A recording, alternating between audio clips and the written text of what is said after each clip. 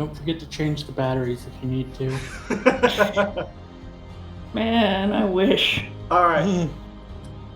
When we last left off with stories from the Seventh Shard, our adventurers found themselves within an ancient Allegan ruin, surprisingly clean and intact. Nothing attacking them as of yet. And the group making their way through a series of relatively challenging puzzles. Nothing too bad, mostly just answering trivia or solving riddles.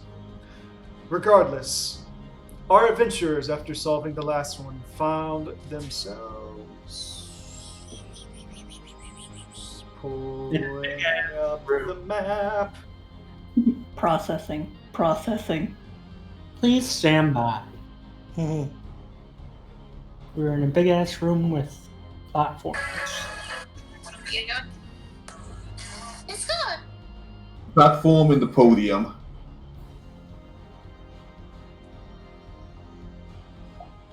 One sec. Sorry. It's okay.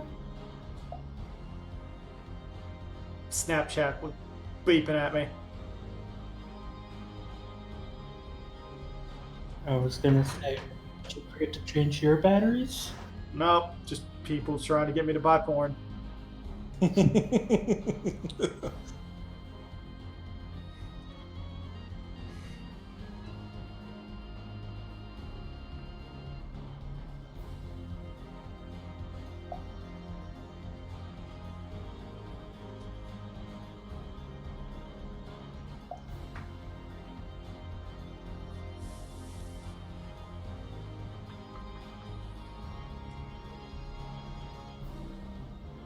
Nah. I have to go look up the dog quick.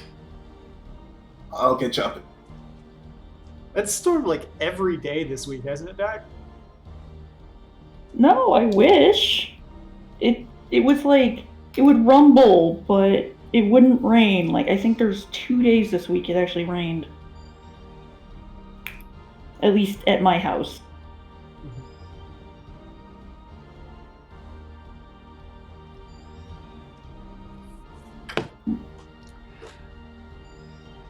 Alright, so again, you come through and you all have found yourselves in two directions. You have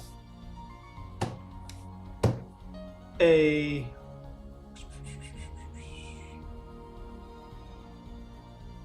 Alright, you have a stairwell heading downward into the next room.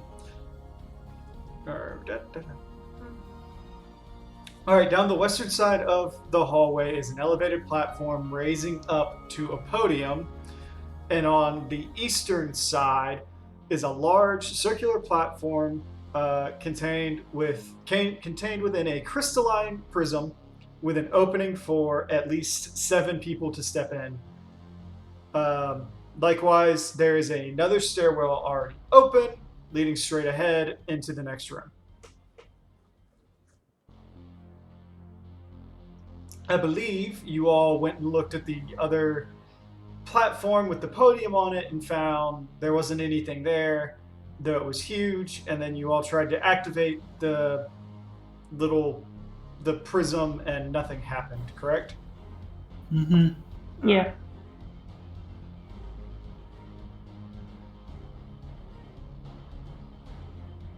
So, the floor is yours.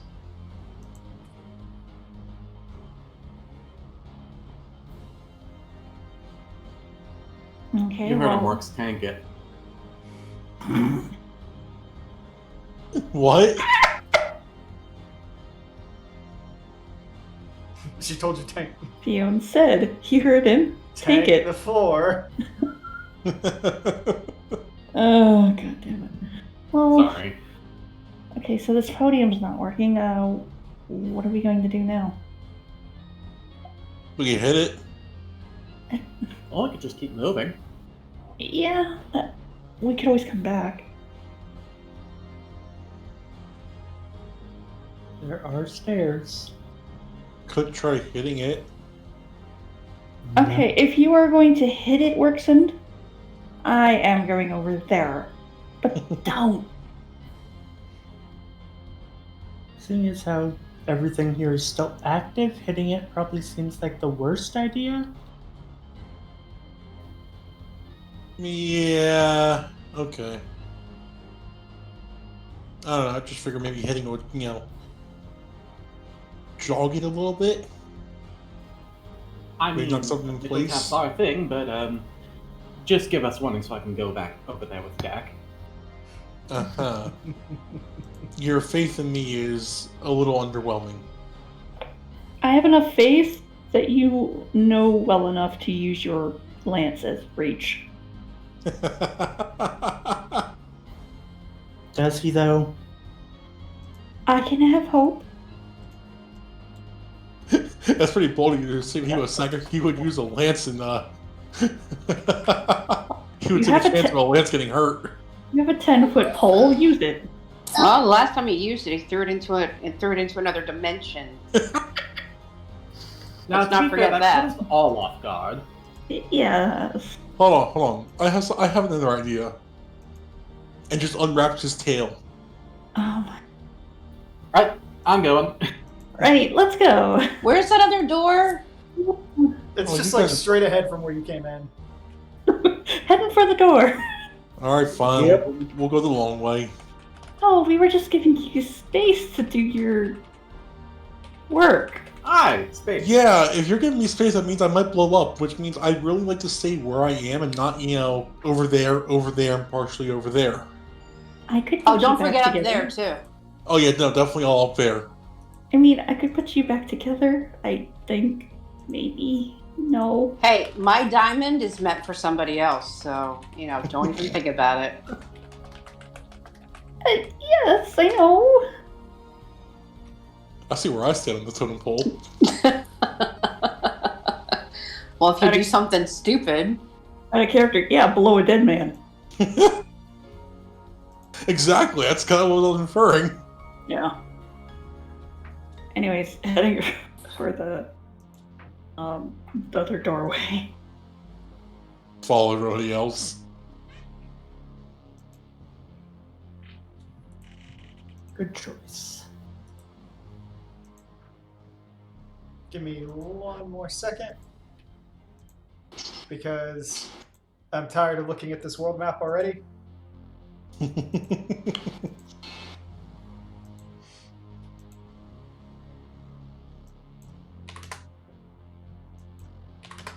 I am a prissy person. Shut up. I'm not saying shit. I was just gonna say that, like, it would be nicer if, like, they weren't a bunch of black boxes.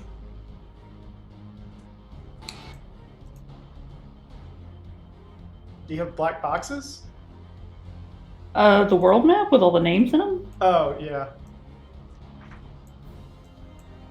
And all the corrections I made to the names.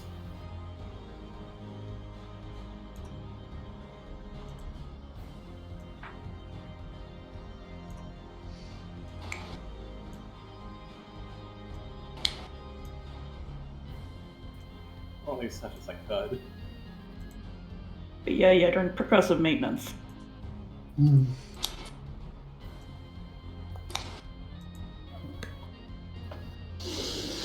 Oh, nice. It's a general idea of what the interior sort of looks like. It's a bit nicer.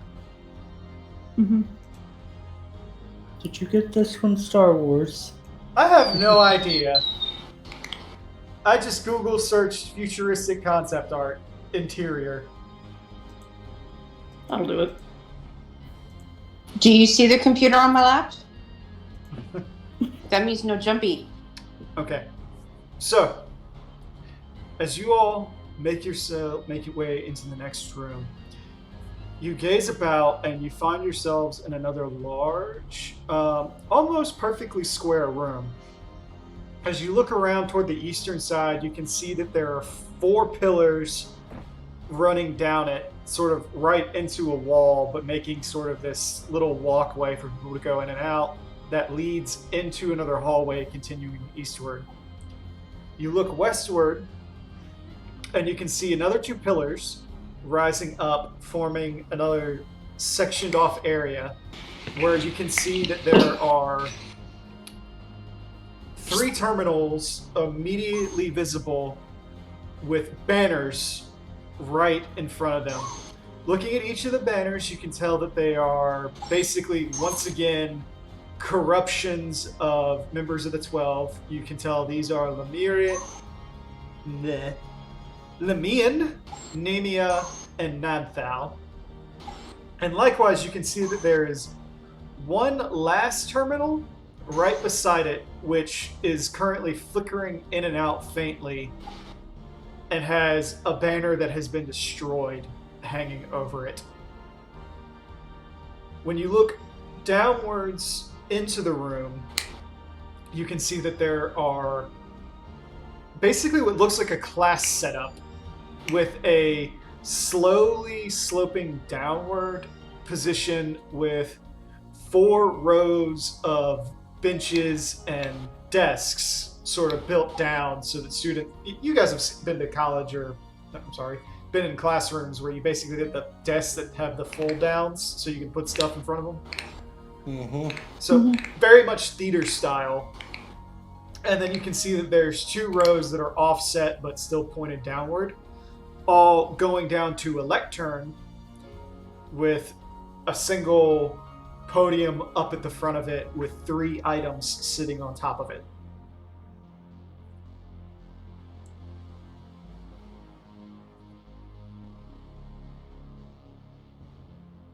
What are the items? You can't tell from this distance. They're relatively hard to make out, but you can roll a perception to try to figure it out from here. Okay.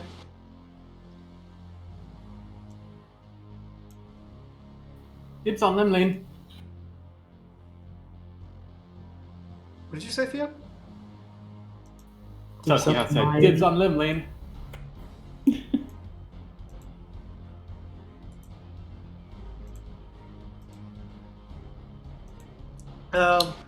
Rowan, you can't make out what there's kind of like a pair of items crossed over each other at the far right side, but you can make out the other 2 items, which are closer to you.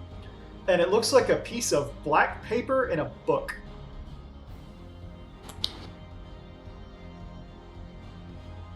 Piece of black paper and a book. Yep.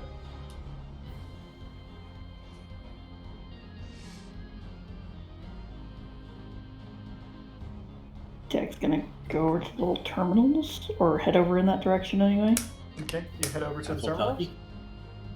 E. And so Telki, you're in front of the one to Lemian. And Dak, which one are you gonna get in front of? I was gonna look at the flickering one. Okay. You walk over to the flickering run, and as you look down, you start to read it when it's surprisingly very easy to read still. And at the top of it, it says, Magitech and the ethical use of Aether 301.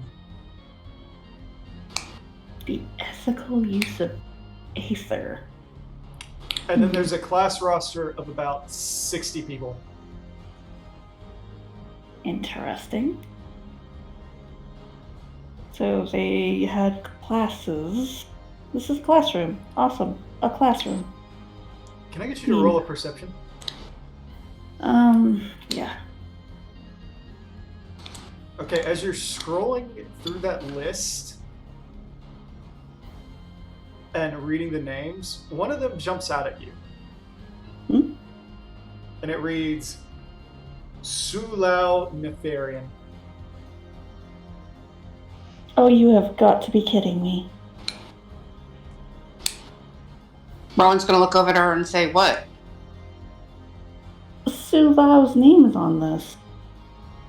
Oh, He's a merchant we know. I'm not so sure he's a merchant. Not if he works with Void Sense.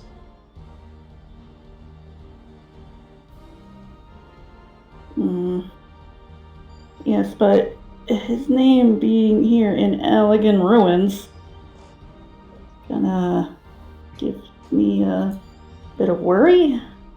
Confusion? Surely it's a coincidence. Is it the exact same name? I mean, I've never seen the man's name spelled, but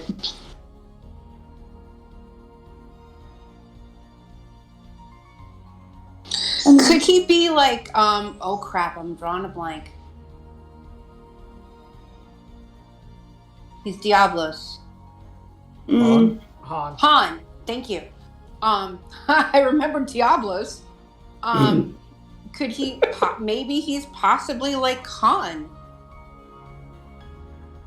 Oh, I would also like to point out that we are in mixed company. The pirates just are like, we have no idea what you're talking about, so. Okay, fine. That's fine. That's good. And then Sung's like, is any of this supposed to mean anything to me? No, hopefully not.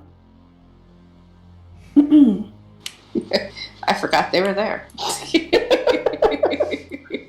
When you said mixed company, I'm like, is there something I don't know about Tolkien? The pirates and Sung basically spending this entire time like checking everything out and looking for traps while you guys just charge ahead. Yeah, they're taking this the smart way. We're just like, Leroy. Isn't that what we always do? Generally, what happens is you guys walk in and you solve the puzzles. They scan the rooms for traps. Yeah. I mean, we're doing trap finding too, just by doing it by putting the monk in front. Well, it's better than putting a dragoon in front. At this point, I Whoa. stand at the back of the group and let the others handle the traps.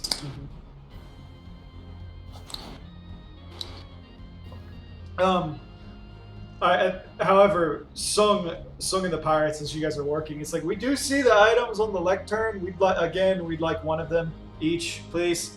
We don't even know if they're worth anything yet. Calm down. It's Halligan. Everything here is worth something. But not wrong. It could be a plain piece of paper for all we know.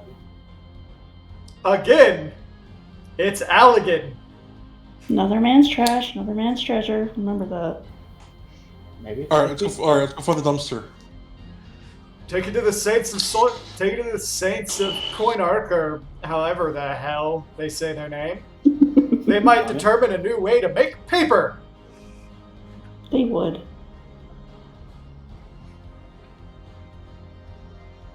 Save the treasure. Anyway, count your books at the terminal. You find that these three are deactivated. And they're kind of like on the screen. There's a little flashing thing in front of it that says access denied, authorization granted to the Emperor alone. Wow. Well then. Oh, it works. How much technical tapping do you think would get this to recognize us as the Emperor?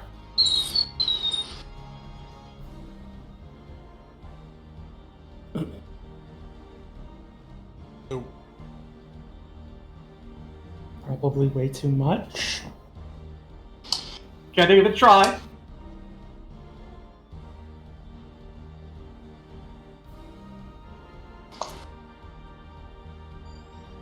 Works. Being an emperor would scare me. And why is that? I'd make a You good know emperor. why. Just see Nate look around a little bit. She says, "We finished scanning the room.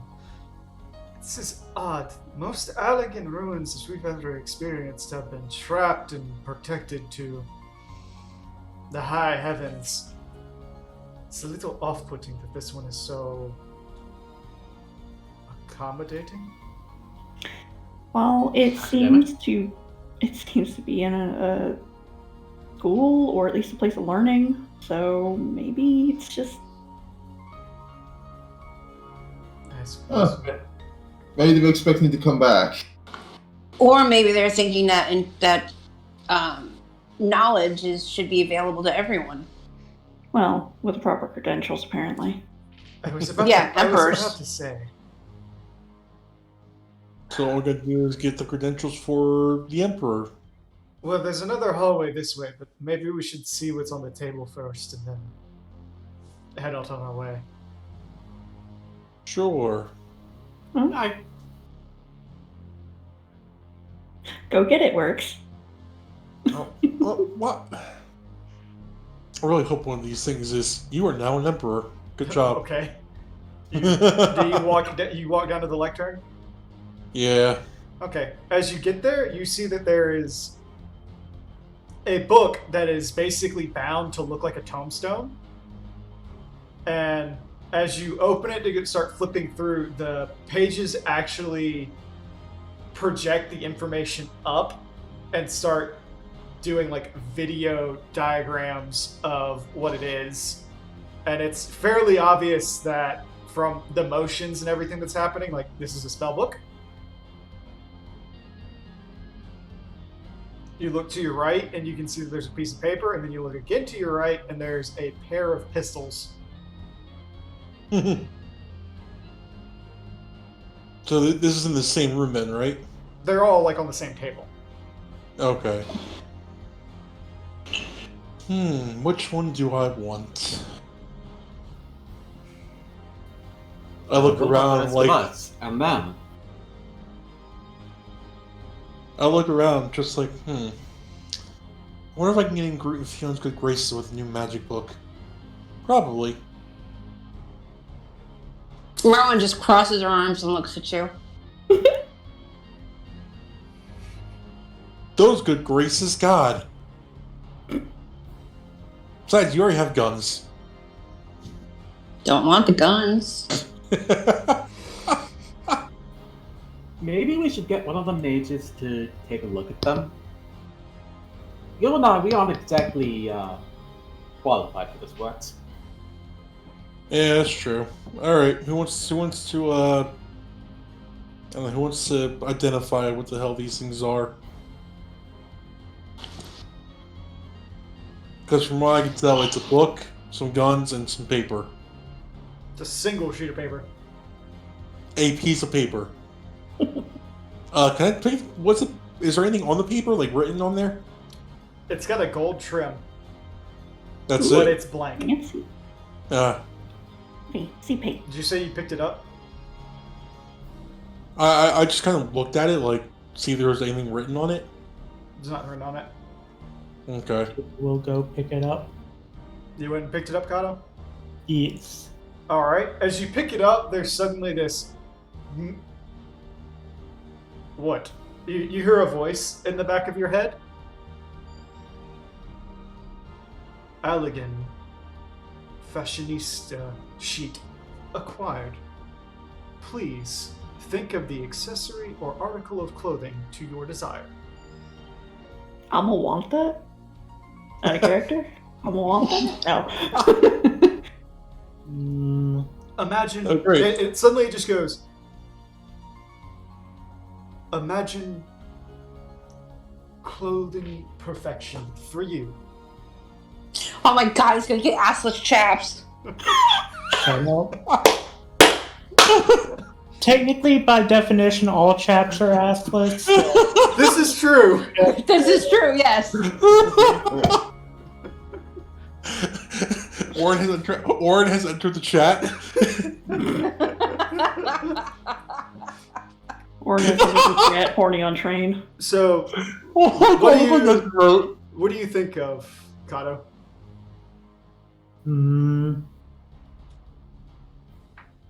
Probably some fancier robes that, like, God, what's his name? Karma? Oh, Arcani? I think so. Okay. Yeah, Arcani, the guy who makes clothing. Yeah. The Taylor brother. So you just want me to go wild with this? Yeah, pretty much. So Kato starts to focus, and as he does so, his robes like magically come off, and then the paper starts to warp. And as it does so, this flock of dark blue feathers basically forms the neckline of the new robes that form, with a hood that rolls off the back of it, and it's covered in down. The interior of it is white, just on the hood. However, as it rolls down into the robes, the interior of the robes become as the night sky, black with all these speckles of different colors of stars that kind of move and morph with every movement that he takes. The exterior of it quickly forming into a matching dark blue to go with the hood. The feathers sort of forming around the arm, very slightly trims of gold lines and these various like astrologian marks forming like buttons and badges across his chest. All of it flowing unnaturally graceful.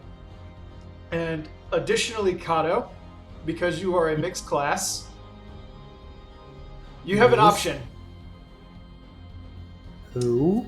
Okay, you can either pick 2 physical attributes to go up by +4, or 2 mental attributes to go up by +4. I want it. Physical. Get that! Give me that piece of paper! So you want physical, Kato? Yeah. We're gonna Okay. be fighting over a piece of paper. There won't be a fight. So it automatically boosts your Constitution by +4, and I don't think you have a strength boosting one either. So I do not. it shoots up your strength by +4.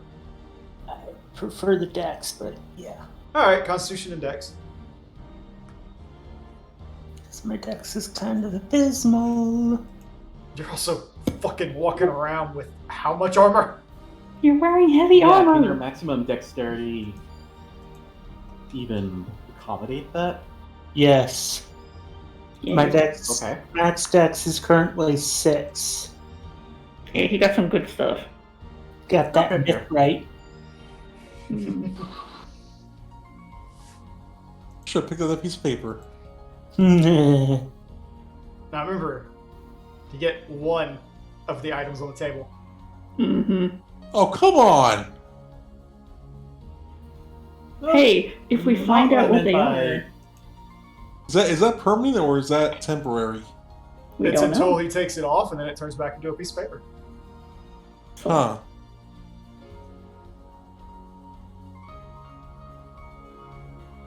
Oh, I like that.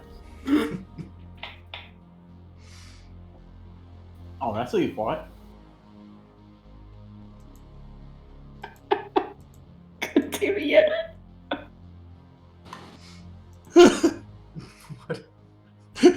No, it would just straight be boss music at this point. Considering your current glam, it would straight be boss music. So hang on, it would Oh, be. I imagine for Yedrin, Yedrin would have to just share this with somebody else later, but it would be. oh.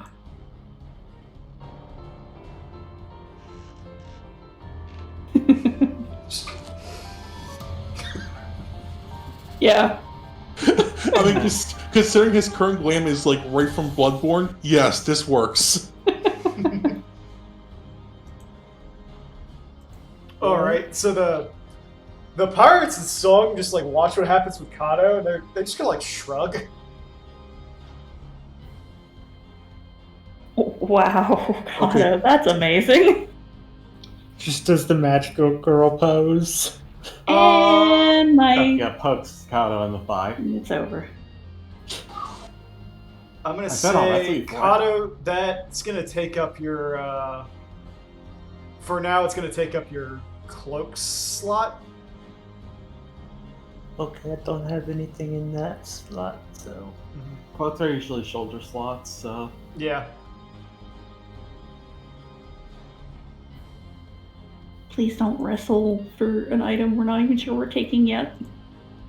Kato, can you Can you take that off? just cuts camera. Tap out, bitch! Tap out! Just Dak and Rowan like holding Kato down. And no, it'd be like Works holding him like, tail wrapped around his neck, pulling up his like the walls of Jericho. Tap out! Tap out! You stat bonuses. You don't know give stat bonuses, so you don't. We don't care. It looks fucking awesome. Do you know how many fashion hoes we got in this goddamn group?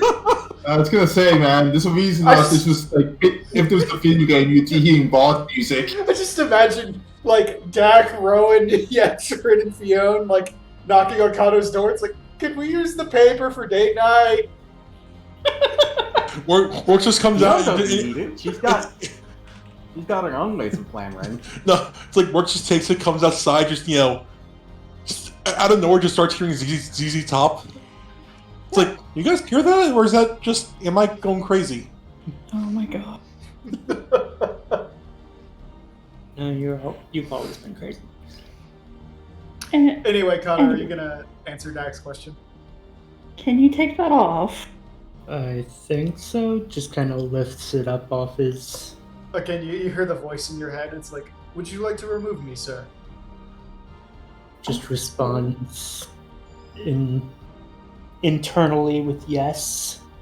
Very well, thank you for using my services. And it just unfolds, and it turns into like a little origami swan, and then folds back out into a sheet of paper. And it puts your other cloak back on for you. I like this one. I'll wrestle you for it. We're not gonna wrestle anyone for anything yet. We don't know if we're taking this or not. I mean, We need to identify the other two objects first. Yes. Let's see that book. I just hand the book, walk over to Telki, and just whisper into his ear. If he takes it, we'll get it later from him. Okay. We have to do it. Okay, so you picked up the book, Kato? Yep, and Okay. You look through it and you're like,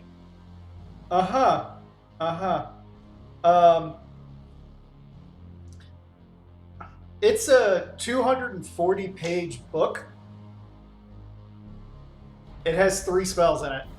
They're all Allegan spells. They've all been lost to time. You have no idea what they do.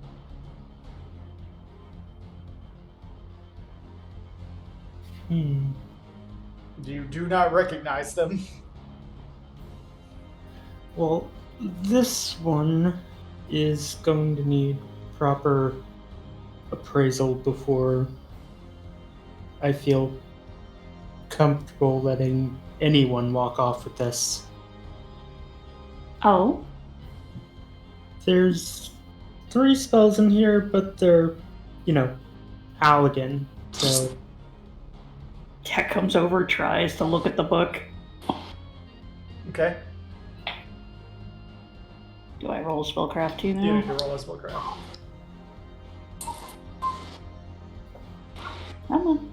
Okay. You get the gist of the spells. They are as follows. The first one is Ancient Arrow. The second one is... Hang on. Ancient Pathway. Mm-hmm. And the last one is Ancient Vivisection. Oh. See, it was fine until you said vivisection. Oh. Huh. Huh? Is it as bad as I think? Mm-hmm. She taps the last one. Yeah. Hey, can I see? Sure. Just whatever Tommy's you like, can. yep, those are words. Just like looks down at the book, looks up, looks down at the book, looks up. I can't read. No. He just like pulls out a pair of glasses, unfolds them very slowly, puts them on, looks down at it for 6 seconds, and goes, "Oh wait, I can't read." Oh. What is Toki's intelligence? Enough. Normal person. Anyways, Jack plucks the book out of Kato's hands because she could do that now. Yay. Anyway. He handed her the book when she asked. I don't care. Oh, I thought you were holding it and like Dak was looking over it. No. Oh, okay. I'm sure my mom would be able to read this, but I didn't really pay much attention to her lessons. Echo.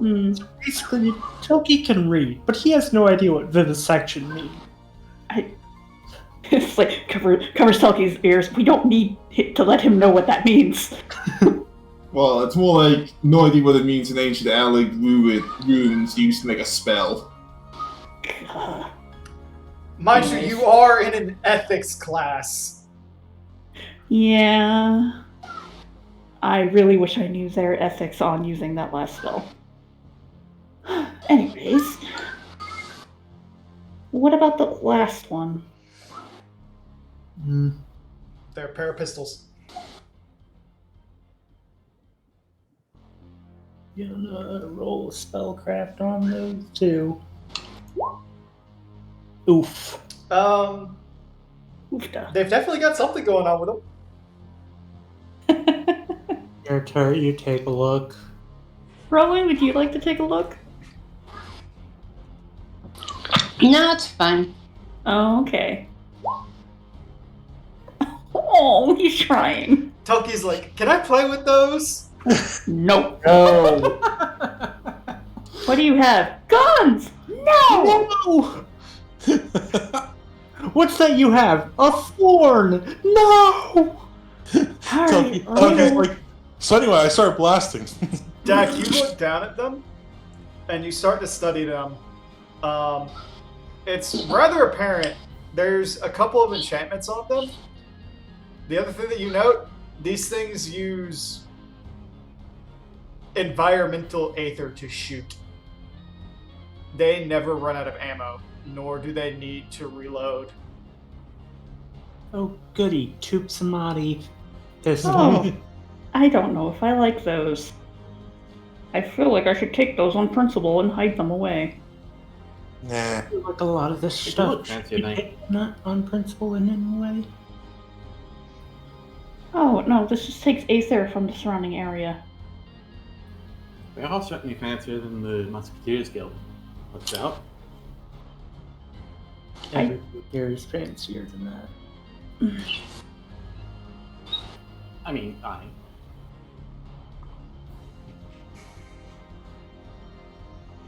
Anyway, I believe that these guns will never run out of ammo because they take aether from the surrounding elemental aether from the air. So I'm pretty sure that's a good way to piss off the Green Wrath again. Exactly, that's why I was saying I would much rather hide these away. Last thing we need is to anger that again. You just see Nazi and Sung just like look at each other like roll their eyes. They roll their eyes, white mages. They don't know. They didn't have to weren't deal there. with Green Wrath. They don't get to saying that. And okay, so we have a Or an piece opinion. of piece of paper that changes clothing. We have a book of spells, 3 spells, and guns that never empty and eat the elemental aether of the area. I don't think it takes that much. It still takes it. To be fair, it is discharging it back into the world, just in a more, Violent Physical way. Either way. That's what we have here.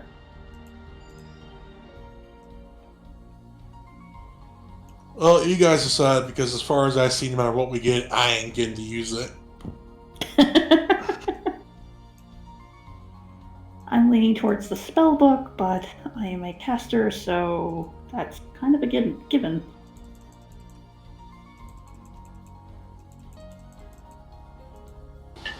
None of this is really stuff that we want getting out into the... Well, those two aren't anyway.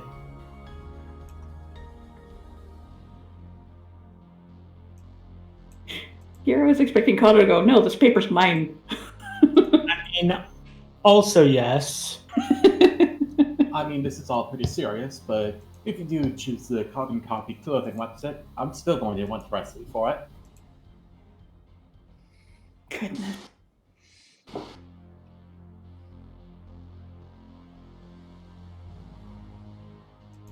Well, we have to pick one, because I'm pretty sure they won't let us carry all three of them until we're almost out.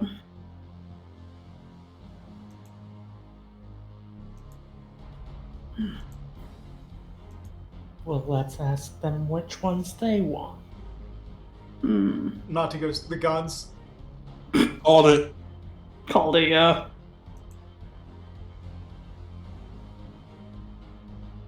Okay, you can each have a gun. She just looks at you like, no. It's a joke. Jeez. If that would have actually worked, I would have laughed. Harder than I was.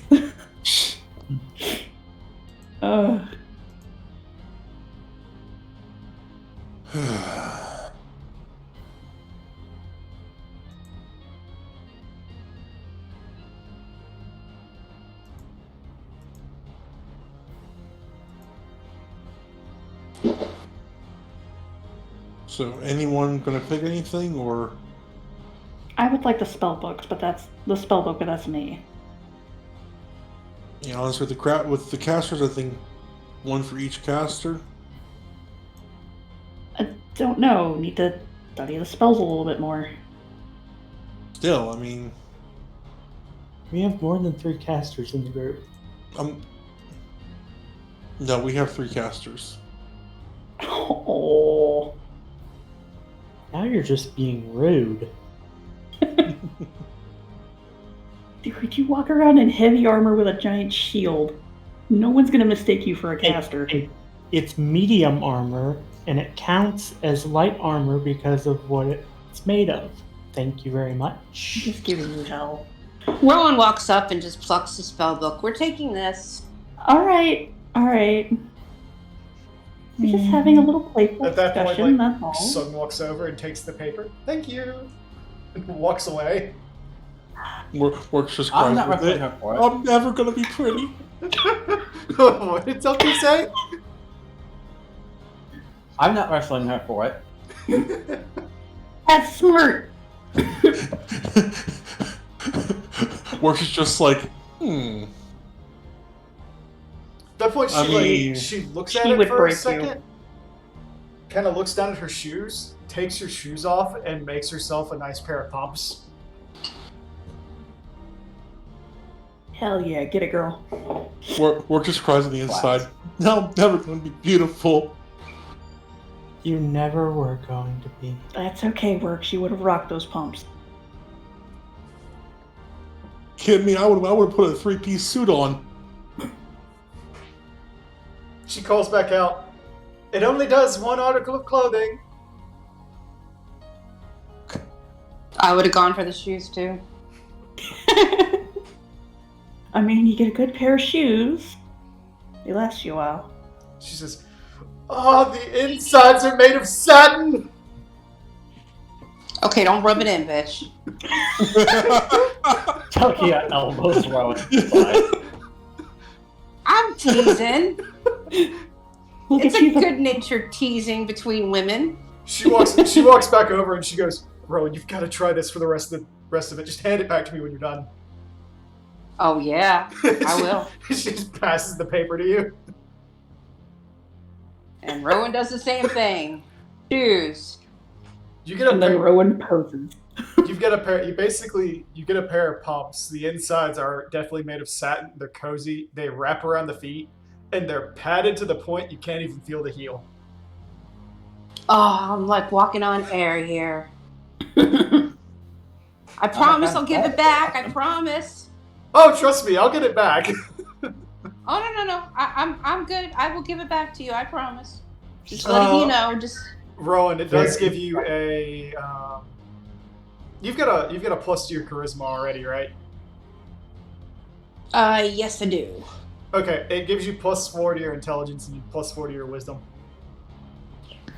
Okay.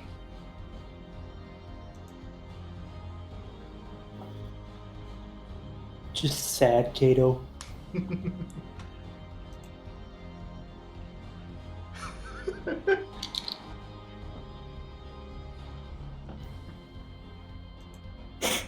All right.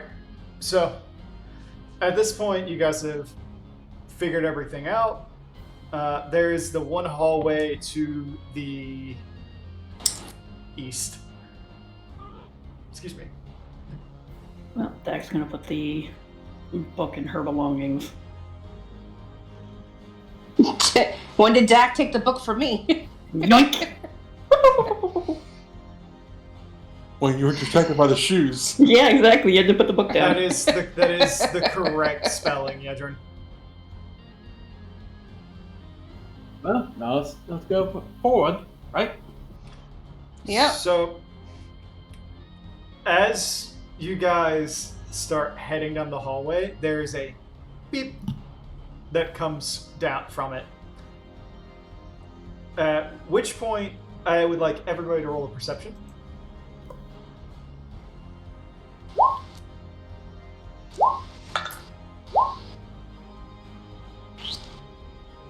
So everybody but Works kind of immediately hears the beep and looks down. Works is again busy like staring at Rowan's shoes like a lot. I mean, she's got pumps. She's looking a little bit higher. Yeah. Hey, my ass is glorious, bitch. At which Well, point, we have glorious ass. You say it's hot. At which point, an orb kind of floats forward. This one's about 4 times the size of a Hyur in width, and then probably about twice as tall. And it's floating about 3 feet off the ground. And as you look at it, the shining metal exterior of it has turned slightly black, and there is this glorious recreated starscape inside of it. It beeps again and then says, greetings, professors. Can I interest any of you in tea, milk, maybe an alcoholic beverage of some sort? You must have had such a long day.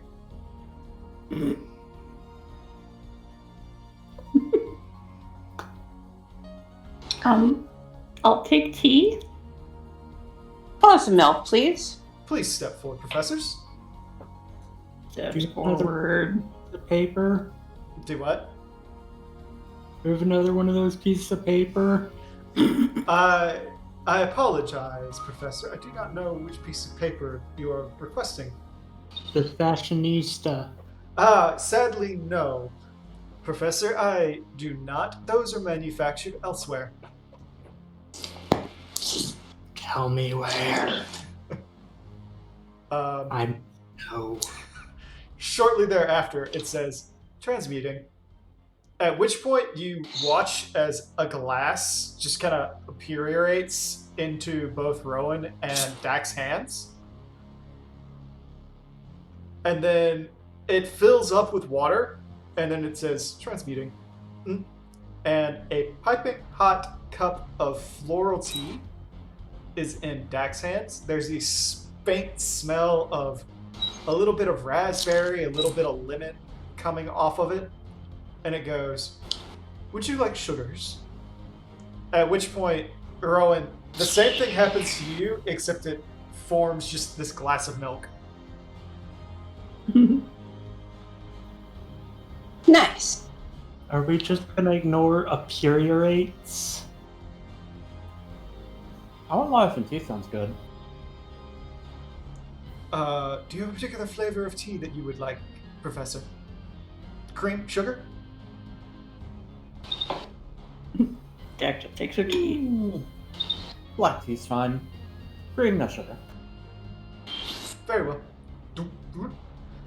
Just, you watch as, like, the stars swirl for a moment, turn into a small hole, and then there's a little saucer and a teacup in front of you with a little bit of black tea inside of it. The cup starts to fill, and the color of it turns sort of a very faint brown, and you can smell that it is very much just a cup of black tea, like you requested. I walk up. Can I get a scotch on the rocks? Works in. What? You hold it. You gotta like turn back around to Rowan to do the John Travolta what, and just a glass forms in your hand, and you hear a clink clink clink. 3 ice cubes form into it, and then this amber gold liquid comes up just over the ice cubes. What? I want to see how. What? You think I'm going to get elegant scotch from anywhere else in this world? No. I Says, mean, please enjoy. That scotch is aged.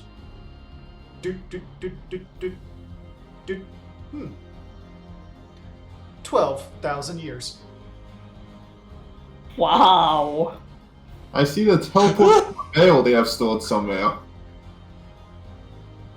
Just like, anybody got a bottle? It's got a smell to it. Like a good smell, or a Like or a 12,000 years is way too long to age scotch smell. like perfect fermentation smell. It's, for lack of a better way to describe it works. It smells like someone opened a window to heaven for alcoholics. Just takes like a small sip to kind of get a feel for it. Like, oh, It punches you in the mouth when you take a sip of it. It is strong. what double hair in your chest? Like, You'll put a Yeti on your chest. not like it's gonna put hair on your chest or something. Like, you swear you went through puberty again.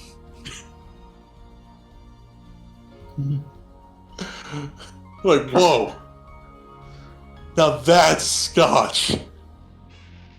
Well, We I are hope glad you enjoy. appreciate our services. Jack takes a sip of her tea. I'm glad you enjoy it because I don't think you'll ever get anything like that again. At that point, someone's like, "Do you have any white wines? We have a selection of 23,000 different wines to choose from." And then her eyes turned into tea saucers. Okay, you guys can go. I'm gonna stay here. You guys can take all the loot. This is all I need for the rest of my life. She goes, "Could I have a glass of sparkling white?" And she goes, "Yes, coming right up." She just has like one of those like tall champagne flutes full of like sparkling white wine. She's like, "Oh." She just looks at everybody for a second. I'm not gonna judge if you have one on the job. Oh, I just give her the look of approval. Like, yeah, we know how it's done. Whoever finds that reserve of alcohol is gonna be so rich. Hey guys, I'm gonna be right back. Tucky just sips his tea with his pinky out. Yup, pinky out. Pinky out. It is. You take a sip of it, and it's. Whoever basically curated the leaves did a wonderful job, and they've been, even though they've been sitting here forever, they're still perfectly preserved. You get the tea flavor, but you have like none of the muskiness of age or anything like that. That was a good cup of tea. Mm-hmm. Rowan carefully sips her milk, It's milk. hoping it hasn't turned. Nope, it's good milk. And That's fine milk right there. And it's ice cold. Ooh, a nice ice cold thing of milk.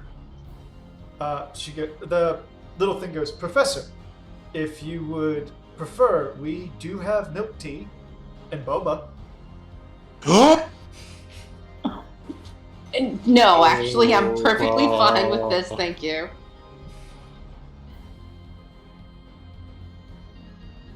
He goes, now, is there anything else I can help you with, professors? You are proceeding towards the Library of Erudition? That's good to know. I'm actually going to be right I back. think we're So. good personally. What did you say, Telki? I think we're good personally. Okay. Finish up the scotch. Can I get a refill? Says, you are at work, Professor. We can only offer you one. Fair enough. However, as you finish the glass, it like disappears from your hand and into nowhere.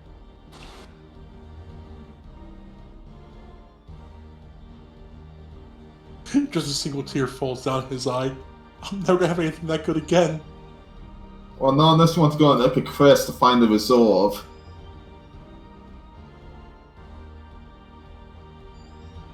Son, Alright, just looks around. Alright, see you guys later.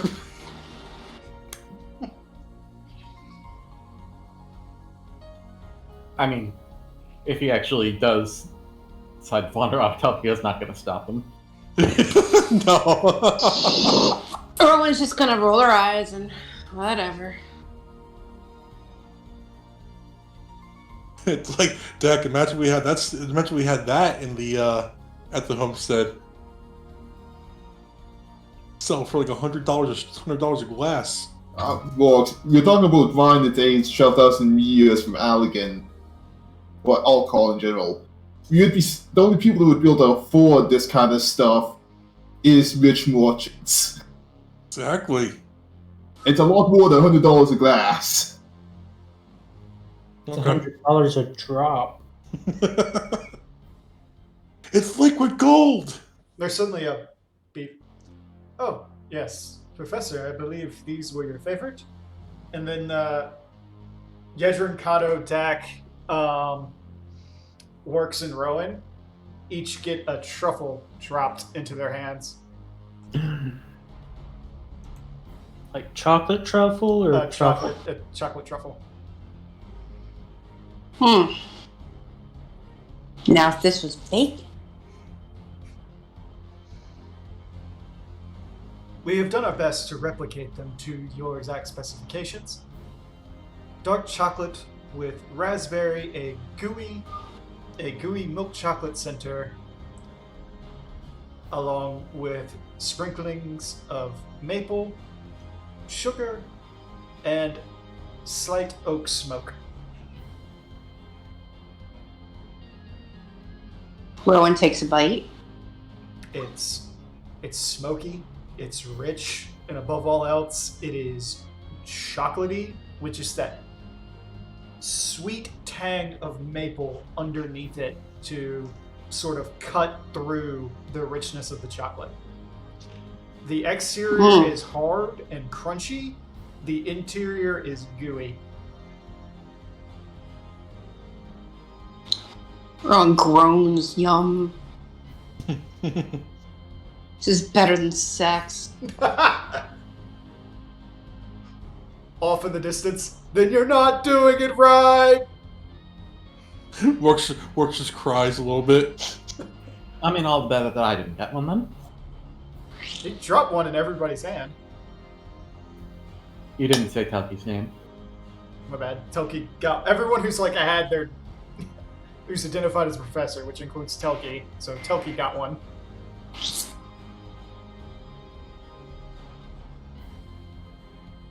Rowan yells back to the unseen voice. See me later on tonight in my cabin and prove me wrong.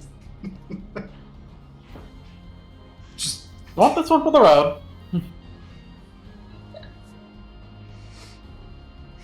Okay. So Works is just like, yeah, I'm definitely going to get an emo phase out of this adventure. Oh, I was muted. I was gonna say she gets back to her cabin and finds that one demon guy who's hanging out at the bar still. Casanova. Casanova. Sex with a succubus. Cool. It'd be an incubus if it's a male, and you don't want that. Actually, that's not true, Works. Just their position. Yep. Succubuses are submissive, incubuses are dominant. Or is it the other way around? Let me I find think out. it's like a concubus that's verse. No, not the rock band.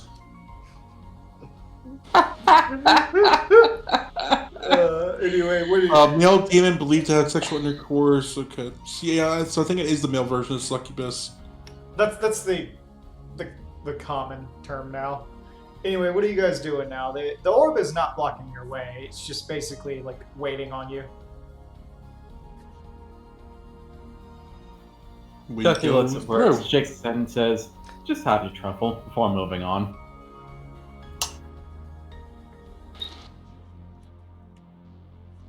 I guess we're gonna head off to the library. So you guys start heading down the pathway? Yeah. Oh joy, more books. So This is gonna be all. It's just gonna follow along off in the background, slowly enjoying the truffle. it's not a small truffle either. It's like, if you've ever seen one of those like fist-sized jawbreakers, it's like half that size. I mean, I got a big fist. I mean, we're talking. One of the ones that's like, not like Ed, Ed and Eddie size, but what they're based off of. Yeah. All right. I So will take my Ed and Eddie jawbreaker and beat someone down with it just to get that piece of paper. all right. So down the hall, you all can see a blue lit room with a hexagon platform with a hexagram inside of it. It flashes quietly for a few moments in response to every person that walks by. After about 10 seconds, it blinks purple, then green, then red, and nothing happens. But about halfway to that room, there's a set of stairs that leads upwards, and at the top of the stairs, you can see bookcases. Dak, to describe the truffle, it's, you know those big, like, fist-sized jawbreakers? Oh, jeez. It's about half that size, and it's got a dark chocolate covering that's crunchy. The inside is a gooey milk chocolate with maple sugaring inside of it, with a gooey milk chocolate interior, and a raspberry cream filling. Now I'm sad that I can't have that. I want that now.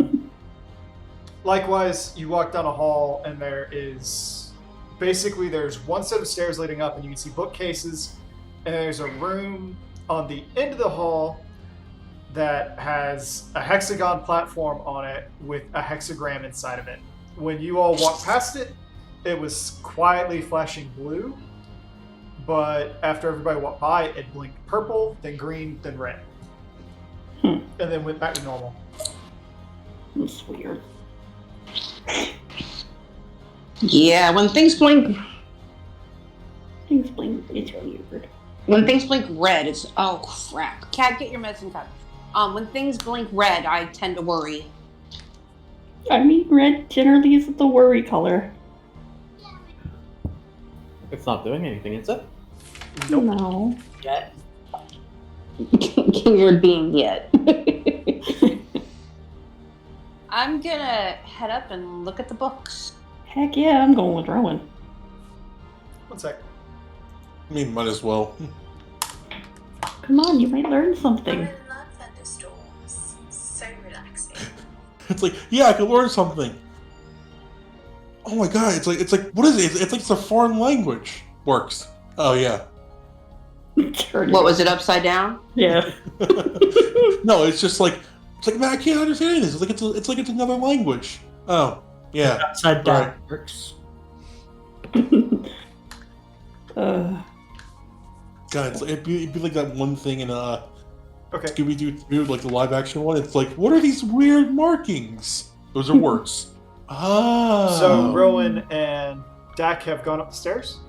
East. Yes. Okay. So Same. okay, Works, Rowan, Dak, I need you to all roll perception. Really? Another 17? What is that for you, dude? What is what? What do you have to Like roll, the roll. to get that? Is that really low for you? He's rolling an 8. Ah. No, I'm just saying, like, that's the second one in a row. Those are my only 2 rolls.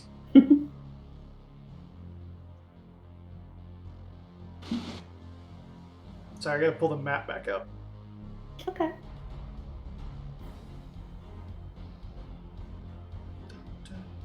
There it is.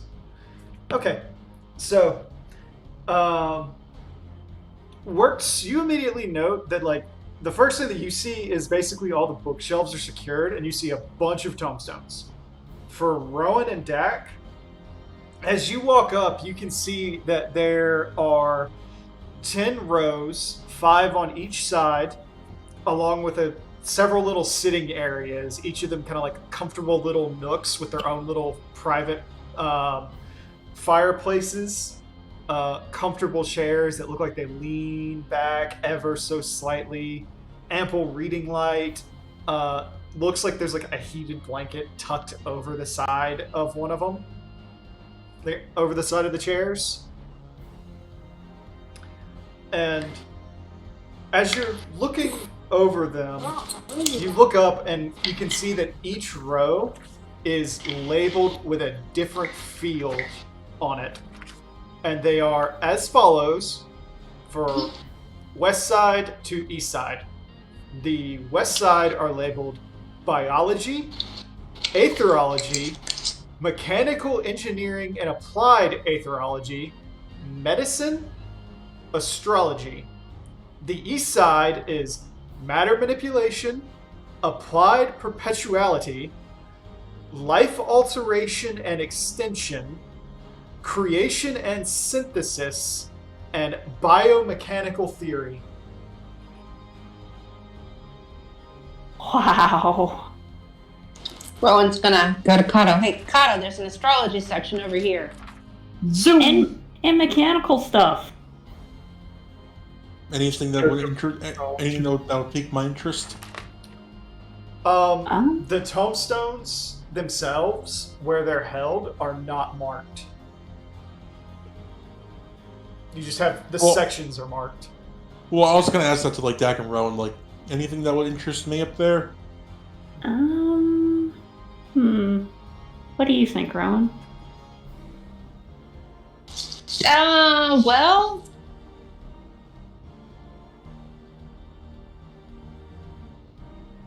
you could check the section on perpetual. Yeah, I'm not exactly sure what that is. Well, I'm not either. So, Kato, you said you ran over to the astrology section? Astrology. Astrology section.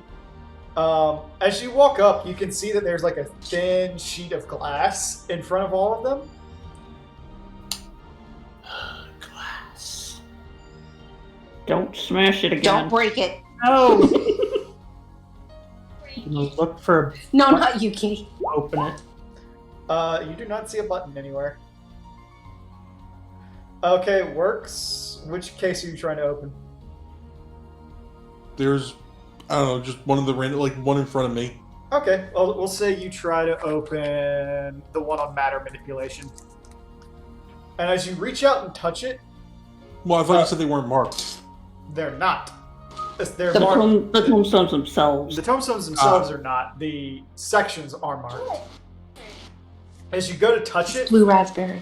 you touch the glass, and a handprint shows up, and as it reads out, it turns black, turns into code, lifts up, and it just, you see it says Authorization not granted. Aw.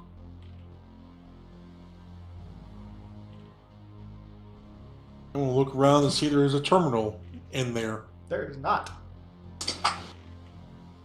Out of curiosity, hiccups. Out of curiosity, Rowan is going to touch one of them as well You for ether manipulation. touch it, the handprint rolls and goes around. This time it spins in a faint circle in front of you before it turns red and becomes a fireball and zips up into the chute, and it says, authorization not granted. Aw. Jack's gonna go look at the medicine ones. You just see that there's rows and rows and rows. There's at least 12 rows of tombstones, probably about, with each row being roughly 100 deep. Yeah, gonna just try a random one. You reach out, and again, you feel the glass in front of you, and as it rolls around, your handprint like explodes and flowers, and then you see like a little hummingbird shoot up out of your hand, up into the edge of it, and it's like, authorization not granted. Is there anything down on the lower floor that Tucky could poke at besides the hexagram? No. Unless you want to poke the Okay, aura. he got. Nah, he follows the others up. Okay. Huh. Well, interesting. Is there all going on anything here. other than the rows of books, like Work said? Is there anything else? There is not a terminal, however, there's another set of stairs that goes up into a purple carpeted room. Okay. Well, it looks like we're not getting to the books yet. Let's go upstairs and see what's there. I'll tell you, there's a bunch of tombstones here, like ethology, like aether manipulation and medicine and all sorts of things, but we don't have access to them. Well, I'm gonna guess I heard that. Would the problem be that Dr. Lugay didn't have access to them? Quite possible. Question is, will he have access to any of the sections or none of the sections because he wasn't allowed back here? Oh, yeah, that's right, because he was dirty. Well, I was also thinking if there's any section he's gonna have access to, gonna be where his actual job was with it. Maybe. And he seemed to be in charge of chimeras. Chemical research. Yeah.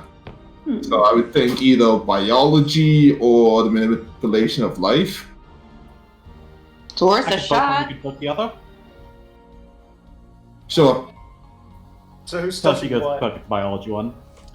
Telki, you put your hand on the biology section, and as you do so, again, your handprint forms, and then you see like a series of fists start to form around your hand, mimicking your preferred style of martial art.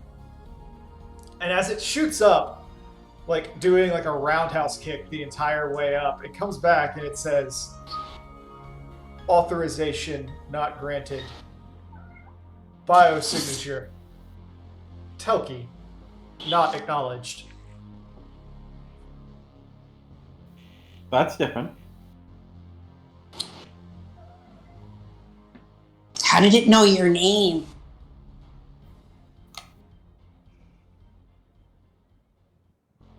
He shrugs. That is weird.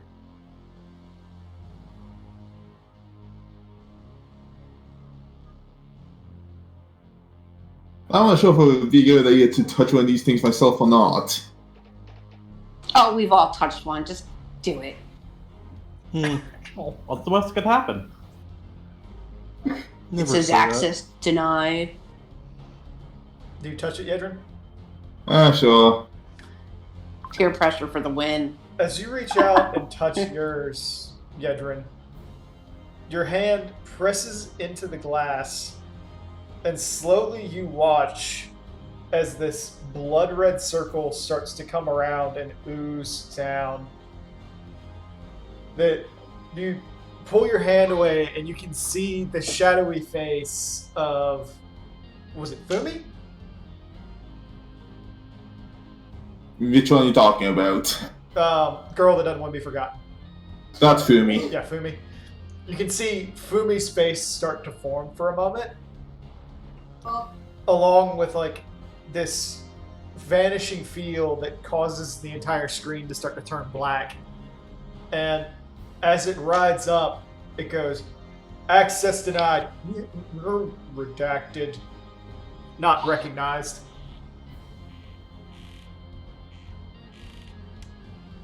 Ah, interesting reaction. Wow.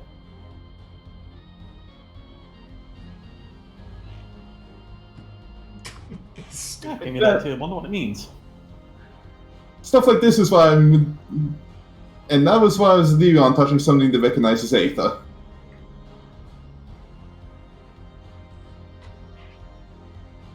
Uh-huh. Interesting that it actually knew enough to say redacted. Hmm. God damn it! Sorry. Sorry. No, it's okay. I'm gonna beat you. God.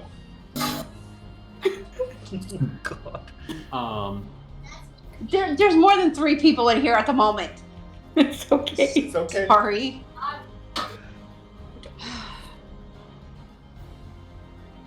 Anyway, so we can continue on and check the other room. Yeah, now that the weirdness has settled, I guess. Redact. Zach just moves on. So, as you walk up, you can see that there's a long purple carpet taking a sharp right turn into a new room at the end of this next room. There are several pillars on either side, however, the west side has a set of stairs leading straight up into the ceiling. Not that there's a hole for you to go through, it just goes straight to the ceiling.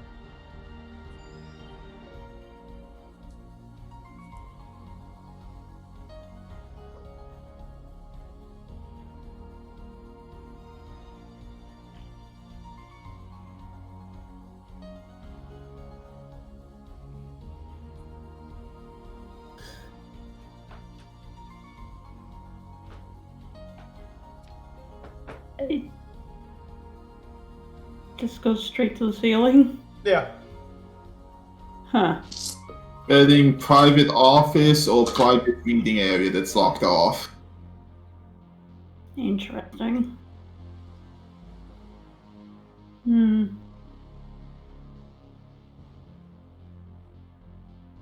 So I guess we go up. If you want to try. I'll go up. You go up the stairs, you ascend probably about 25 feet, and your head touches the ceiling. Is there anything around, like anything you might be able to hit? Nope, it is a flat surface. Alright, well, that was. It's a waste of time. Yeah. So are we down to interacting with the hexagram and an orb? There's a right turn leading into another room at the end of this room. The carpet. Let's make the that carpet, right turn. The carpet turns into it. Huh. All right. So, as you all walk into this room, there is no other direction to go to from here. This final chamber is a pentagon with a number of inlaid pentagrams, a circle, and a number of smaller circles and ley lines produced on an intricate arcane circle. For those magically inclined, I would like each of you to roll a spellcraft.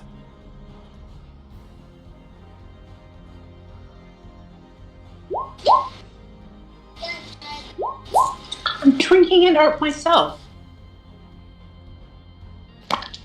As soon as you mentioned that, like, the hairs on the back of my neck just went, what? Oh yeah, that's everybody. You all immediately look at this, and by the intricate nature of it, you realize that this is far more complex in how concise it is than anything that you've seen. It contains symbols and points far more potent than the anima summoning circle, contained only in an area the size of a room. Additionally, you know it is not a summoning circle, but rather a transportation circle of some kind.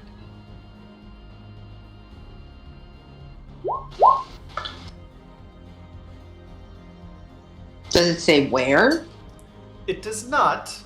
However, you recognize it's not hostile. So what are we looking at? A non-hostile teleport pad. At first, I was having flashbacks to the sewers, but yeah, no, that's a teleport. Well, here's a thought then. Before we interact with the teleport thing and possibly get whisked away, make sure we have everything here done that we can get done. At that point, Yeah. Sung goes, Rowan, dear, Yes. if you're going through that, I'm going to stay down here and continue investigating the other 2 circles that we saw. Can I get my piece of paper back?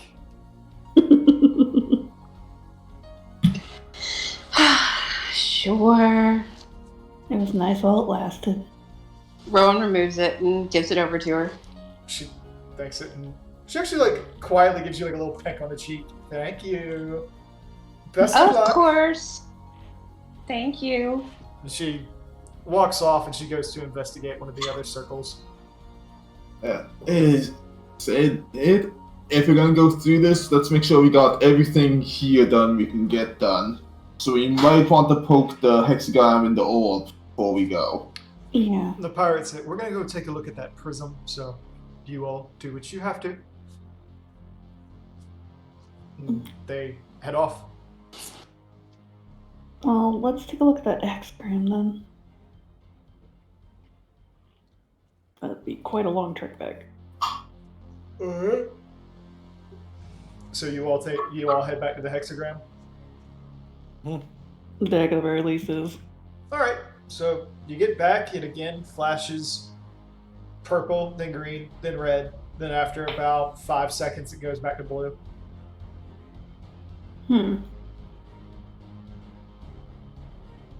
I really wish any of the machines around here could just give generalized help. Asking for way too much.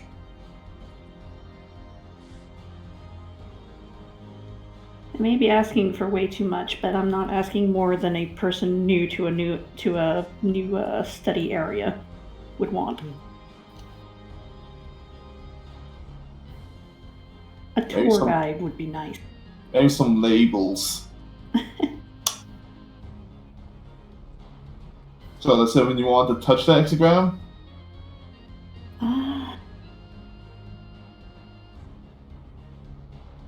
Anybody want to touch it? Yeah, sure, I'll touch it. Are you Works. sure?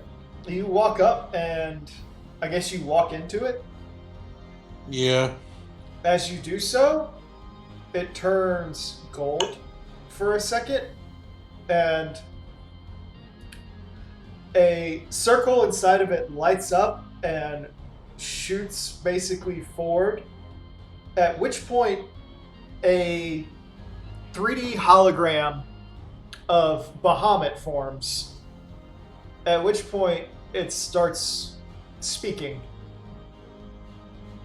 Identified, Bahamut, the Dreadworm primal. Identified as being one of the strongest primals ever recorded within preconceived history, Bahamut was known for his intense fury on the battlefield, along with his mighty flares, the Mega, Giga, and Terra Flare. For a brief moment during the Allagan battle with Bahamut, he was recorded going into a 4th flare, the Zeta Flare. However, the Allagan flagship Dauntless managed to rip out its throat by ramming itself directly into him, tearing off his head in the process. Shortly after, Allagan troops demoralized the rest of the dragons by containing Bahamut, trapping him within the false moon Dolamad. After that, Alg went on a 5-year campaign against all dragonkind.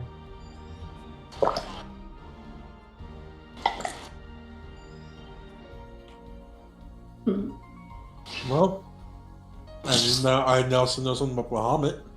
Who's next? Sure. I'll do it. Oh, go ahead, Rowan. No, go ahead.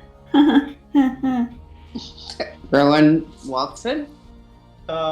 With Works also there inside of the circle, it starts to turn red, and your Aether lashes out, forming a red line running into Works' gold. Bahamut slowly fades out, and then you see an image of Bahamut kind of formed, and then he rapidly shrinks as the sun appears behind him until Bahamut's just a speck. I saw that coming. Then there's a identified. Solar Aether recognized. Instance Soul recognized. It's the sun. Produces ample amounts of Aether and heat along with light for this crystal and star. The planet needs this to survive. However, its fury and known firepower is unmatched by anything known to the Allagan Empire. Speculation exists that this entity or star may be a giant dragon egg of sorts, slowly entering into stages of hatching. This theory is roundly denied by most Allagan scientists who, after analyzation of the star, have found it to be little more than a burning ball of gas. Rowan looks over at Works. Mine's still bigger than yours. Now, children. Works just looks at her and just goes, "You know exactly how big mine is," and walks away. Oh, goodness. Does it mean mine still isn't bigger than yours, bud? Calcutta That- rolls his eyes. just like, trust me, I would be very concerned.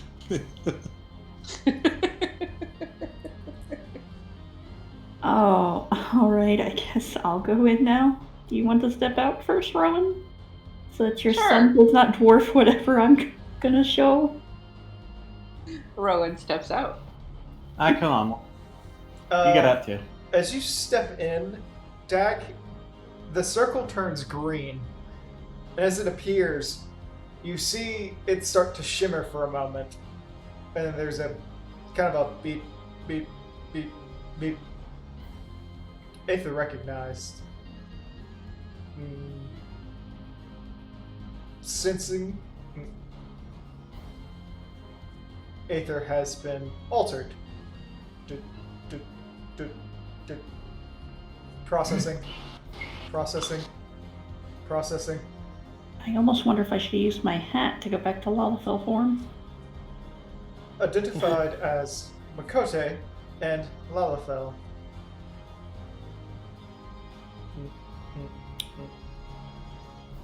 Data redacted. Wait, what? Redacted? Who redacted? What's redacted? It's just quiet. I'm afraid if I step in there, it might break, but let's give it a shot anyway. Dak's gonna look very confused and step out of the circle. Kato steps in. Kato, you step in, the line turns black. At which point, 3D imaging emerges, and there's a momentary silence as it reads out, Absence of aether detected. Origin. Voidal forces. Processing. Processing. I bet you he's redacted too. Entities within this zone are known for their aggressive ability to obfuscate anything. Their mere existence has puzzled Alligans for centuries, if not over 1,000 years, as it's unsure how something can exist without aether.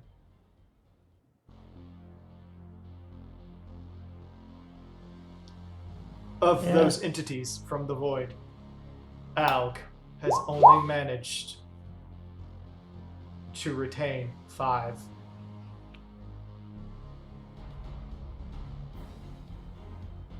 Are you saying there's those entities in Allegan custody? It does not appear that the thing that you're standing in has the ability to answer questions. Only more questions. Well, I'm interested to find out if it answers anything up with me, but does anyone else want to go first? Get his guts out. I'd rather not, personally. Imagine you're- I'm almost afraid at what it'll say for you. Let's find out. Or if I get redacted again. If just walks in, nope. Yezrin, you step in and you actually look and you see that your line, as it starts forming, is black, gold, and red. Nice. And as it like twists up and it forms, it actually makes a model of you. And it flashes a few times and it says, various aether identified. Processing. Subject identified. Processing. Processing. Information. Aura. Yumi. Styled. Processing. Various splinters of this one's ego have ruptured, forming different identities within itself. Classification currently on the Yumi scale. Persona. Individual is experiencing symptoms dedicated to a shattered mask, as it were called, identifying at least 5 pieces currently on display, 1 healed into a cohesive whole, the other 4 still vying for control. Continual identification. This one seems to be growing stronger than initial parameters might have suggested. Processing. Processing. It would seem intense psychological trauma has driven this, along with different obsessions. Processing. Processing. Illustrating unhealthy coping mechanisms. Processing. Processing. And reduced ability for human compassion. Processing. Results. Further observation required.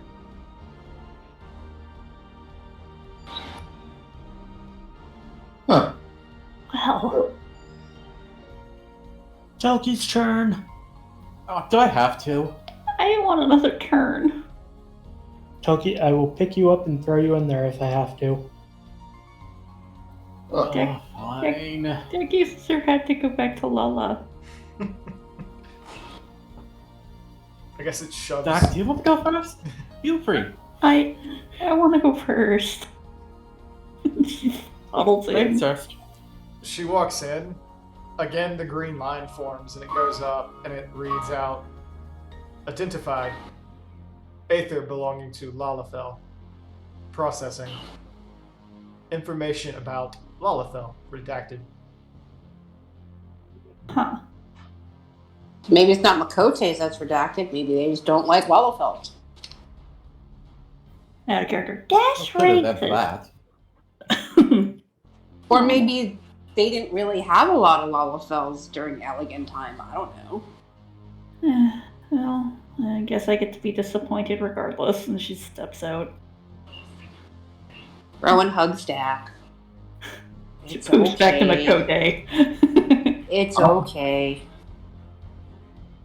Oh man, I'm sort of wondering if I can find any information they have on what's going on with me, because it seems to actually have info. I don't think there's enough psychiatrists in the world that can take care of you there, dear. So, Telki, have you stepped in? May as well before Telki gets Yoden. Okay. You step in, and there's a white line that forms, and it rolls up. At that point, a image of a far. No, Opera, you do not chew headphone wire. Nope. Slap your belly. Anyway, as Telki stands there, a distant star field emerges at the end of it, along with a far-off crystal, and it says processing. Entity identified as not of this realm or of this star. Processing. Observations from Allegan times recognize this as redacted. Authorization required. Redacted. Authorization Zeta Alpha. T 0 required. Redacted. Okay, what are you, Tilky? Because that's a lot of redacteds. That's a good question. I'd tell you if I knew. Telki just holds up his hands and backs away from the circle. Now I'm curious what'll happen if we all stand on it. Just information overload. So many redacteds. Either Well, way, if you want us all to stand in there, I'll stand in there again.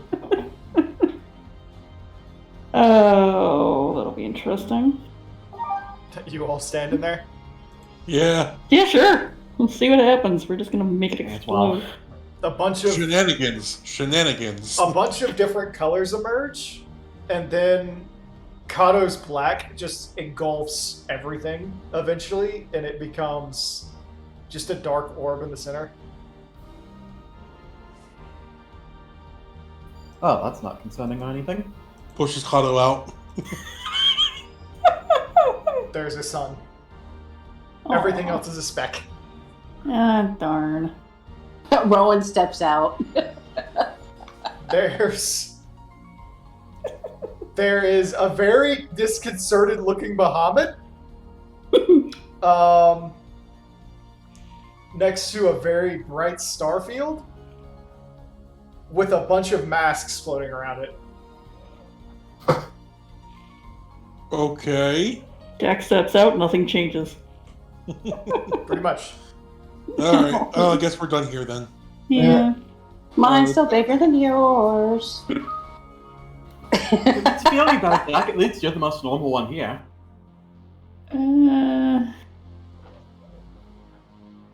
I guess The it's nice. orb like floats back and goes, "Might I be able to be of some assistance? Do professors need for anything?" Why am I redacted? Beep, beep, beep. Redacted. Yes. It kind of stops and then there's a brief scan and it says information not included in database. Professor, I assure you, you are not redacted. See, I told you. They just don't know anything about Lalas. what's the process for applying for permission to browse the library's contents? All professors should have the ability to browse the contents at their leisure, provided they are within good standing with the rest of the facility. Well, I we. think a glitch with our handprints is preventing us from accessing it. Then you must re-register your handprints at location Delta, Alpha, Omega,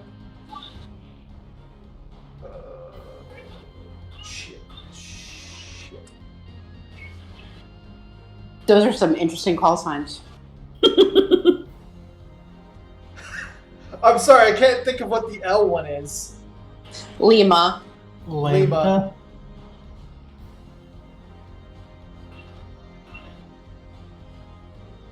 Okay. Where is that? Would you be able to show us a map to this location? Apologies, but all locations are inserted into employee handbooks. We didn't get a handbook. Do you have another handbook? I lost mine. Apologies, we do not. Those should have been given out at location Alpha, Lima, Delta. For the love Did you of just get God. instructions? There is a slight pause.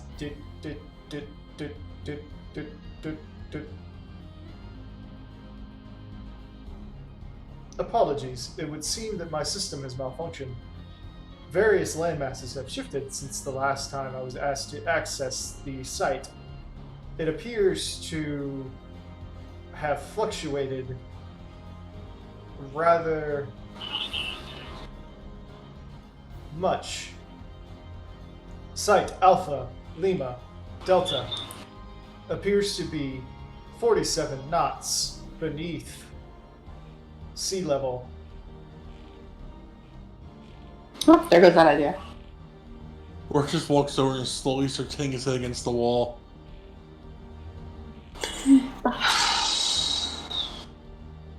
Okay, so we're not gonna get access. Great. Listen. Well, tensile strength in this glass. The glass is made of a special polymerization of mithril and adamantine.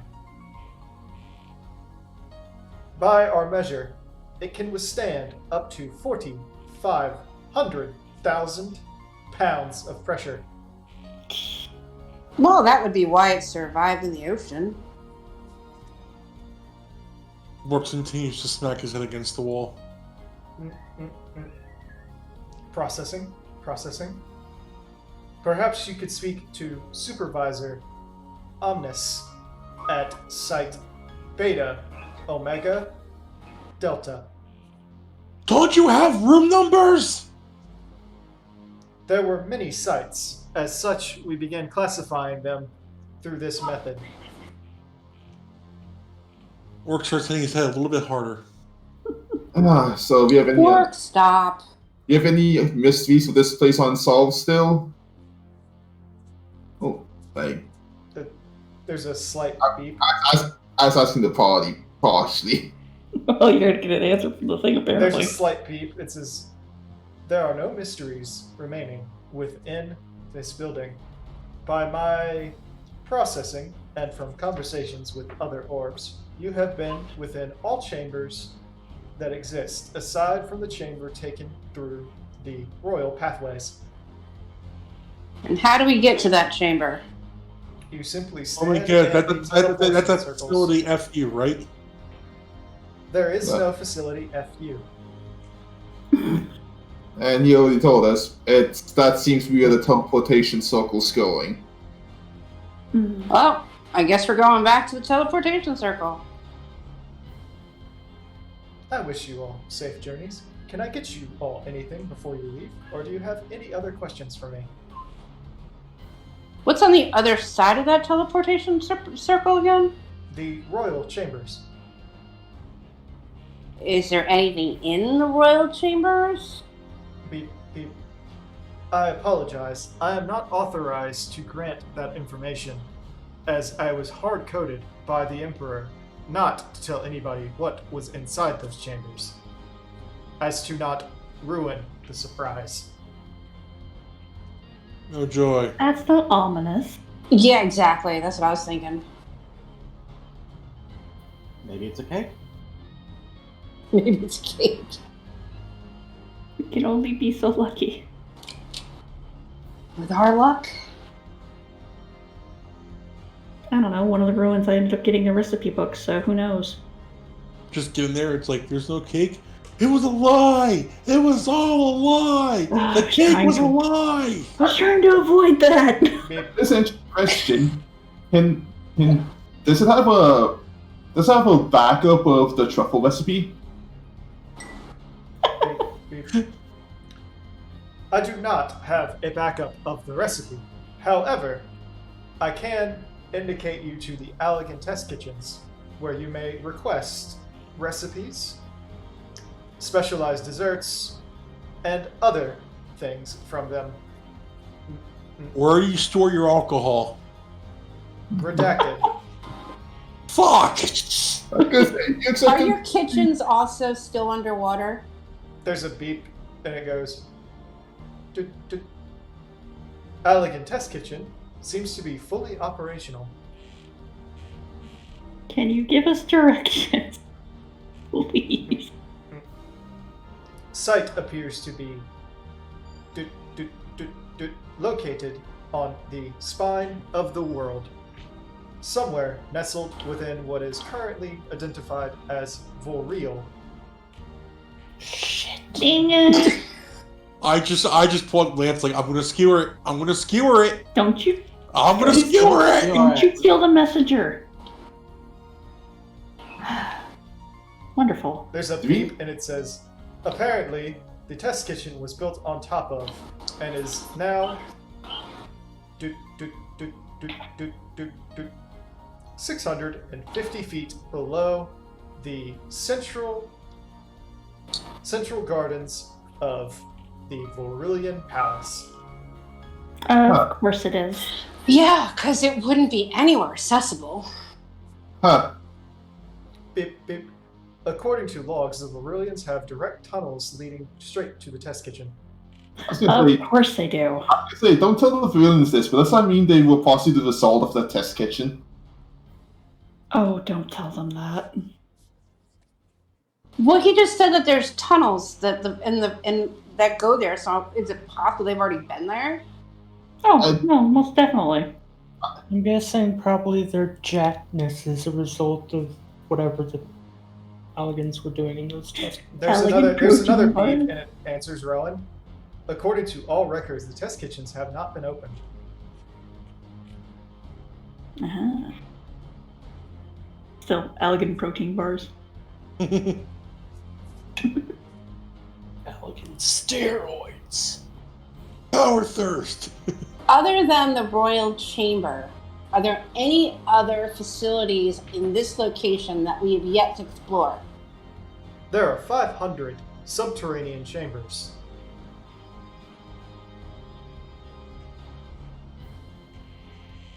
Are they all out of the water? Beep. Beep. They are all dry, aside from And how- Hangar Bay 42. And how would we access them through these chambers? The Emperor's personal... What is the word I'm looking for here? Advisor? The Emperor's personal vehicle collection is not on display to anyone but authorized personnel. Please seek approval from the Emperor. So basically, we'd need to go to the war chambers and hope the permission's there. I'm sure they keep a spare ID or something. I'm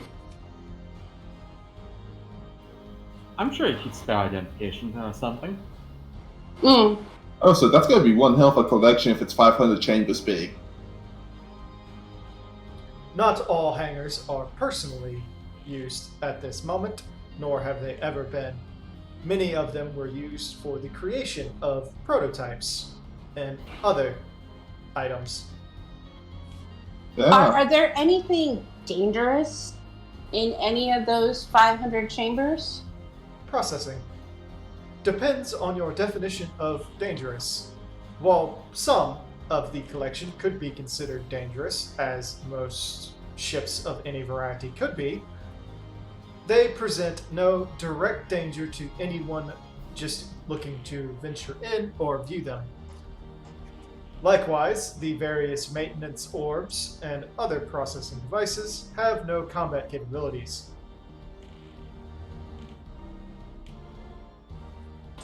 Okay. So there's nothing else alive down there that we need to worry about. No other living creatures. It is possible that some sea life may have ventured into some hangars with wet docks. However, the likelihood of them being hostile or capable of causing any harm to you while also existing in an amphibious state this deep is highly unlikely. Processing. Odds at 0.00001%. Alright, let's go. Fuck, we need to get to this royal chamber first. Before I leave a permanent mark on this wall for my frustrations. Don't break a horn. Let's go. I swear to God, I'm going to skewer one of these things before we leave. No, you're not. Remember the last time Kato broke something? Yes. The Golem incident. Yes, let's not have a repeat of that. And it's not their fault they can't answer all these questions. They're machines. They're not doing it to screw you over, Works. No, just we're in the most technologically advanced area and we're getting stopped at every turn. I mean, they're made to only have certain people going into them. Did you? It makes Hell, we're sense. lucky they even work. Yeah. Did you realize? You know. If they didn't work, it'd be easier to break into. Yeah, but we got a little bit more information than we would have if they didn't work. What the I fuck, mean- Fiona? I mean, it's not our fault that the only permissions we could get was a rather heavily disgraced professor. We're actually lucky we could even get that much. Oh, Lord.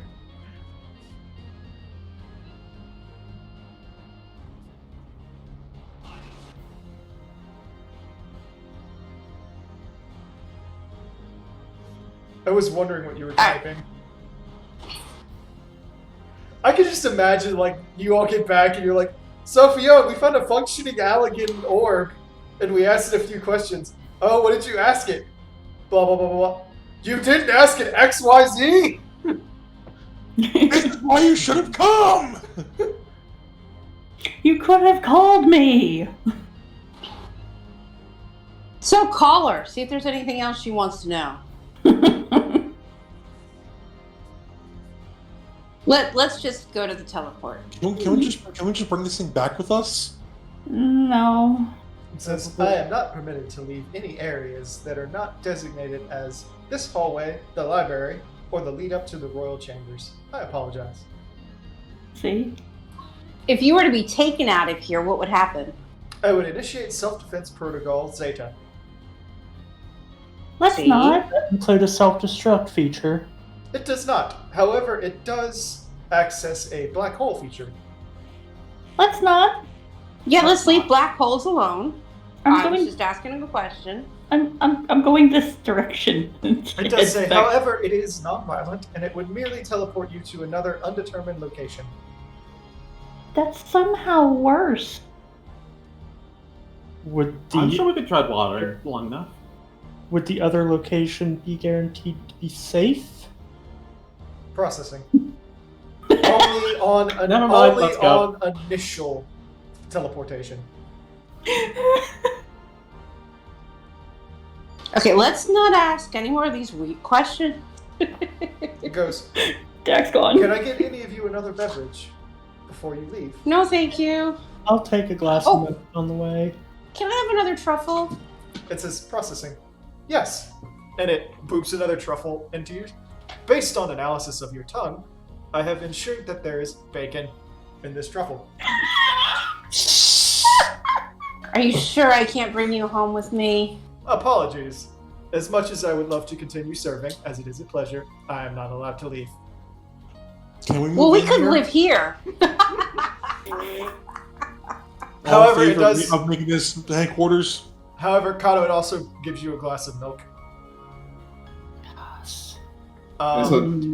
Rowan, this time you have that same dark chocolate shell. However, around the entire inside of it is like this crispy layer of bacon. Then you've got like that smoke. The interior of it is almost brownie in texture, but slightly sweeter, with a faint bourbon cream and chewy bacon in the center. Remind me to come back out this way and get another one before we leave. Yum. It's okay for me to get a tea to go. Black, green, or fruit? Or Green. boba? Green? Yep. It says, very well. It produces, it actually gives you a bottle of green tea. I need some milk with this chocolate. Boop, cup of milk. Thank you. Thank you. It has been a pleasure. Safe travels.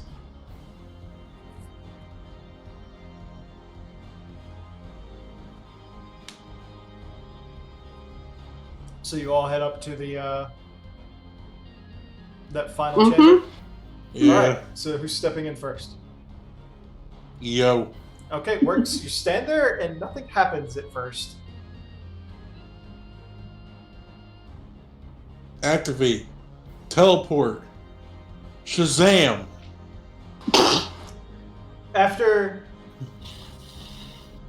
a minute of just standing there, your body starts to shimmer. Beam me up, Scotty. Who is Scotty? And then What's finally, a beam? And finally, Works' body just kind of zits out like static, and he's gone from the room. Oh my Alright, god. cool, let's go home I actually did get beamed up. Please tell me we don't find him the size of a candy bar later. Rowan just laughs and says, okay, I'm ready to go home now. Dak's gonna stand in and wait. Telpia joins her. Okay. Again, it takes a minute before it teleports you, but you both teleport. Yay. Rowan gets on next. I take it Come on, everybody. Kato. I take it everybody gets in. Yeah. All right, you all teleport, Oh no. and you are This can't be good. brought into a large square chamber, and I would like everybody to roll a perception. See if we can make another 17. Nope, worse. Aww. Good lord! And Kato with a natural 20. I'm a fighter. I don't get skill points. And whose fault is that? Mine for also not putting every point I got at every level into perception. Just Yeah, gonna point this I- out. Perception is the most rolled thing in this game, so it's I always thought- good. To I have. thought I'd be getting more use out of other stuff. But to also be fair, you have a ton of people in this party who are perception bandits. So just Exactly, You're which is why I'm like, maybe I could put my skills in somewhere else that they don't have. Have Yeah. not rolled like a 10th of this list. Yeah. well, again, you gotta some of those you gotta ask me to have you do. Mm-hmm. I don't even technically have a profession. Why did you put points in profession? No, I didn't. But profession is a skill I have knowledge of. I don't even have one. Profession is a class. You're a dragoon. Isn't that considered a profession? No. No. Oh, okay. I have profession, but that was just more flavor than anything. Profession Yeah, is for the Telpia has profession, so yeah, Okay. let it flavor. So everybody except Works. Works, you see like a lot of metal machinery around and some metal floors, but with like a cross section of purple carpet. Everyone else Just lays on ground and gives up. Everyone Aw. else, you look around, and as you start to walk in, you see this honeycomb network of a floor. Looking down, you see all these, this glass work and various other things around you.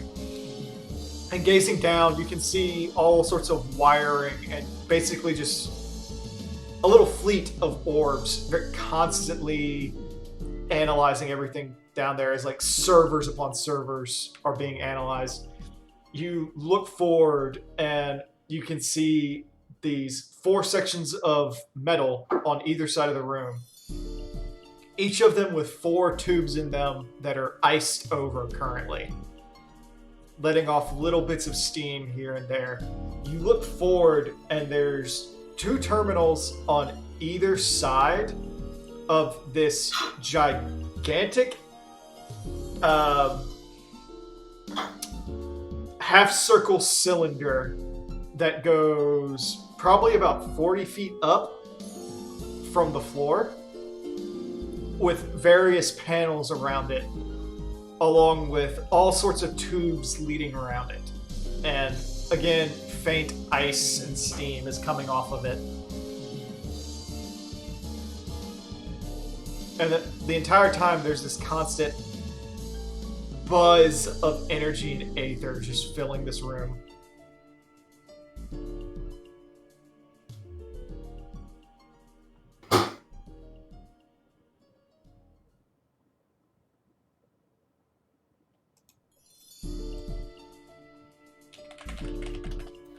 Oh, this looks complicated. I'm not touching anything. I was gonna say, I can handle doors and traps somewhat. Actual, like, industrial machines like this, that's out of my wheelhouse. Looks over at Kato. You're the engineer, dude. By the way, you all can see everything, right? Yeah. Mm-hmm. To me, it just looks like a ship. Yeah.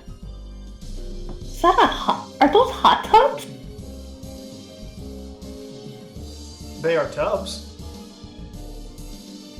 I'm just gonna take a cursory glance over everything. Damn! Whoops. I opened Fion's sheet instead of dragging Telki. Need to update my token. I don't have control. I will give everybody control as soon as I get everybody on the field. Who am I missing? I'm missing Yedrin. Mm-hmm. Say missing a visible person. Can you just drag us by our names to I did. put our tokens on the field? I did. It doesn't work. It only works for you. That's weird. I think no one else has them set up. But even like even my characters don't do it appropriately. Yeah, that's really weird. Roll 20 while you suck! Oh shit. Can I get my token updated? I'll have to. Can't you do that yourself, Dak? I mean, Give me a second. Give me a second. I pull mine out and it just has the lava. Yeah, Dak. Go to your sheet, click the edit button, and then remove your default token and re-upload yours.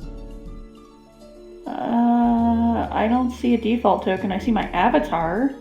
Yeah, we default got that. token is GM only. Oh. That's dumb. It is. Yeah, Give me a sec, Dak. That's okay. I've had my avatar switch for a long ass time. I knew I wasn't switch. I knew the token wasn't switching. I didn't know that was why. No! What the fuck? No! Oh, it's trying to use Kato. I'm not a row. Because I have to use selected token. Uh, So I've got to.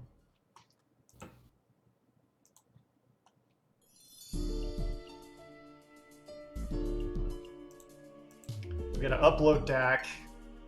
sorry. That's fine. Okay, so there's that. And now I'm gonna put you on here, and then size down, and do that. Save changes.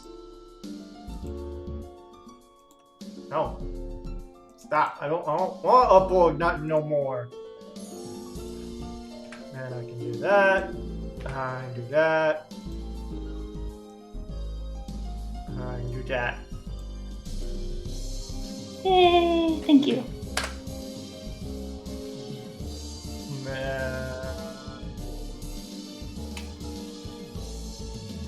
Scotch. Yay! Batch.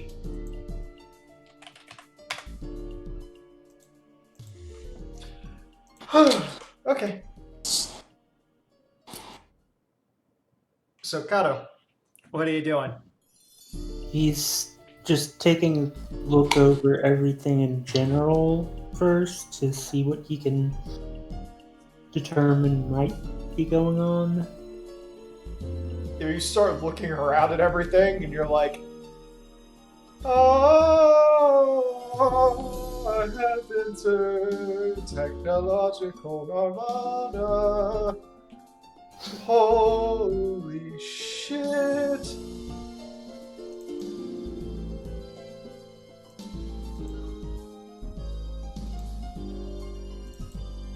So, don't even recognize anything that's happening here. That's weird, Theo, because it says that Telki can be edited and controlled by you. Yeah, I don't have access to either deck or Scotch. What the fuck? Oh yeah, none of the tokens are working right now. I think we don't have permission on this map. Or did you My put them own on the wrong token, layer? Are you guys on map? We're on the map. Oh, you're on map layer, that's why.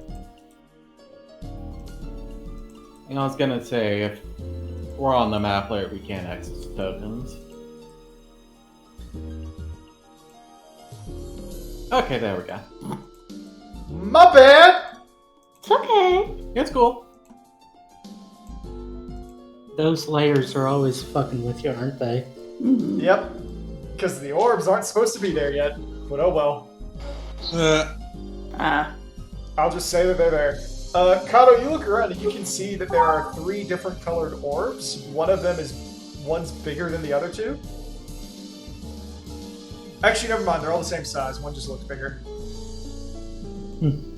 Optical illusion. Yeah. They're all just kind of floating there very silently. You look around and you're guessing that the tubes in the center of the room are some sort of coolant agent and water. The rest of the room, you've got no damn idea.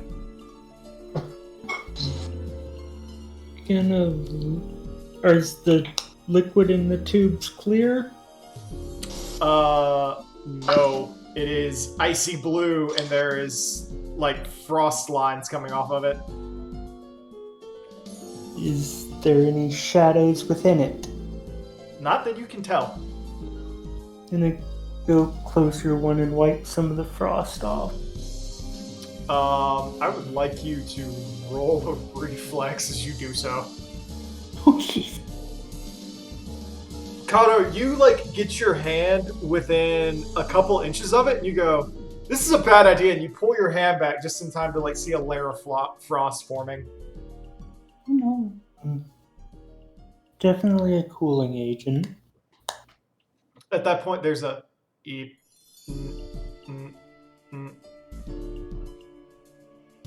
Aether signatures not recognized.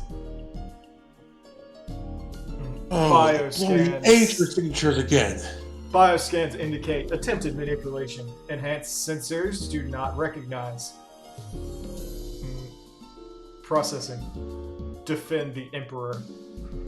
Oh, no. Oh boy. Top again, there's already scans. I would like everybody to roll initiative. Hang on. There you go. I thought we weren't doing combat for a while. Well, remember, I promised Fiam. At least one. Oh, this might not crunch you of the night. Oh well. Art, can you put me on there? I forgot to click my token. And it's the and hey, What it's was your the roll, Kato? 21. it's the first combat trial one since the North. Yeah. 20. 21. Oh, hell yes. I think you see the gears. I mean, there's 3 people that rolled 21. It goes by Dex from there. I'm pretty sure Telki goes first, then Works, then me. Yeah. Because All it works just stands up and it's like, oh god, it's finally something I can enjoy in this place. What is your dex, Telki? 16, so plus 3. Okay, then no, you do not get to go first. That's Yeah, Works as higher natural dex. Actually, Works, what is your dex? 18, mod 4. Okay, I need you to roll with the orb. how So does it's just, something that doesn't have hands have a dexterity modifier? It's a ball. It bounces. So that will you roll a flat D20? Yeah, sure, let's do that. I rolled an 18. Of course you did. And that's how this night is starting. I'm guessing Telki has a higher dex than Kato. Yeah. Oh, yeah. My dex is 1. Okay. Dang. So, Damn. you guys can put your... So long as you are not any further up than you already are, you can put yourselves in any formation you desire. I'm good. I was like, tell me to get out I'm there. fine. Moving the speed of, like, you know, everything. Okay. I don't know why Firebox is being so slow.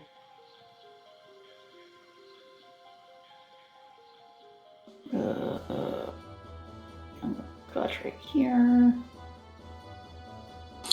Okay. I'm good.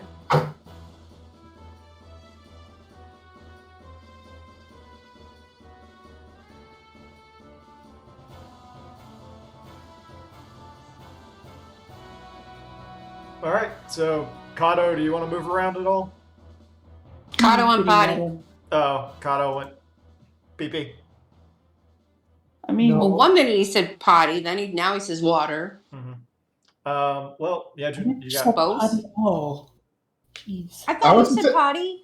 I wasn't saying anything about not seeing gears. I was saying, oh, seeing the gears music.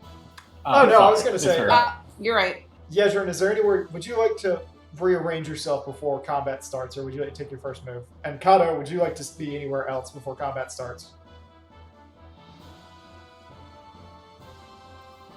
I think Kato abstains by default on account of not being here. I thought I heard him say he was back. No, he just said he didn't say he was going potty. Oh, well, I swear I thought that's what I read. He's still muted, so he's gone. okay. Well, Kato can abstain. So, Yedrin, you can line yourself up anywhere you want to, so long as it is not in front of where you are right now. Yeah, I'm trying to decide because it's like it's obvious I should be near the front because melee. It's just Where's my You're like- dragon? Oh, do Wait. you want it out? Hey, he gives me fire plus. you could always just say he's there. That's fine. and those pools of waters are just pools of like coolant and water, right? Not big tubes or.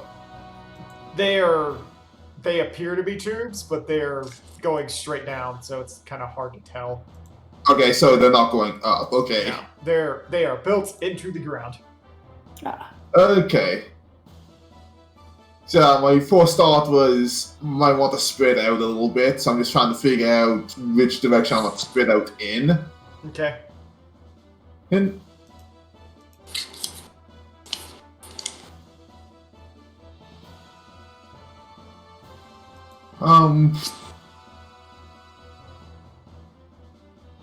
I'll spread out over here, I Okay. think.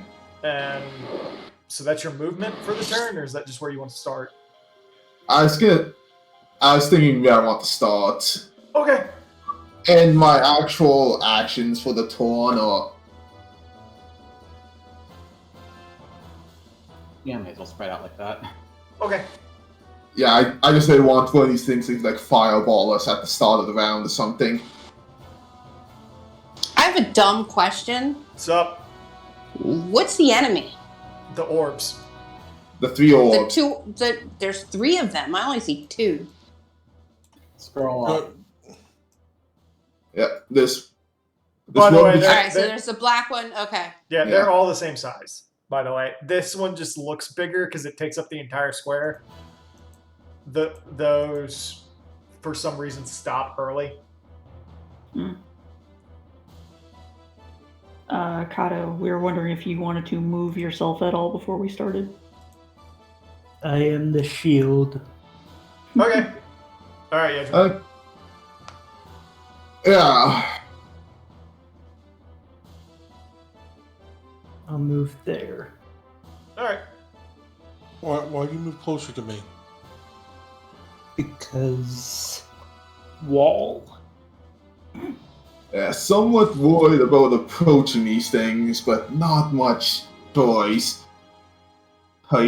They said, oh well, first combat since the changes, let's see what happens after the north. Anyways. Rolled in that one. You gonna rush up in it?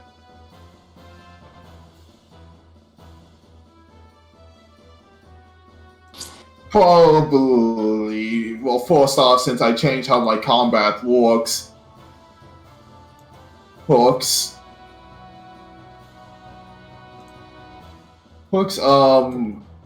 thing is swift action, study the one in front of me. Okay, you study it. It is an orb. It's hard to tell what's going on with it. It appears to be wrapped in some sort of liquid metal. Oh, it's partially. Hey, change my fast skill again. Okay. Because the shadows do not move with no range. Yep. Okay, so you've got Anyways, +2 to hit, or is it +3? What's B now? Okay, +3. A lot of things. I actually haven't listed down everything that matters. All right. What you doing? Anyways.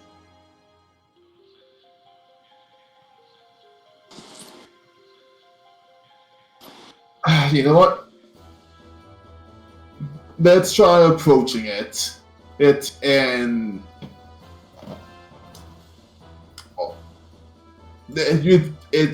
things like large or giant? They're huge.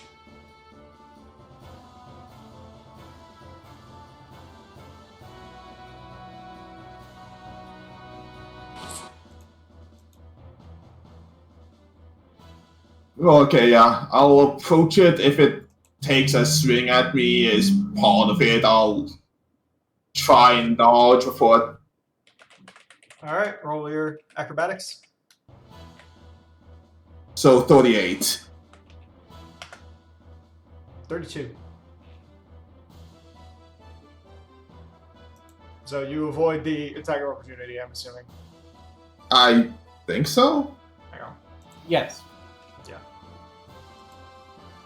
So I can actually get up to it and take only a single swing, because... Anyways. Swing. And what does your weapon count as? Piercing or slashing, and it's... Is it adamantine? Yeah, it's adamantine again. Alright. Swing, bad.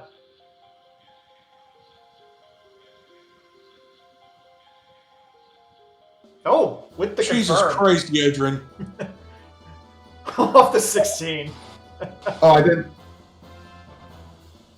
Yeah, okay, so... Yeah, Wait, why does the 16 confirm? Why does the 16 crit? How the hell do I get that? My It's weapon funny with changed. improved critical. I'm not sure if you probably noticed during the fight, but I'm now wielding a freaking Odachi. Crit. So, So, like, an 18 weapon, and I'm assuming you put keen on it? no, I just took critical focus. Okay, yeah, that works too. Improved critical. Improved critical. So yeah, and also since it's a study target, it's also gets an extra 60 damage, and I'm assuming this thing counts as mindless. Yeah, Okay, then it's a construct. yeah. So the second part doesn't matter. I have to actually relabel that second part. Okay, you hit it, and you see the metal kind of part for a second, splitting away and ebbing a little bit. And you can see some gears inside, along with various other things. And you know what? I'm fine with a 64 off a crit. I'm cool with that. Yeah. It's a hell of a lot better than almost 200. like 200 something off a regular hit. Yeah.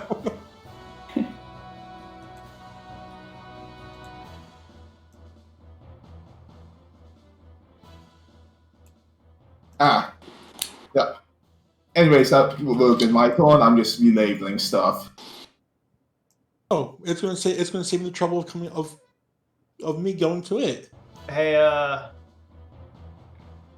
yeah. Dakin works. Yeah. Oh God. Reflex.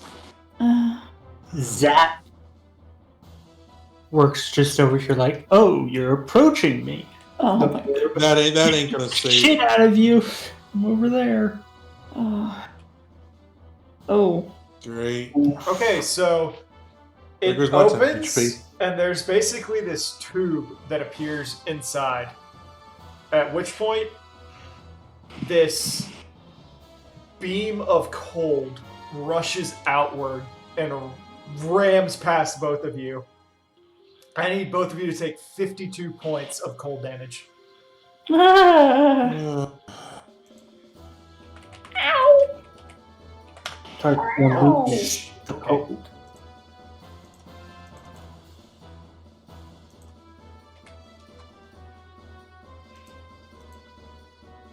No, put the stupid thing in there. There you go. Works.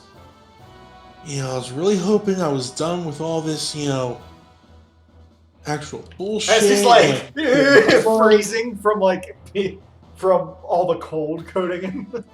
Big Robin Ishgar, this ain't nothing. You basically Meanwhile, got back shot there- with a beam of liquid nitrogen. Meanwhile, Dax there / shiver. It froze your hair. Works. My hair. That's my only redeeming quality. Shot my hair. Son of a bitch. Alright, he's like, alright, you know what? I've had it about up to here. With all of this Allegan bullshit. Activates scales on the weapon, just rushes in. Okay. It will take a attack of opportunity on you. You can try. Sure. Okay. If you got acrobatics, you can roll it to try and negate. No, I got something better. I got spring attack. You don't need to bother. What'd you roll? 1? Natural one.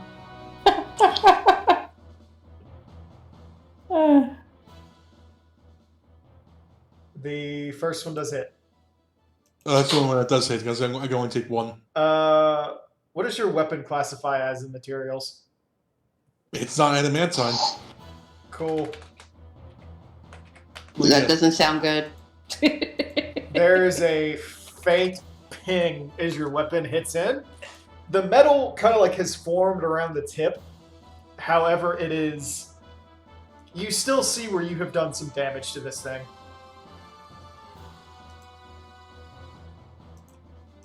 Telki? So, Chalky also bricked out his scales in a pearlescent sheen crawling across his skin up to his cheeks. Okay. And Let me move my spring attack over here. and sizing up the situation, decides to stay put for now. Alright. Kato? So just for a little flavor here, Pato just bangs the base of his shield on the ground and Card image appears. Yay. You doing dark or light? Well, that's useless in this case. So you've drawn a moccasin. both of those are pretty Useless.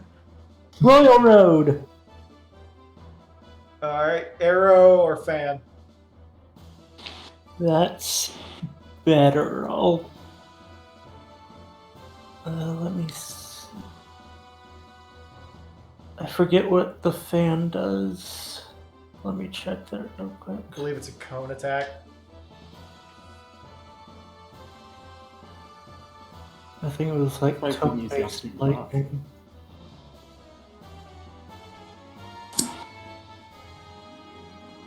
And then for second action is gonna go create cover. Okay. So, Rowan.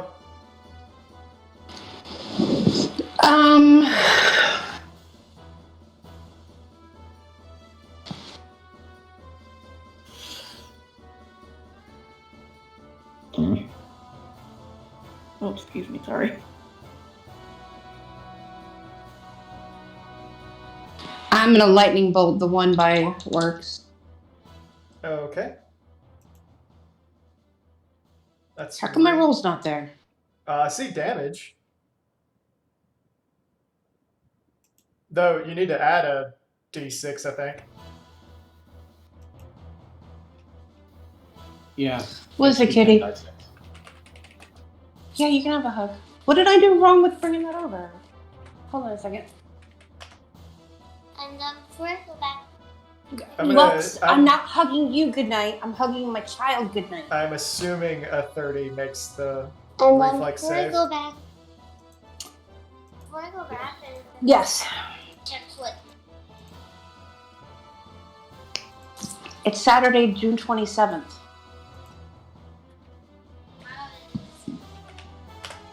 Okay, as the lightning bolt zips by, it zooms past Kato's head, jolting around in this jagged arc, and it hits straight into the metal. And as it zips by, you see the entirety of the orb kind of jitter and shake for a moment before the lightning disperses, and there's this blackened mark at the front of it.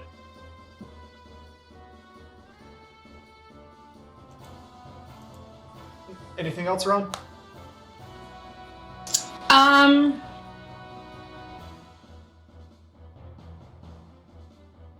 Rowan's gonna move back.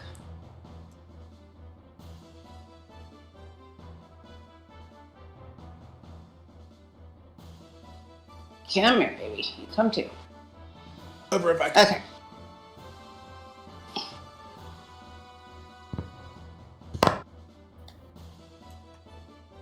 All right. Dak and Yedrin.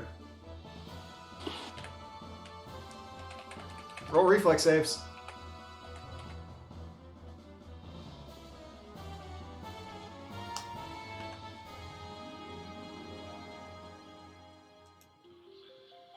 Okay.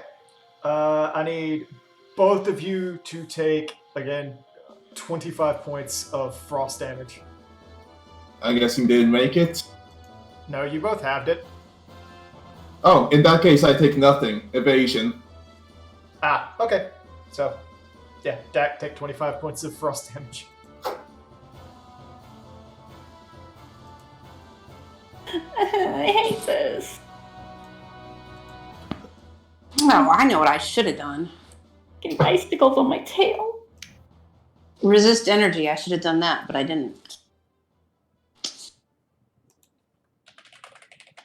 Talke, Yes. what is your AC?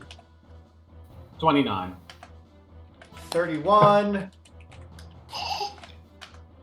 and 39. Okay. So the amorphous material around it ebbs for a moment and then comes out, and you feel this something clutch onto you, like mechanical gears and all sorts of contraptions. and as it grinds into you, it grabs and then slams you into the ground, covering you with the material, and then whips you back up in an orb of it and slams you back down again. Take 32 points of damage. And I would also like to know your CMD. CMD is 37. Oh, whoops. 48. Damn. So, and it sucks you inside of the material. You find yourself surrounded by all sorts of gears and the like that are turning against you, constantly scarring up your body as they slash and crank around. Please take an additional 20 points of damage.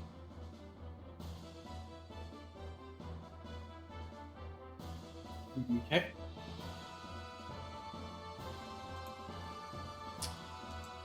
Dak. Okay, I was gonna do communal resist, but Healer, heal thyself. I mean, I'm gonna buff everyone within 30 feet, but you guys get my once per day. The first time I get to actually use it. I was gonna say, you might want to move a little bit forward if you want to hit everyone with that. Yeah, that's the thing. Let's see. Yeah. Oh, I don't want to get close though. You fuckers. Hate you. I'll be able to hit works, that's all that matters. Gee, thanks. Okay, so how far do I have to go to hit you? I have to go there. Would I still be able to hit works? No. There. You can shoot from right beside Cardo. I don't I mean, you don't have to worry about me. I have my own ways. Did you just say you don't want to be beside me? I don't want to be No, near he said you want anyone. I don't want to be near anyone, but, you know. I mean, like I said, you don't have to worry about me that much. You don't want keen, haste, and flight for a round? Plus, I mean, +4 morale bonus to your attacks? Reflexes? I mean, yeah, that'd be nice, but I mean, like, it's not the most important thing. If you could hit more people, that's fine. Hitting you, because you need healing. Off. Okay. It's not much, though. Luckily, the behemoths I've absorbed most of that. Also, out of curiosity, was Telki holding his action, or was getting his scales his action? Scales was his action. Okay. Yeah, Jordan, your turn. Top of the round. Joy. Enjoy your buffs. I don't have them. Oh, right. Never mind, sorry.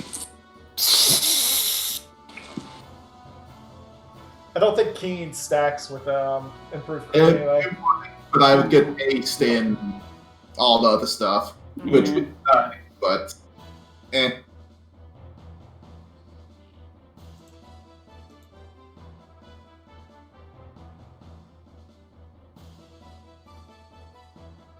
I mean, seeing what it's doing to Telki means being a melee is a bad thing no matter what, so I still want to try and get it down as fast as possible, hopefully. Okay. So, swift action to switch on my offensive stance. Okay. And then, since it's right beside me, pull down. You confirm. What the fuck?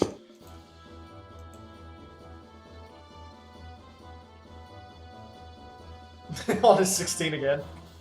So there's a 29 hit. On which one? The second one? Yep. That does.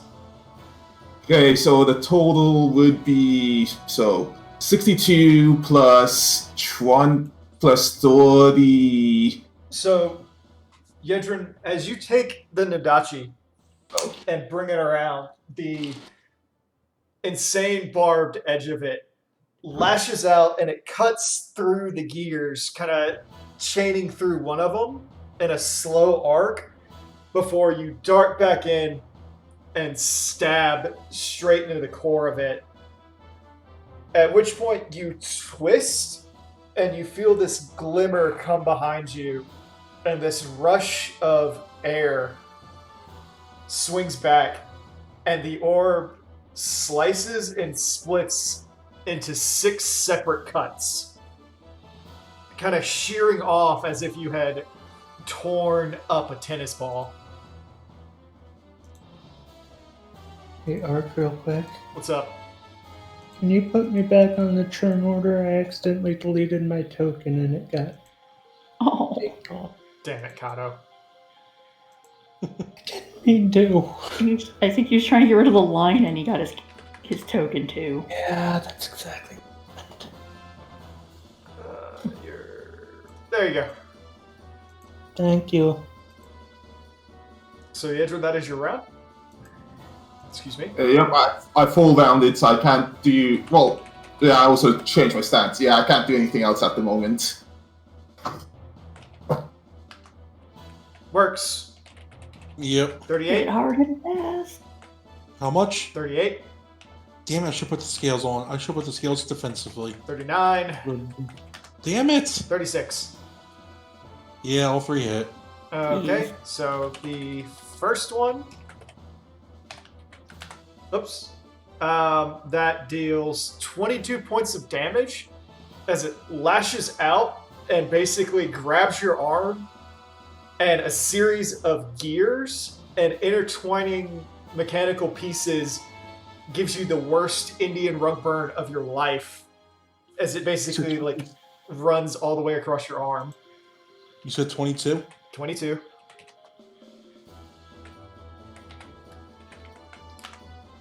It then does the same thing it did to Telki, where the goo, like the liquid metal that's surrounding it, comes around, grasps you, and slams you into the floor once, then wraps your head entirely in another one, and slams you back down.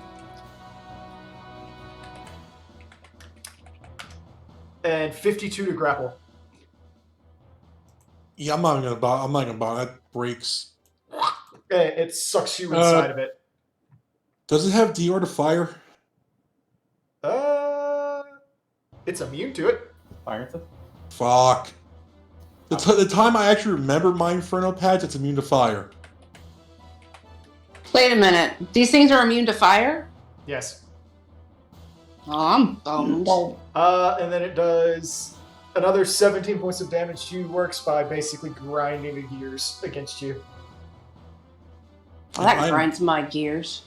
And I am grappled and... Okay, Well, Rowan, nothing can be immune to your fire. Yeah, I was gonna say. Oh, yeah. Duh. Immune to everyone's fire but yours. So Works, it's your turn. So what are my options here? Oh, you are inside of it, so you're technically swallowed whole right now. So you may make an attack against its insides, or you can attempt to break grapple. Am I going to take any negatives for attacking inside, or...? Fiona! You do have negatives from the grapple condition, so check that off.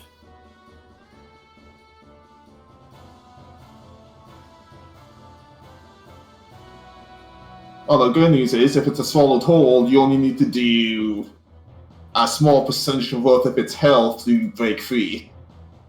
I was gonna say, and you also got Where's grappled? +5 from the XSC buff on your attacks. +5 was +2. +4 morale bonus, +1 from the haste. Okay.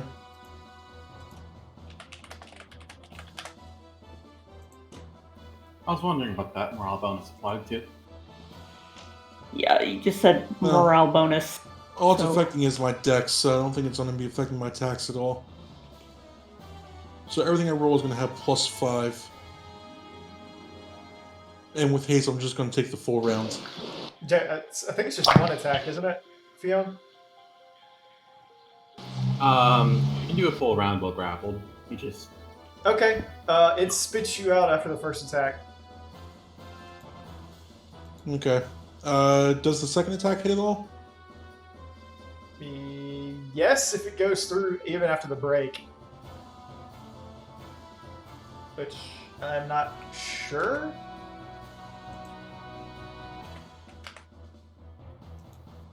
Fiona? Yeah. After I mean, it spits out, does the attack still go through? the other two attacks, yeah. They Okay. just go by its regular AC. So yeah, those hit. Both of them, or No, just the first one. the second one doesn't hit. The third one does Jordan. not. Okay, third one does not. That's fine. So yeah, it works as you stab into this thing and keep going. You note the metallic entity that you have basically just broken out of its insides and come out is now kind of gooping down around you, spilling out onto the floor. And you can see this myriad of intricate clockwork material inside of it.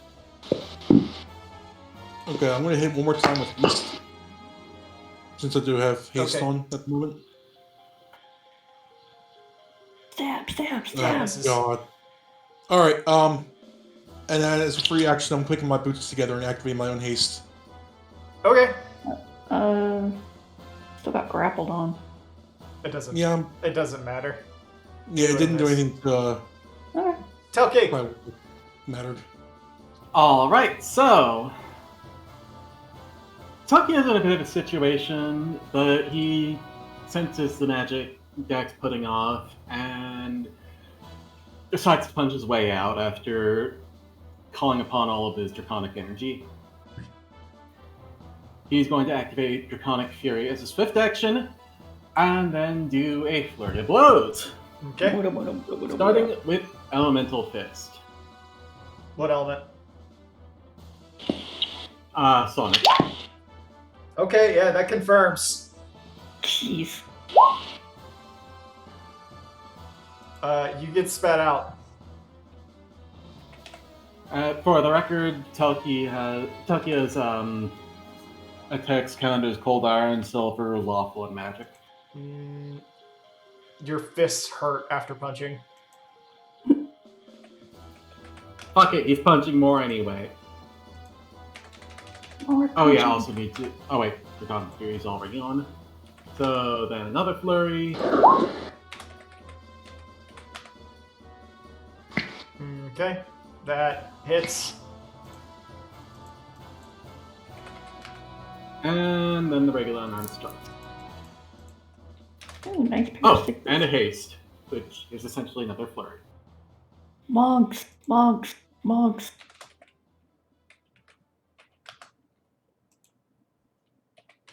Draconic Fury is also doing sonic damage, so yeah.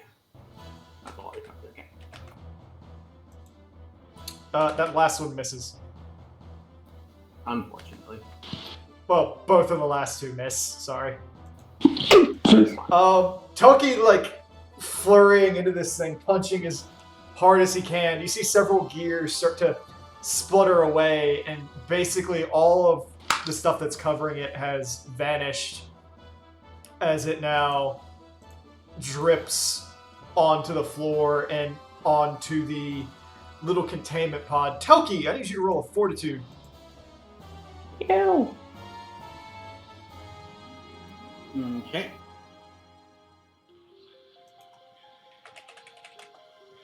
All right. I Telki, imagine the. Yes. please take 60 points of frost damage. Oof. Jeez. And take 15 feet worth of steps back away from the cold container that you were dropped onto. Essentially what happens is as you're standing over this pod that is emitting so much cold off of it, it flash freezes your feet to the ground and it starts going up. You almost succumb to the ice and become encased before you rip yourself out, feet still bleeding, and run away from it. Basically, ice still coating the top of your body. Yeah, probably using the draconic energy to shatter it with sonic force. Much like how the liquid metal probably rippled off rather than simply dripped. Is how hard he was punching. Yep. Kato.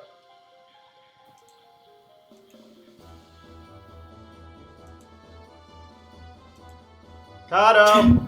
You're muted if you forgot. There we go. Okay. So we're gonna. Wait, that's What? okay. Let's. An Aaron.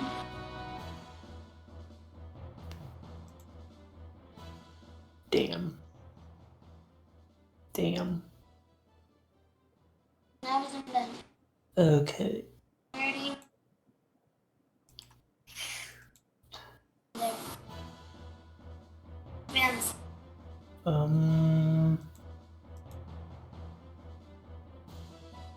Okay.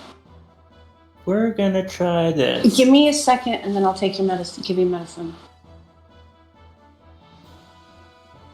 Comet? Yeah, Which one are you trying to hit? the one in the middle.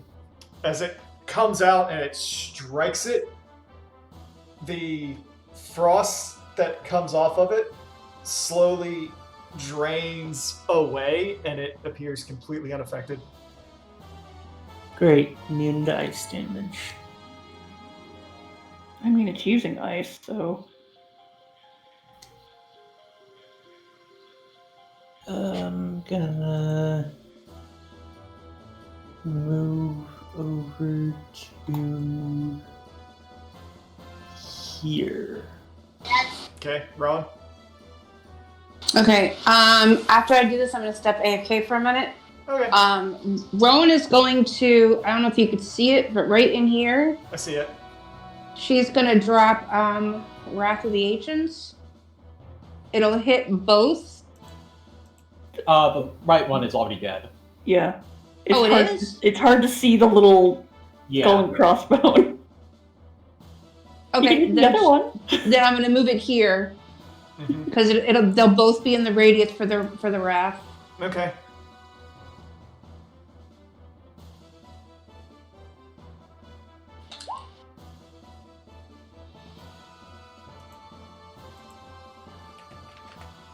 So, Damn, that's a lot of ones. Rowan, wow. as you lift yourself up and start to float for a moment, you bring yourself together and draw in as much energy as you can. And as you do so, these 6 draconic wings made entirely of fire jolt out of your back, and you lift up and they swirl upwards, shooting up, almost disappearing through the ceiling, before coming back down in this dazzling spiral of energy, splitting off and piercing both of these 2 orbs. As they come through, the orbs rip in half and rupture. The heat off of it so intense that they basically start melting from the interior and they both hit the ground. Did I kill him? They are both dead. Yay! And I can wait a minute while you go get your kid medicine. Okay, be right back. That gives me time to do this.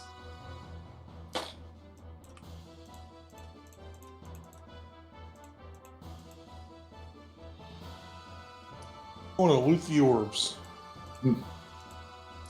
You all get 9,600 experience. Oh, wow. Yay.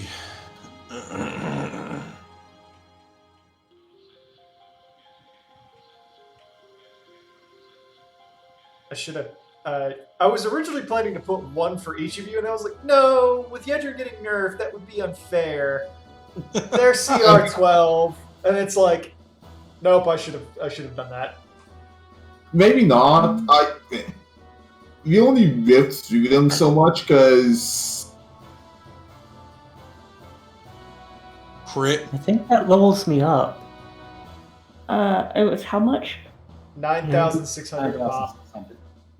9,600 for each person. Yep.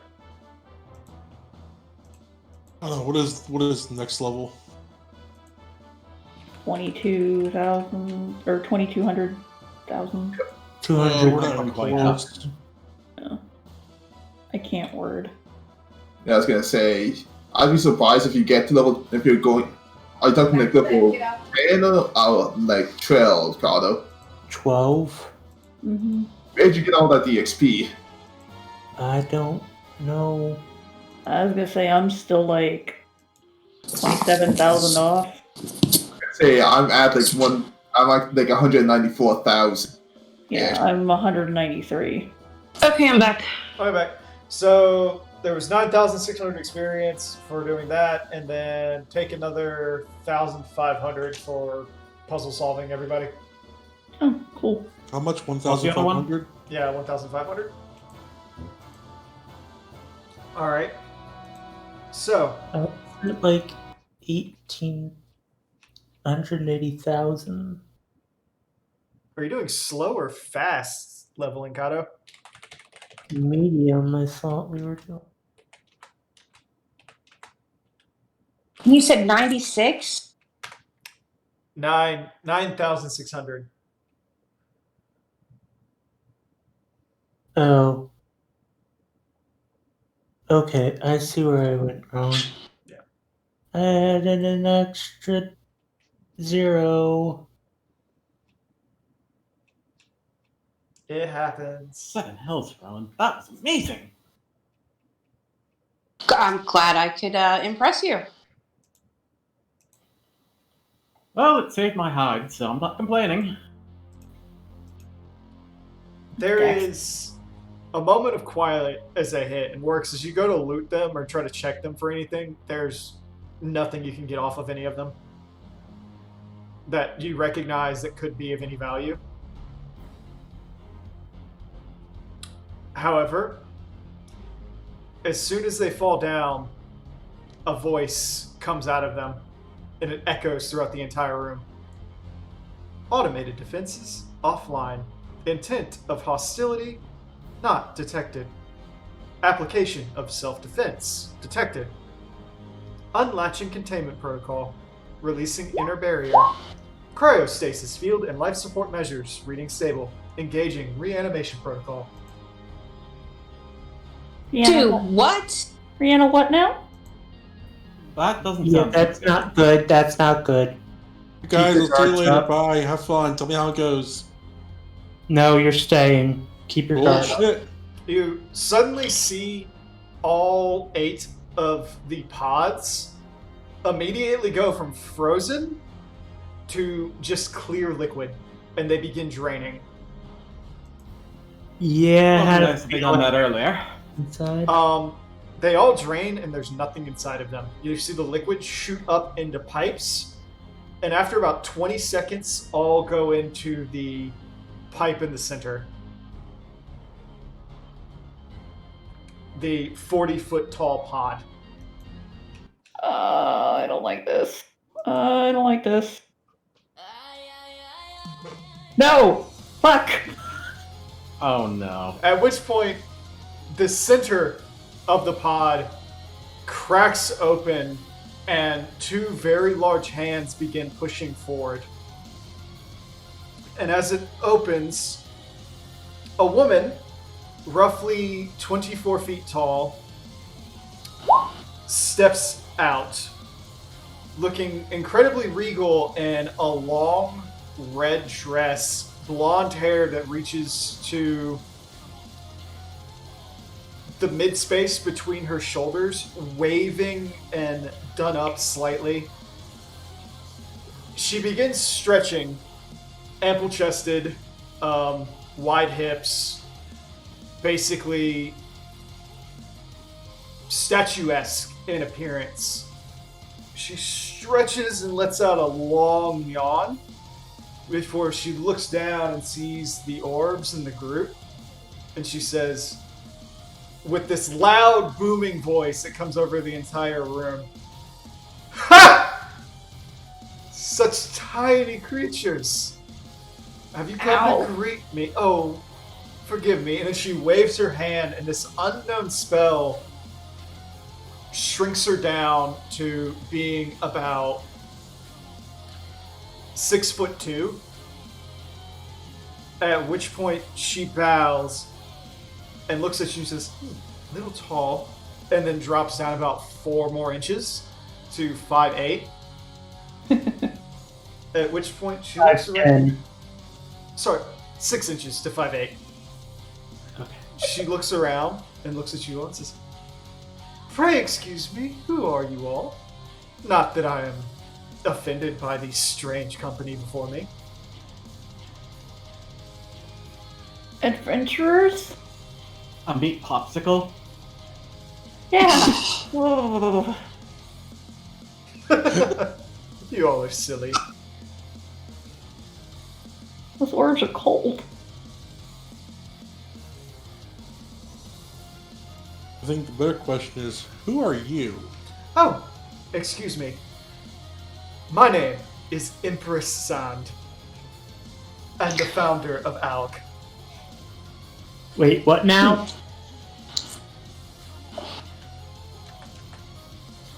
Well, if we needed permission from the Emperor, we found her.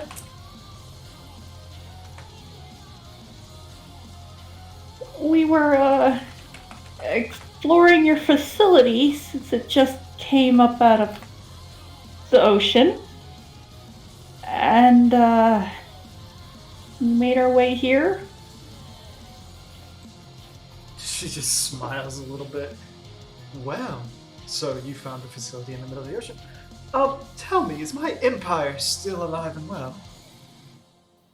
It's, Uh, not really on the way of the dinosaur. I just see everyone doing that little, like, looking away, kind of scratching their heads. Well... It's What's been one- probably time. 12,000 years. Let's just say that 12,000-year-old scotch was pretty good. She kind of puts her hands on her hips. It's just, well. Oh well. That's. If it's any consolation, your empire was still leaps and bounds more technologically advanced than ours is. Oh. Stagnation? Really? That's so disappointing. Yeah, Nah, probably more so. like calamities and mass destruction. Yeah, Uh, tend to be held back a little bit if everything gets destroyed. How many times has the wall been basically blown up since the Alec Empire? 3 times? 7? well, she kind of like walks around and like she's looking at all of you and she says, well, if your clothing and weaponry are any indication, oh, you poor children have so much to learn. Upgrades? Sorry. Alec was the 3rd astral era, I think. Yep. So yeah, 4. She's, Or calamities. Up 4 times. she stretches again and says, interesting. And not one of them were so severe that they destroyed my facility? Well, it was underwater, so it might have sunk. Well, blown up is a rather strong term. It's more localized explosions. Well, wasn't one of them like a flood of the wall or something? Yeah, one of them was a flood. Yeah. Blood of the world, iced over, Bahamut. Bahamut. Yeah, Bahamut breaking out of prison and going crazy. Yeah, he wasn't really happy about that. No. I'm sorry, who? Bahamut is a primal? A big angry dragon One thing. was trapped in Dalamud. Did the peace You guys stalks trapped fall him? through? We were talking Yeah. about the dragon's throat. Oh. At least 25 years before I went into the pod. Apparently so, because you imprisoned one of them, and I think they said they attacked the others. Oh. Would we know that, just out of character, would we know that the Bahamut that came out of Dalamud was actually just a primal created by Tiamat's grief? No. We knew that it was a primal, but no more than that. Yeah. You know he's a primal, that's about it. Well, I don't think this was actually dragon. It's primal. No, they called the dragon. Well, not an actual dragon, a dragon primal. She just sighs again, rubs her head a little, and looks I around. don't get it all either. Says, well, so by the looks of it, all the technology that Al created was lost. Am I on the up and up with that? Yeah, pretty much. It's More or less. being Rediscovering rediscovered its here and fingers there. And Yeah. by all of your reactions and what you've said, the history that we have left has been torn with war. Mm-hmm. Not We're really, getting it back. or just getting buried under calamities. And on top of all of that, I am now just being rediscovered 12,000 years later.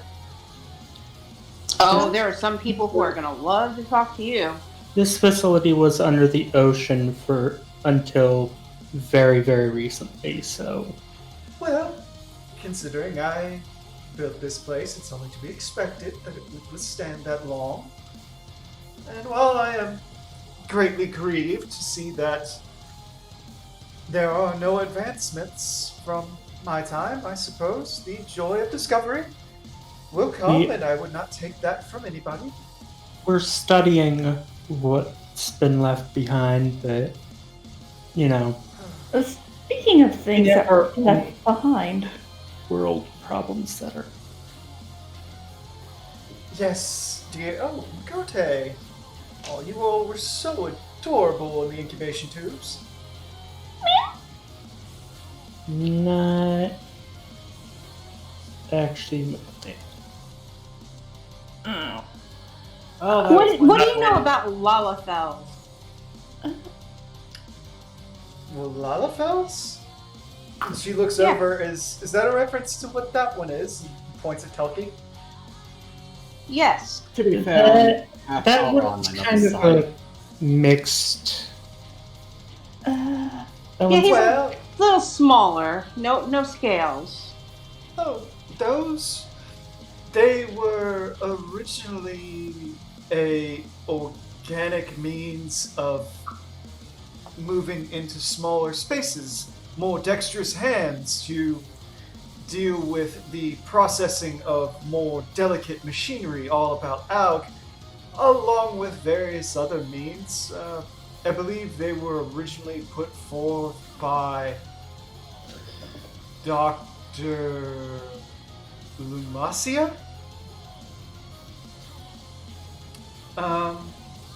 Though it is my first time seeing one, so it must have been a success. You are quite adorable, little one. And did you create Elizons as well? She looks at you for a second, and she says, "No, I believe you and you do bear a striking resemblance to one of the doctors, but no, I believe that you and what you call here are all very natural races and probably descendants of Alg in some capacity. The Rogadins, likely some modifications here and there through genetic material, but primarily through that. I cannot say the same for the Ara or the Lalafell or Kote, though. Especially not the Hrothgar. Or the Vera. Horny bastards. Okay. I'm just like looking at her hands, like, what? Well, that answers about 2/3 of One what's going on question. with me. Okay, but here's the question. Is there another Zand, or is this like a gender fluid situation? She cocks her head and she goes, "I'm the only Zand I know of." So it keeps referring to everything we've seen so far is referred to Emperor Zand. Well, we did request to just say Emperor instead of Empress. People and their stupid titles. Well, it's just confusing because you just referred to yourself as Empress. Well, I do because I like to think of myself as female, but a lot of people in the Allegan Times still wanted to say Emperor instead, and probably programmed it as such. Oh, I'm glad to see the sexism hasn't changed in 12,000 years. Rowan smacks works. No, though. no, that's fair. That's fair, Rowan. History books only followed Sid as well. However, she starts to walk over and leans down over Telki and says, "By the way, dear, you seem to have suffered quite the extensive amount of damage." Oh, I did kind of get the brunt of the defense mechanisms. At which point she runs her hand across the top of Telki's head and then points her thumb back at Dak, and you both go to full health. What? Oh, I could have taken care of that. Oh, I'm sorry. No, it's fine. She goes, as an Empress, I was so busy I never really got a chance to settle down, and honestly I wouldn't date down either, so all of the Empire and experiments sort of became my children. Well, if anything we've learned today, this is going to be a huge deal with anthropologists. If it's all the same to you all, can I just do my own thing? I'd rather not influence the course of history any more than I already have. I was Oh, gonna say, but I was gonna ask what you wanted to do. I was gonna ask if I could look at the tombstones. That's I'll let you have one, but again, I don't want No, the no. history of Aug to become your history, if that makes any sense.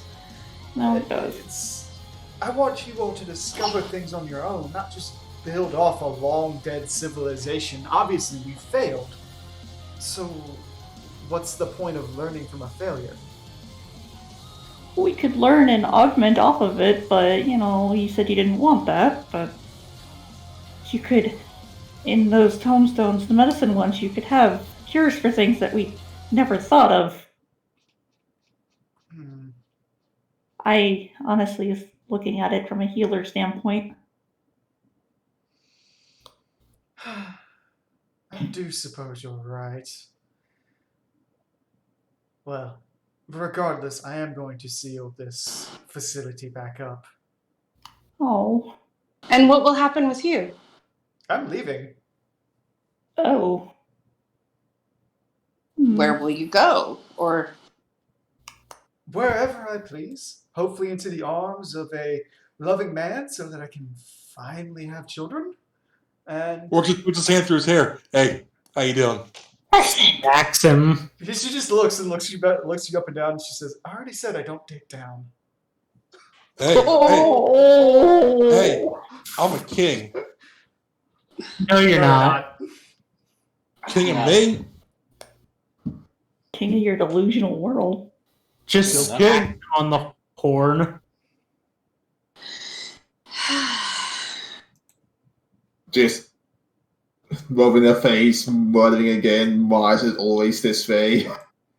Do you have any spells that can, shut him up for a couple hours? Oh, I have a Plenty, spell. but I don't feel like hurting him. Damn. She also just kind of pats the top of Works' head. Besides, you already know how old I am, and I don't think you're into G elves. Hey, you don't look at day over 22.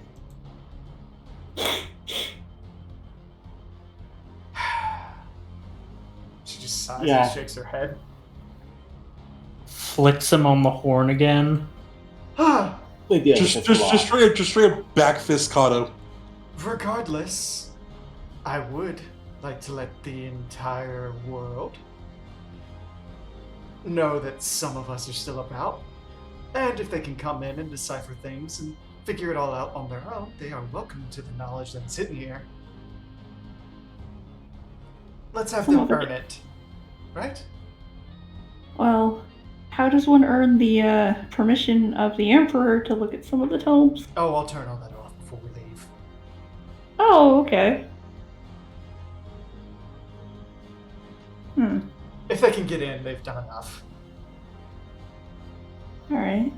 Just walk over Dak, like, should we tell her to visit the homestead and give Fiona the, like, heart attack of a lifetime? I She don't says, know. I would be a terrible mother if I didn't at least take you all home.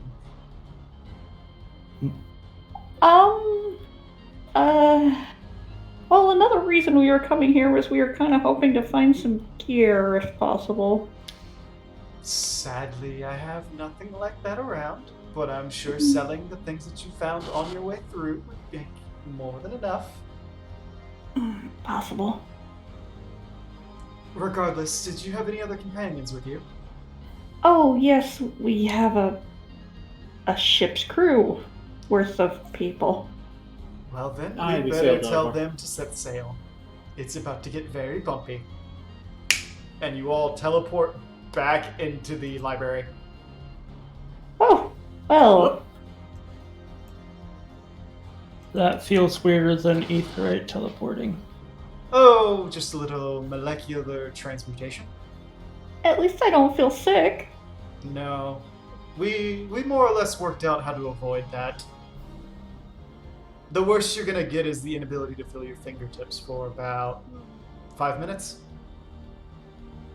Okay, I can live with that. At that point, she starts just walking through the hallway, just like moving straight ahead. Have any of the If she's gonna drown the place, how are we supposed to get any more information? I think she just said she's gonna seal it up for. She like, said it was gonna get rocky. I want to run off and get a medicine tombstone. If it's possible. Tupia also follows after with a passing glance to the hexagram again. It has gone black.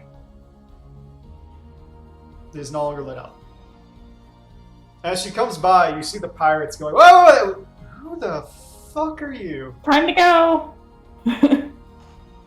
And they're like, "What?" Grab your hats! Grab your hats, we're gone! She then bows and says, "Greetings, I am Empress Sand of Alg, and I am about to initiate a protocol that will make the waters very, very rough around you.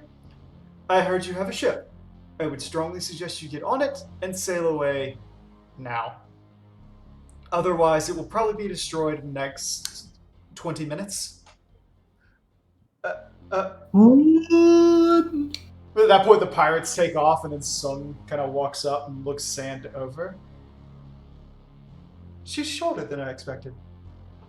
She shrunk Oh, herself. she made herself that way. She was really tall. She just smiles and she says, "Aren't you adorable, miss? Will you be riding with the pirates? Yes, I think I will be. I appreciate your concern, though."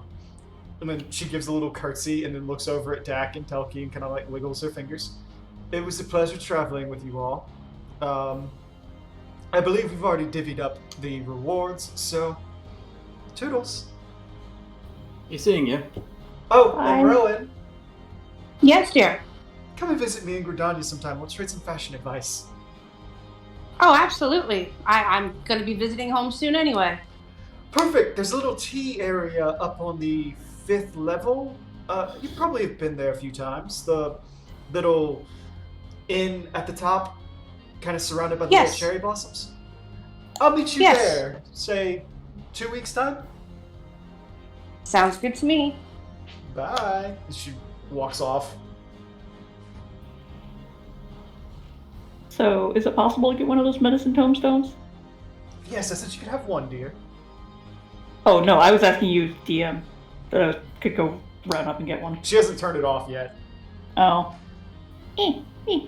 However, she like walks over to a terminal, kind of like waves her hand over that, and puts her hand down. At that point, it says, "Recognized, Empress Zand." Says, "Good.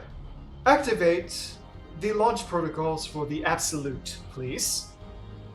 The And what then now? hits a button.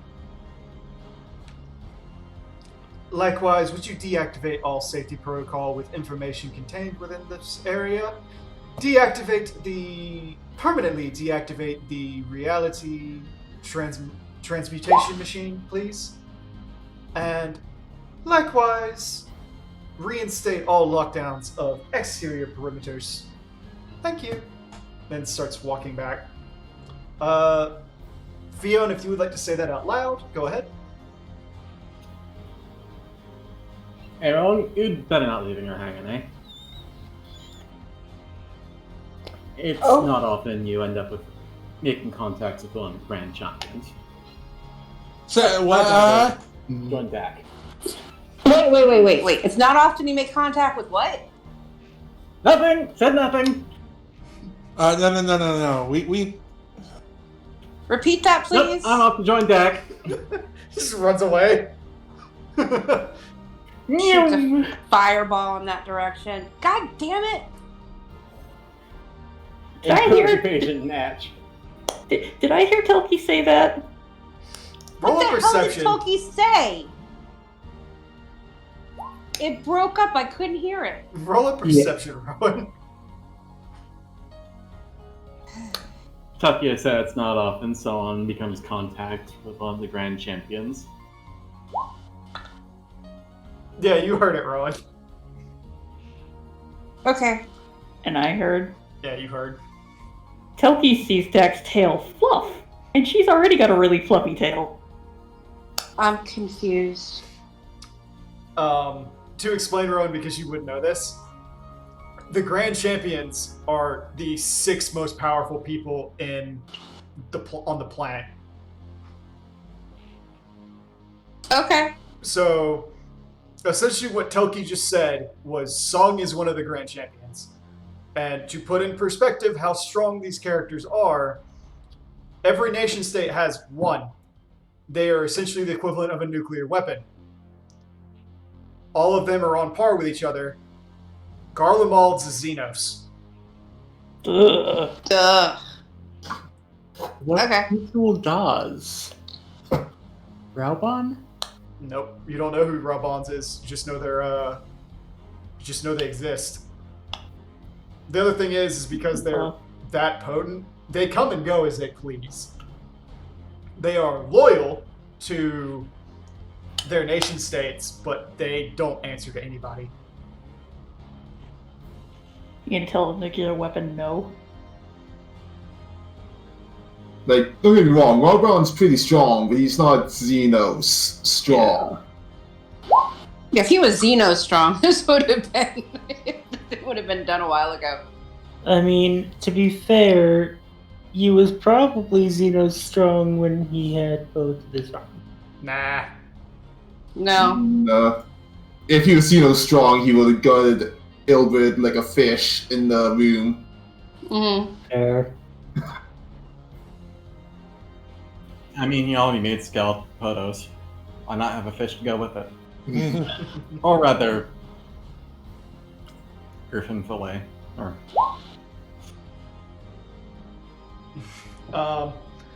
Regardless, Zand is like walking by and she says, "The bookcases are open. You may take one of the books, or rather one of the tombstones. Would the rest of you please follow me?" Dak takes a medical tombstone. Puts it away. Take one at random. Yeah, I mean, she can't tell. Alright, you grab one and you head out. Takia looks concernedly over at the astrology section before just continuing on after Zan. She's just walking. At that point, she comes up to the stairwell that leads to the ceiling. Yeah, we can get up there. She just smiles. Of course not. Sure. Activation code Omega, Alpha, Delta, Zeta. Emperor Sand speaking. Prepare for launch. At that point, the ceiling splits, pulling itself apart, and she begins walking. And as you all go up, you look down and you see the entire facility is starting to split open. The rooms are closing themselves off, forming smaller rooms. And as it does, you look down and you can see the water forming. And you look down and very much like they said, there's probably like 500 chambers down below, each of them containing different airships and submersibles and everything else. What did you do, Works? What? I took your own because you described it. It's like, oh look, we found the Archiguran. Oh my god. And as the water starts to rise, she just folds her hands and says, "It's been so long. My pride and joy. The absolute." And then you all watch as this 5-mile-long airship starts to arise out of the water. And Wait. as it continues to come up, you see this strange shape of it just spreading outward until it lifts and lifts and lifts and lifts until it's at level with the stairwell and a single bay door opens. And she makes a gesture to you all. Please, join me. My personal flagship.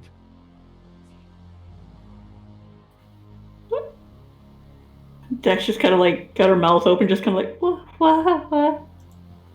Takia takes a moment to gather his jaw off the ground before following. Yeah. Just like runs in. Just looks. Is there alcohol in that thing? Plenty. Oh, sweet, merciful gods. Alright, call me. Oh, alright, where is it? It's been so long. One of the Is there a maps or map? one of the service droids should be able to point you out. Okay, I'll go find it. Let me know when we get there. At that point, she starts walking in and looks over at Rowan and Yedrin. Says, "Oh, you two coming?" It's just gonna follow along. Yes. Rowan comes in. She, as you all start to come in, and she just walks along the pathway, almost like mechanically, and you see all the different layers of this airship and the enormity of it as she heads to the bridge. You see that this is basically a city street on its own. It has medical bays. It has kitchens and canteens, restrooms, sleeping areas. Pretty much anything that you can think of, it has. Are we talking bigger or smaller than the dreadnought that attacked Azus Law? Far bigger. Remember, this thing is 5 miles long. Okay, so it's an entire island. Yeah, it's basically an island. That's what I mean. That's why Fiona's making references to the Black Omen from Chrono Trigger, and I was making references to Sky Fortress Bahamut from Final Fantasy XII. I made references to Gurren Lagann because on scale absolute bullshit size, that's the winner. I'm The Durandal from Xenosaga.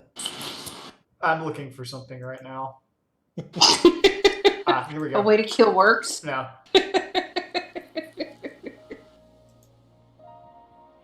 So as you all enter and she makes her way to the bridge, she stands at it and she just kind of smiles and like runs her hands over the top of it, looking at everybody else. Would you all have a seat? It's been a long time and I'd like to show off a little. Sure. Are there seatbelts on this thing? After that, She says, "Don't worry. The entire area is surrounded with a stasis field. No inertia will come through and affect you, period. In fact, the entire interior is that way. No matter how fast or sudden a stop, nothing inside will be affected." Okay. Rowan settles down in a chair. You settle down. It's plush. It's comfortable. It kind of like soothes into you. At that point, she just smiles and hits a button, and it starts massaging you. Oh yeah. I want one of those. Great. Now you're never gonna get her off the ship. Dak just sits down and starts kind of like, not petting her tail, but kind of running her fingers through her tail to try and get the whatever else might be in her tail She out. breathes and says, "Prosperity." At which point, a hologram of a young woman appears, and it appears to be Zand when she was 16. Aw. She says, "Yes. Prime everything up, and would you give each of our guests a viewport, please?" Right away. At which point, everybody, no matter where you are in the ship, gets a visual screen of outside in front of you to look at. Just appears in front of you.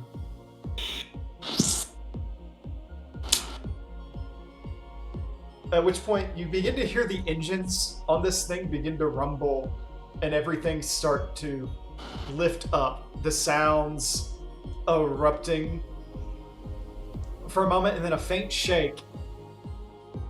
And then you watch as it vertically lifts out of the water and begins to rise up into the air. Oh.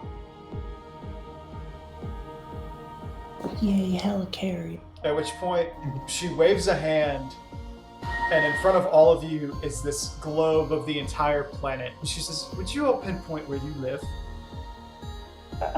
Yes. Just starts kind of spinning, like, kind of trying to find it. She makes a little motion, like how you would zoom in on a phone.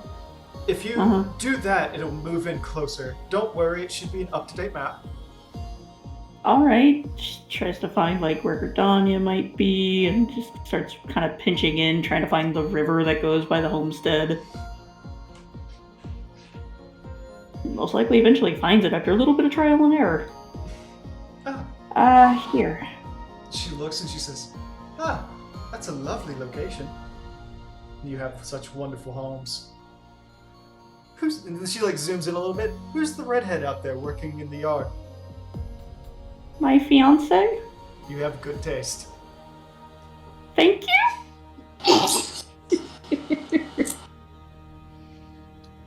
Oh. Destination set. Are you all ready? sings the Wakado. All by myself. Push the boy. This is solo. At that point, she just waves her hands, and this like holographic control panel forms in front of you and says, "Are you all ready to disembark?" Yeah. Prosperity. Take us higher than we've ever been. At once, my lady.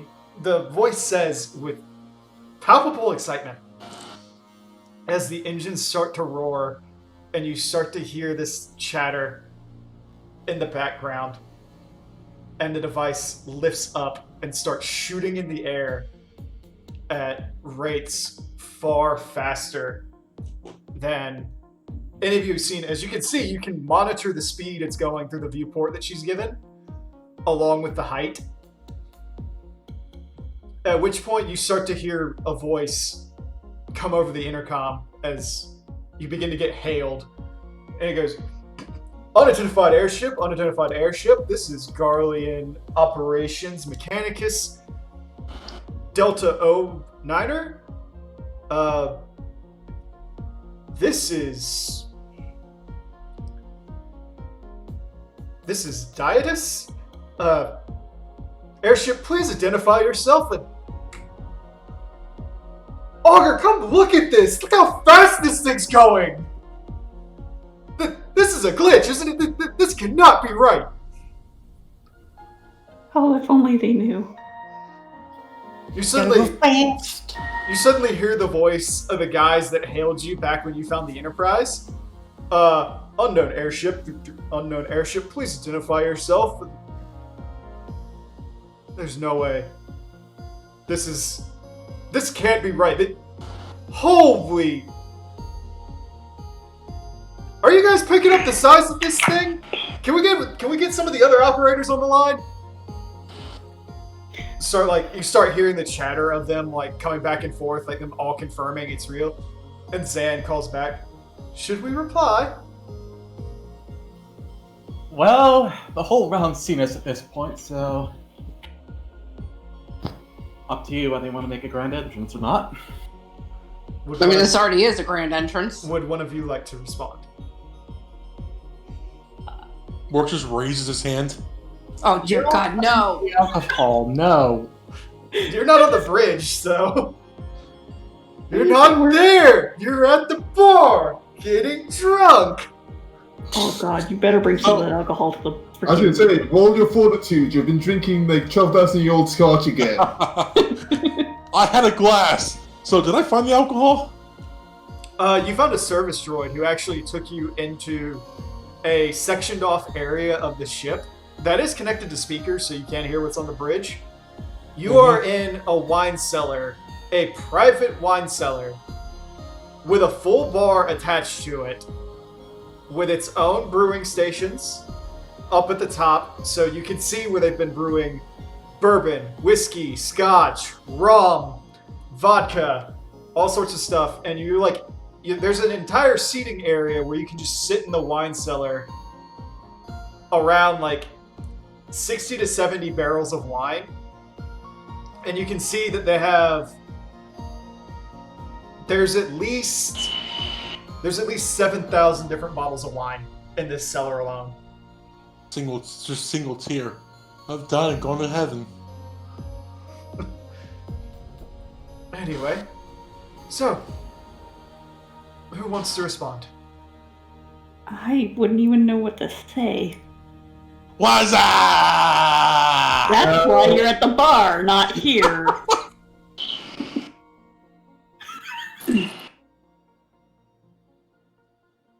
What's the name of the flagship again? The one that Serenity? you're on? Yeah, The Absolute. the Absolute. Hell if I guess what- I could say something. Hell if I know what to say. At that point, like a little circular hologram appears in front of you, and it's got like lines on it. Go ahead, dear. Speak up. This is Rowan Darksbane of the Agents of Mayhem. We are on the airship Absolute, and we are no danger to anyone around us. Please. As you say this, 3 voices come through at once. I'm sorry, you're on the what? And then there's a pause, and they go, and finally it's the one that spoke to you last time when you were on the Enterprise. Excuse me, Miss Darksbane with the Agents of Mayhem. We spoke when you were aboard the Enterprise. This is Garlean Agent Maximilian. Please explain. Sorry. Oh, my darling. Over Allegan fuckery. There are so many things and so many questions that we all have today, you not being the only ones. Miss Darksbane, if you are on board an airship right now, in all due seriousness, you have broken the speed record for all airships 5 times over already. Allegan fuckery. And to think this ship is over 12,000 years old. You're gonna give them an ink. Give them an aneurysm. There's a pause and he goes, Miss Darksbane, are you telling me you're on board an Allegan vessel right now?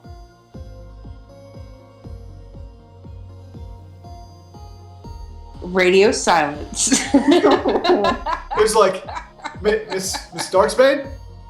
Miss Darksbane, you all are starting to head over the highest recorded flight. Oh, sweet Jesus.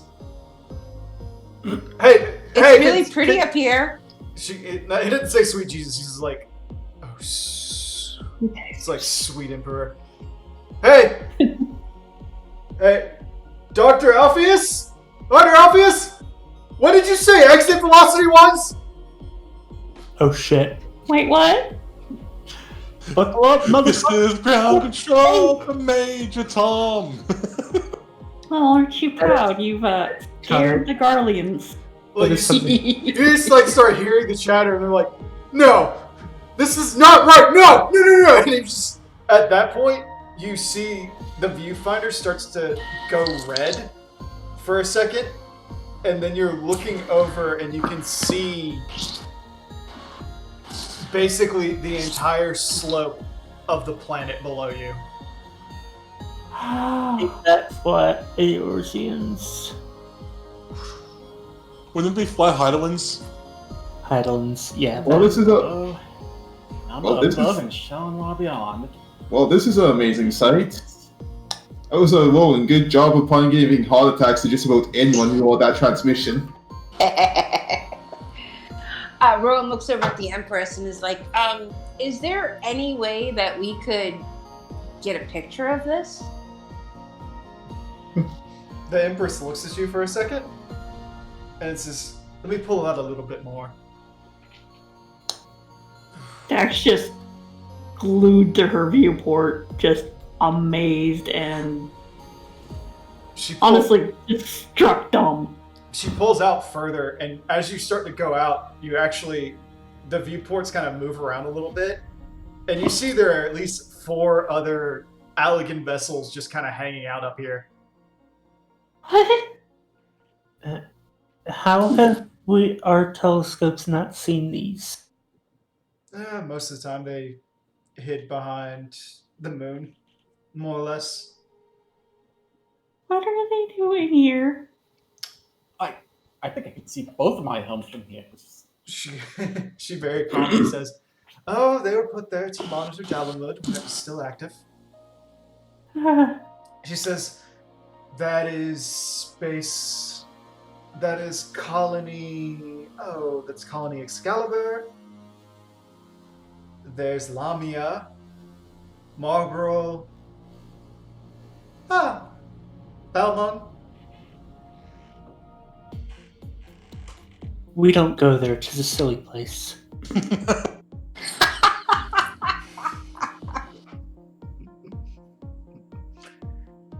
She just kind of smiles a little bit. "Yes, each of those swords were meant to pierce Dalamud in the case of it fell. It seems that they didn't last, though."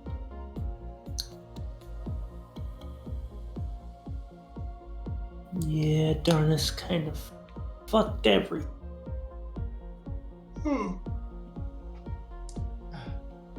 Rowan takes a peek over to the sun, and she just smiles, knowing her dragon is watching her from there. They are Ragnarok class vessels, but they're shaped like swords. Remember that was a trivia point? Oh, yeah. Well, okay, so it'd be different, but probably similar idea, but more short sword shape. Mm-hmm. At that point, she just kind of pulls out, and the ship exits orbit and is now freely in space. At which point, she kind of tilts it and says, "Follow me. Let me take you down to the viewing platform. It'll make for a better image." Yes, please. At which point, Oh, yeah. she starts walking with you all. And as she does so, she goes, "Oh, that's right." And pushes one foot up and just freely floats down the hall. So are we all now floating too? Yes, you are now in 0 gravity. Works is probably really weird. We're confused, like, what the hell is going on? It works, his liquor comes out of his thing. Just slurps up. I was like, what about this? I would say Works' area has artificial. Oh, okay. It'd be funny to see It his, would have been funnier, yeah. his liquor coming up, and he's like, no. trying to drink it out of the air. No, come back! Don't leave me! Everything I love, leave me! I remember the Durand. It got obliterated. The Durandal. Yeah, it's. At which point, she just floats around and you take a few turns.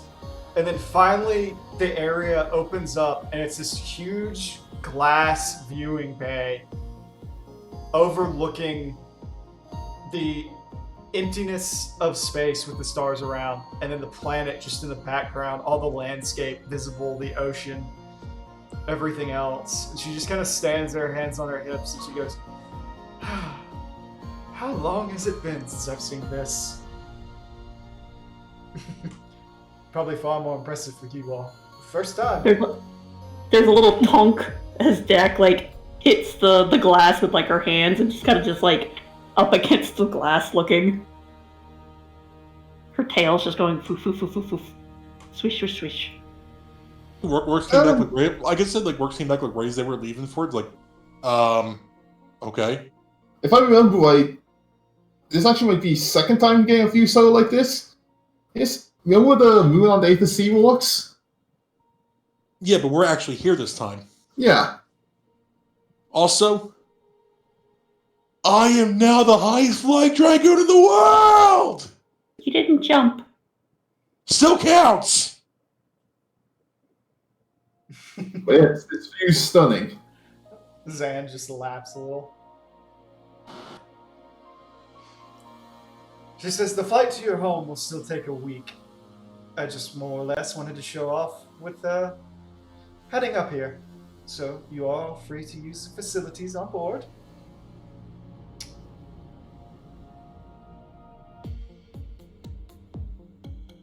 So, alright, yeah,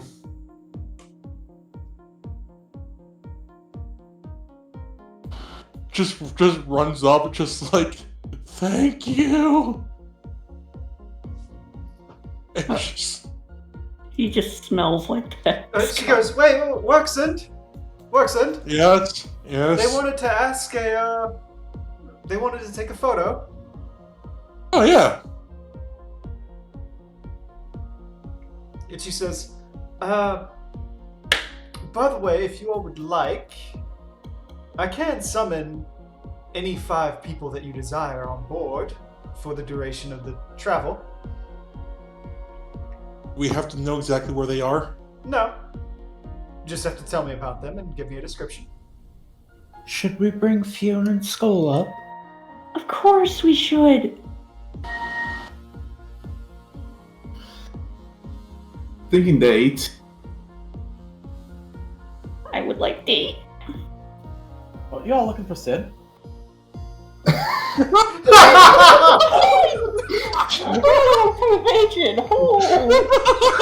didn't even think of that. I just imagine Sid gets up there and he's like,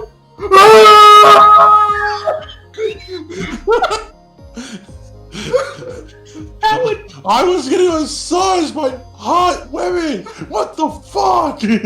I wouldn't have even thought of that. I was gonna say, blinks once or twice, looks at Telki and is like, that is a really off-the-wall idea, but an amazingly good one. Could we do that? I mean... Look, there is enough liquor in this ship to knock him out for a day or two. I think he'd knock himself out from excitement being in something like this. I'm pretty sure there's enough liquor on this ship to kill him. Works. I said there were 7,000 bottles of wine in that cellar alone. Yeah, he said it. He meant what he said. It's only worth a day. I mean, those bottles have turned in 12,000 years. I mean, let's see. With stasis. Yeah, we get 5 people, so if he grabs Skull, Fiona, and Date, that leaves 2 who... And I'm pretty sure we could describe Sid well enough. I'd feel so... Well, no, it's not guaranteed it will get done, and we did promise to find him, and it would be a good thing to find him. It's the easiest way to find him. That's Well, I have a suggestion. I know, it would be the easiest way to find him. But, I mean, since Fionn can summon Skull, correct? That's fair, yes. Although, we're not sure what being off planet will do to that. I mean, it Well, brings you to your let's do side. the scientific thing and experiment. Please describe this Fionn to me. Just Works. opens his mouth to speak, and then he's like, "Wait." Thought you're gonna have to feel this one, cause Rowan walks over to Works while you guys are talking, and she goes, "Ask for your parents." I was thinking about that, but Fiona's kind of. If Fionn can summon Skull, there's still one more person. We could still summon Sid if that's what we want to do.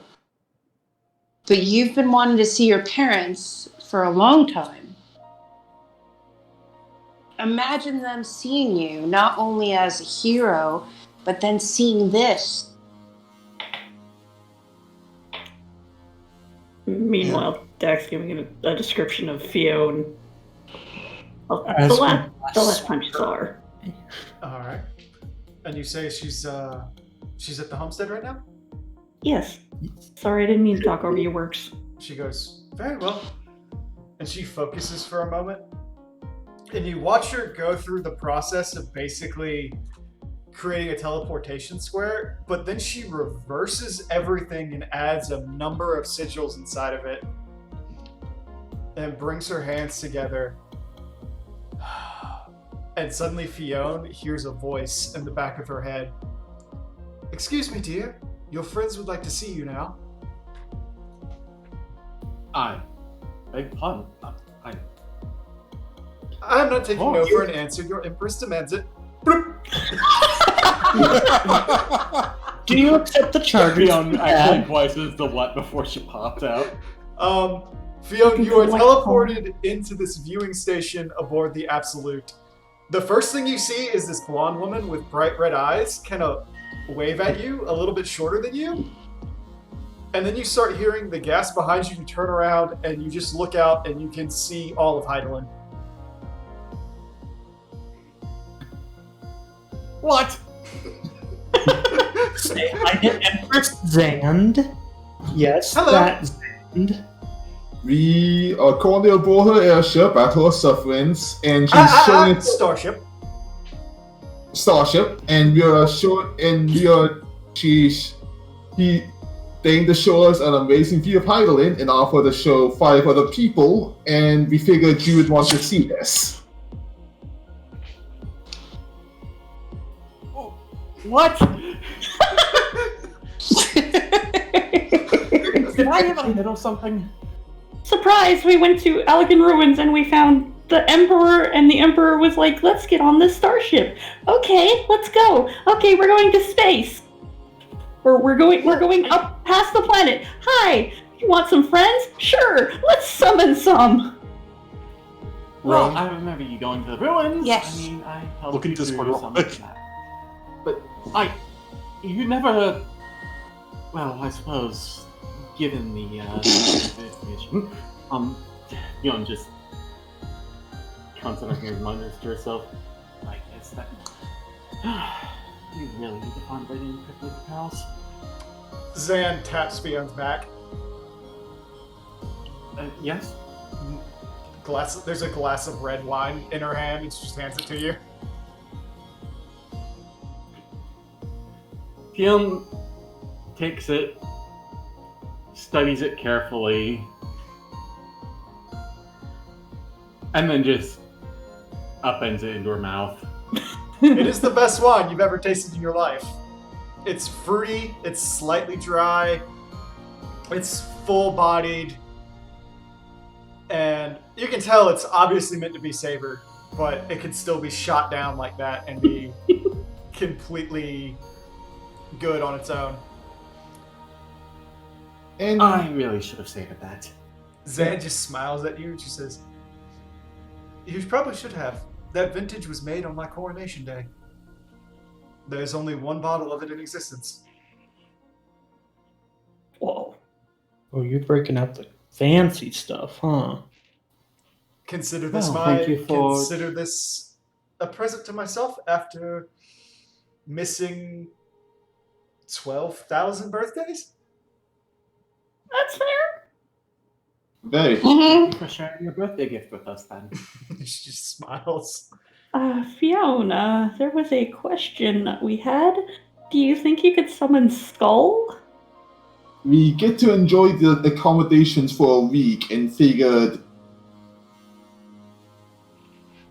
considering how nice they are, vacation? Fiona wilts a bit.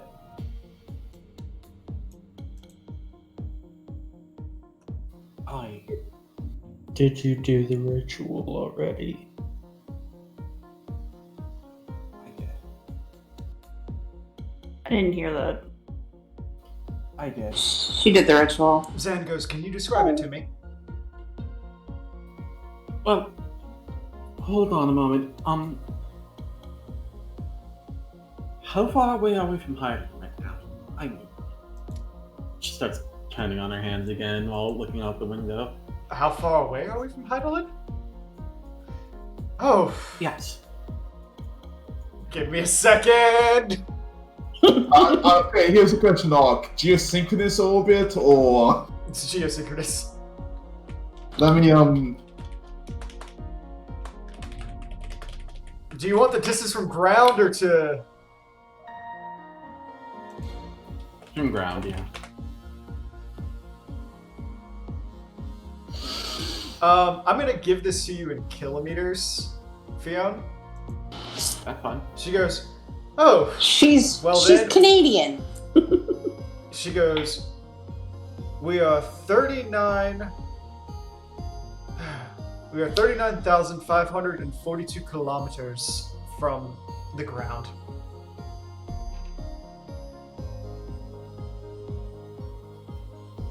Well, let's see.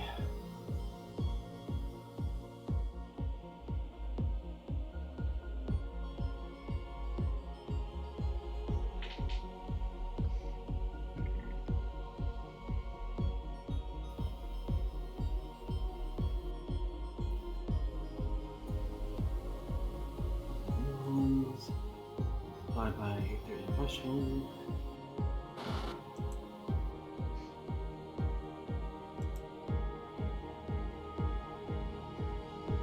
Fiona breaking up the math.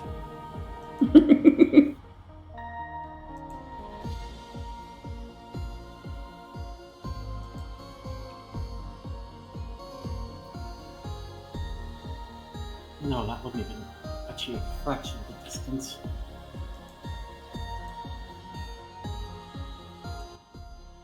Perhaps I could improve the spell, but you're sort of well beyond my abilities. Zan says, I suppose there's no helping it then. You want me to start Skull? If you would describe him to me or just explain how to cast the ritual, I can take care of him for you. Because I'm assuming it is a summon of some kind? Sort of. It relied on his presence within the void, though, which I do not believe he is connected to anymore. No. Well. What is the problem then for bringing him up the usual way?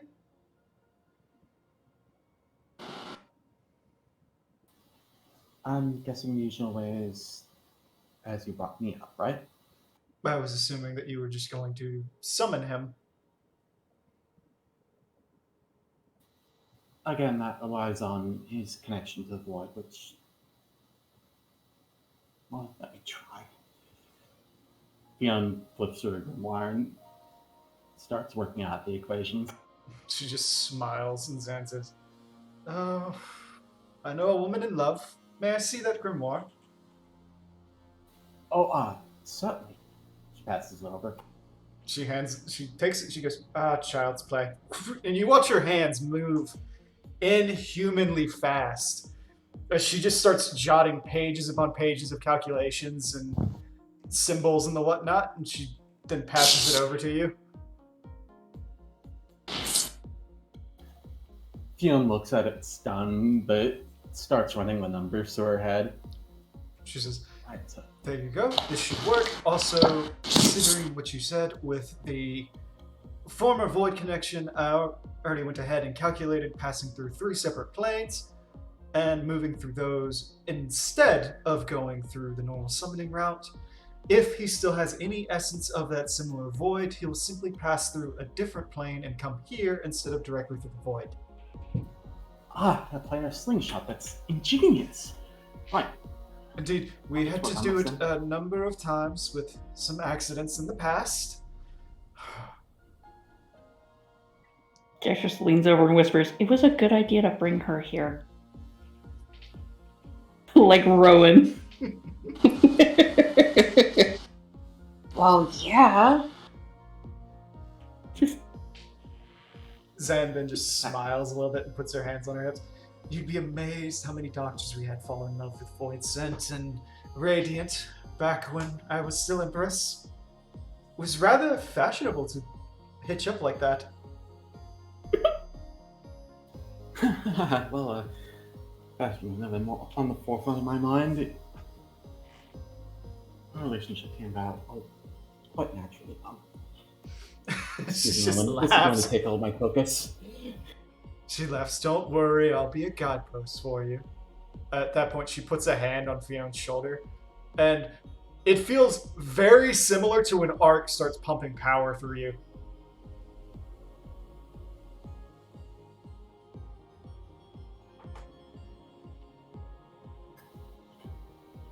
Fiona just shivers a bit, but quickly gets to work performing the ritual.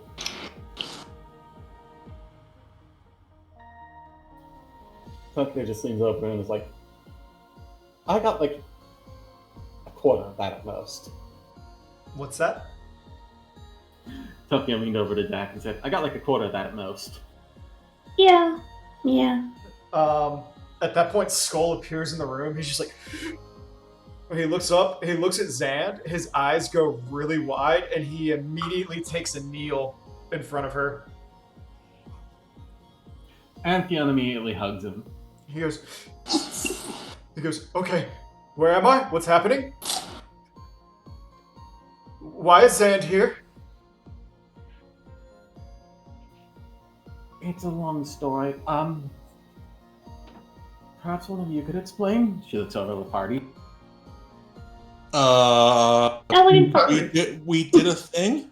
We found really intact. We found a really intact Alien facility. Turns out Zand was asleep there. Woke up, decided to invite us on a 1-week cruise on their spaceship. We figured and offered to bring 5 of our friends to join. We figured Fiona, and we figured Fiona knew.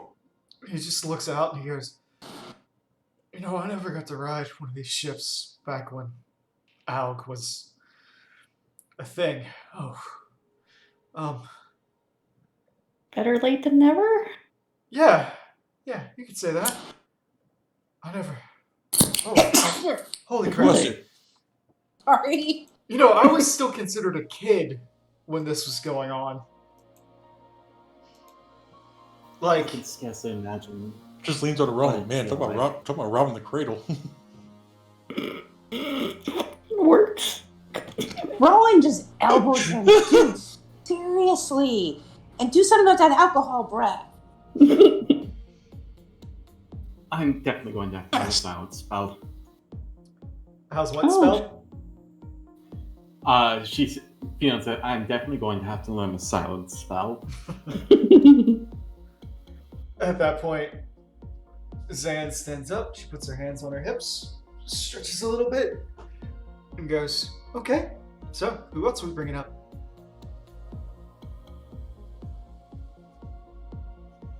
Looks over at like Rowan, Kato, Yedrin.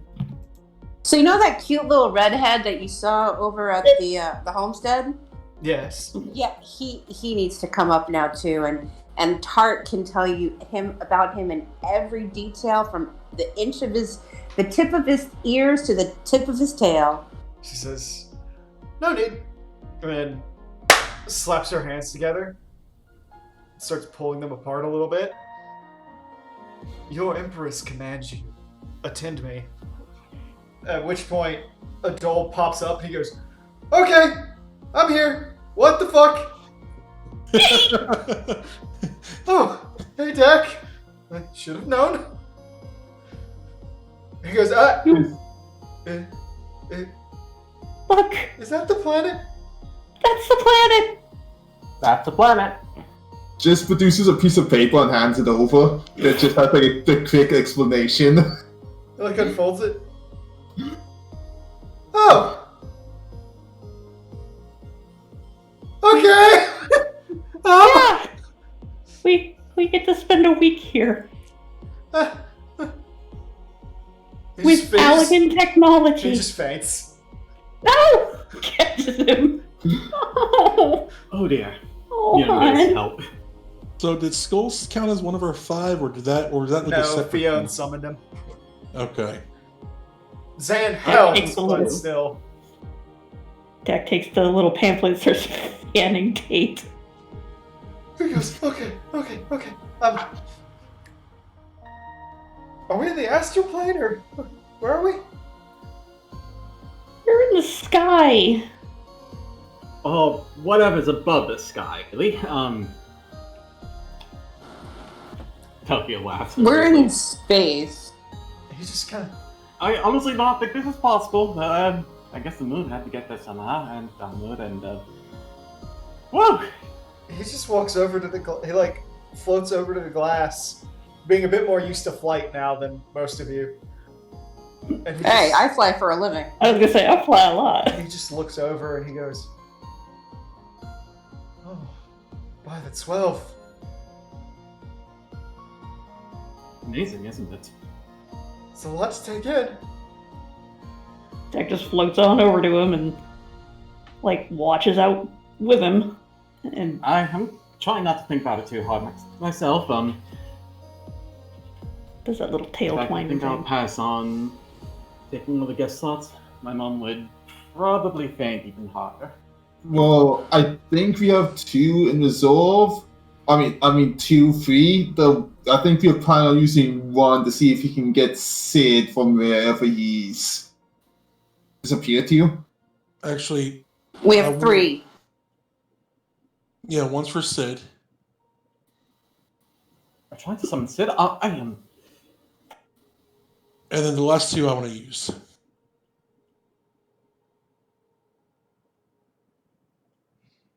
Rowan just puts her hand on his shoulder. At that point, she says, "Would you all mind describing Sid for me?"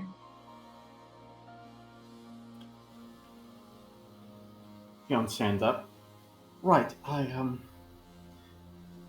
suppose I can provide for that. Let's see. She goes on to describe Sid, starting with his height, iron hair color, mention of the Garlean third eye, build, rather strangely quilted nanofiber attire, goggles.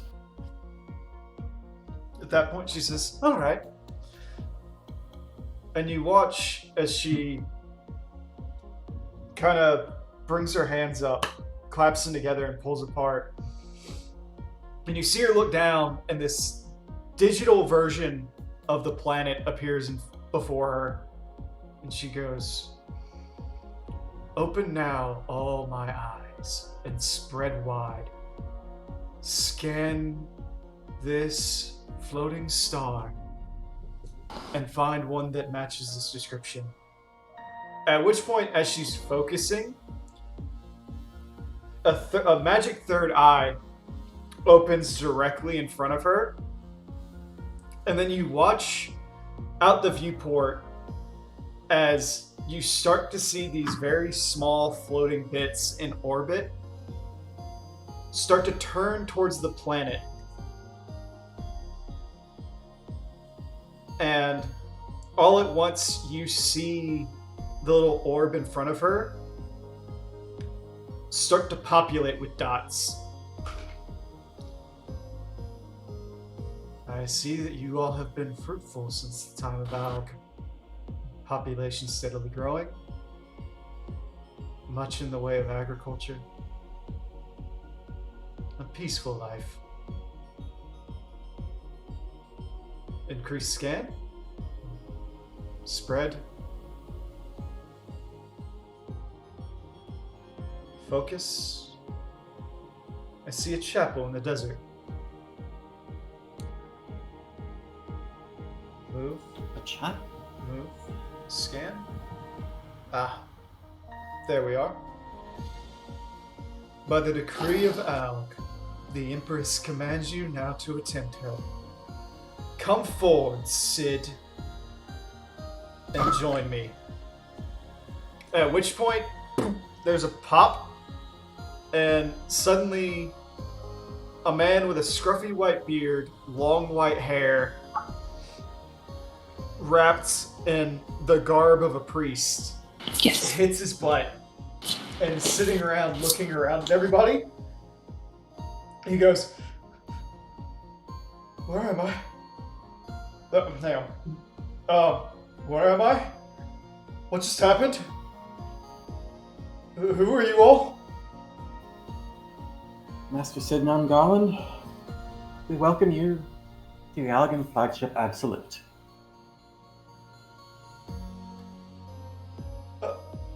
He looks up and he goes, "Who?" Oh my god. His head just flops back and hits the floor. Okay. Great. He has amnesia. He immediately rushes over.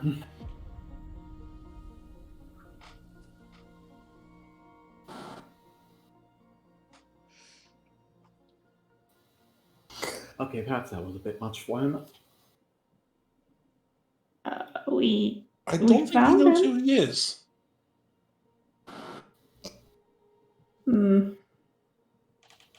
Pardon me, Your Radiance. Zan, however you'd like to be referred to, is the infirmary we can take him to. I don't think we need to. It looks like he's stirring. My bloody head. God. Damn. Master Sid, are you well? Who the fuck are you, kid? You see he's not opening his eyes. You just see he's rubbing his face. You some new You've member of probably the not heard of me. Ironworks? You probably don't remember me, but I'm Serpent Private Nara Lanolin.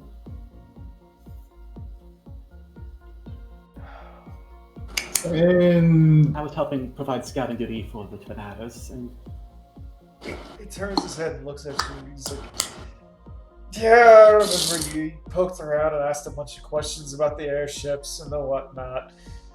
I remember the Enterprise crashing in an infirmary somewhere in Gridania. Oh my god."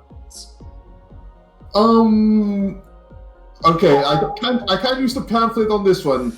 Quick fill-in, and since it's a unique situation for you. You've been missing for several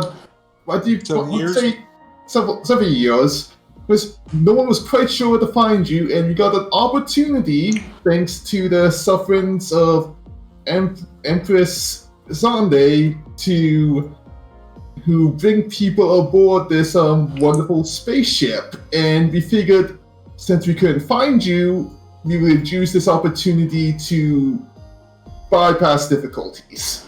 And you'd also appreciate seeing a spaceship. He lifts up and he kind of fumbles around because he's in zero gravity. He's like, oh. And he kind of Careful. rolls to the glass and he goes, "This is a joke, right? I'm being pranked right now, right?" No. No, Nope. this is very real, as much as strange belief. Zan just looks up and she goes, "Oh, so adorable. A man of science finding himself put into a situation so far beyond his belief it is now magic." And he just kind of goes,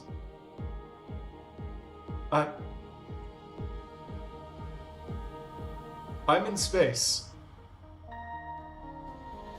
Yes, welcome to the conversation. Talking at elbows works. And you just see him like bring his hand up through his hair. How long have I been missing? 7 years. 7 years. It's a hell of a view to wake up to.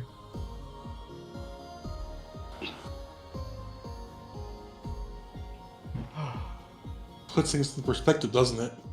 How are the Ironworks in the war effort?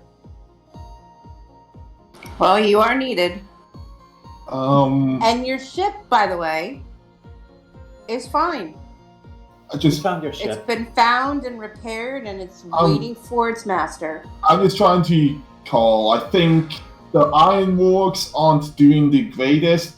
The war has been postponed. There's been peace talks, yada yada. Although there is some tensions rising for various reasons.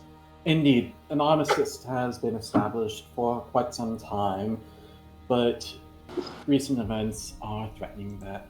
And yes, we turned the Enterprise over to the Ironworks. They are still managing. Sid just continues to look out. He puts an arm up against the glass, looks out, and goes, "Oh, man.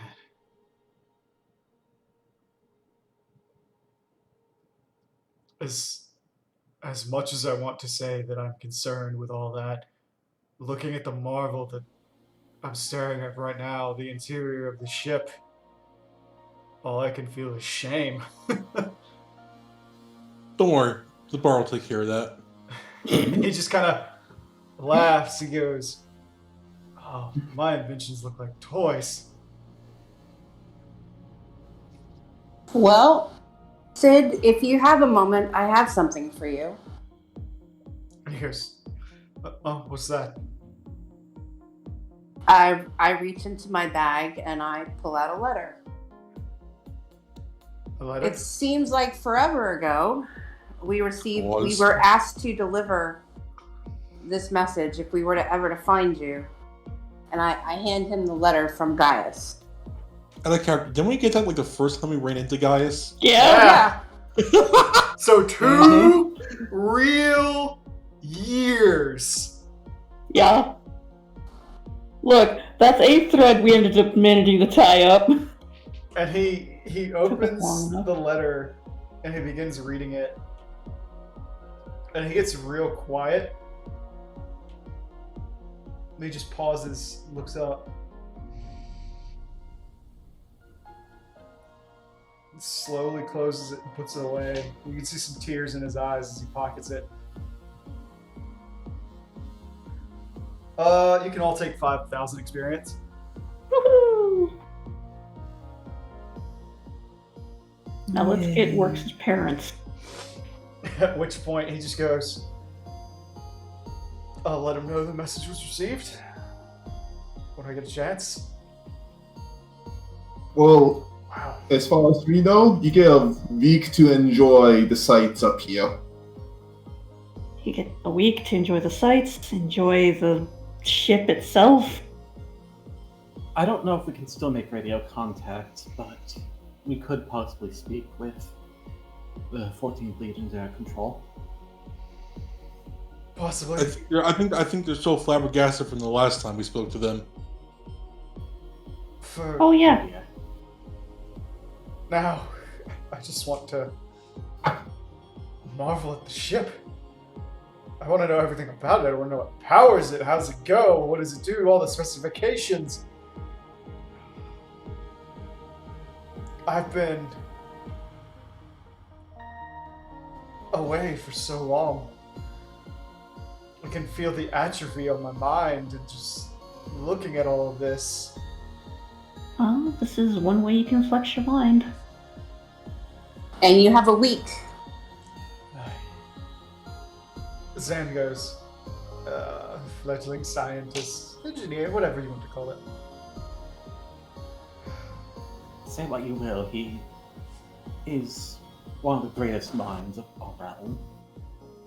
Scientist, engineer. I perhaps maybe am student? not complaining the slightest, dear. Just noting it. It reminds me very much of myself when I was a little girl. It's nostalgia. Okay, so So, 2 spots. you have 2 left. Marshall kind of does like that really hard swallow.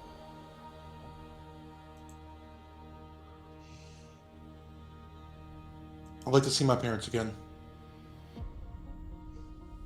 And he goes into very detailed explanation of them. Their height, hair color, eye color, Gale color. their names. Zan unweaves the globe and says, "Before I do this, these are your last 2. Are you all absolutely sure you don't think of anybody else that you'd like to bring on board?" Well, normally I would suggest like maybe Ark or something, but as far as I know, he's busy. Yeah, I wouldn't. If you wanted to perform the spell now, perhaps try to bring Colby? I think this would be a little bit too much. First bringing Colby back from the dead, and then bringing him all the way up here. I just look in for him and said, "No, we're using my parents. There's no ifs, ands, or buts on this one." Let Works have. I want Works to have his parents. It's going to be the shock of a lifetime for them seeing me after 7 years and seeing all this. Very well. I will look into it. And likewise, The Platinum Dragon. maybe I'll spare one more for you all. You are at least entertaining. She laughs.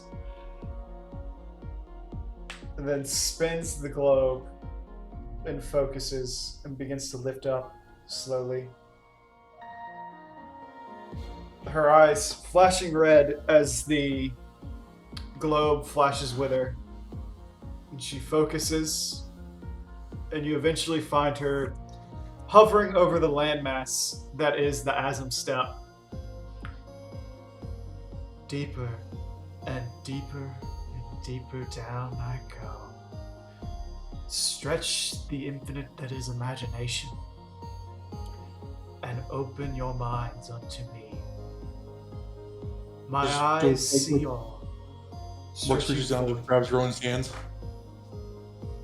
I see you, Father of Works. I see you, Mother.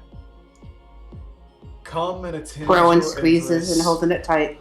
Come and lift upwards. Come and see your son. At which point, she claps her hands and lowers down.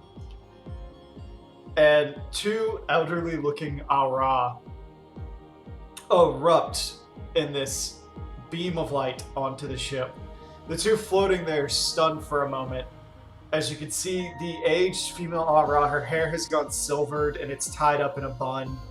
Her horns curled backwards, kind of adding a support to the bun as well. Her face is slightly wrinkled. She's wearing this long, rough spun dress with a single necklace around her neck. She looks confused with bright green eyes for a few seconds. Meanwhile, this blazing redhead of an Ara, the color's starting to go out, the horns more shoved frontwards like mandibles. A strong face, but a fragile looking body kind of floats there for a few seconds. And then looks around and goes,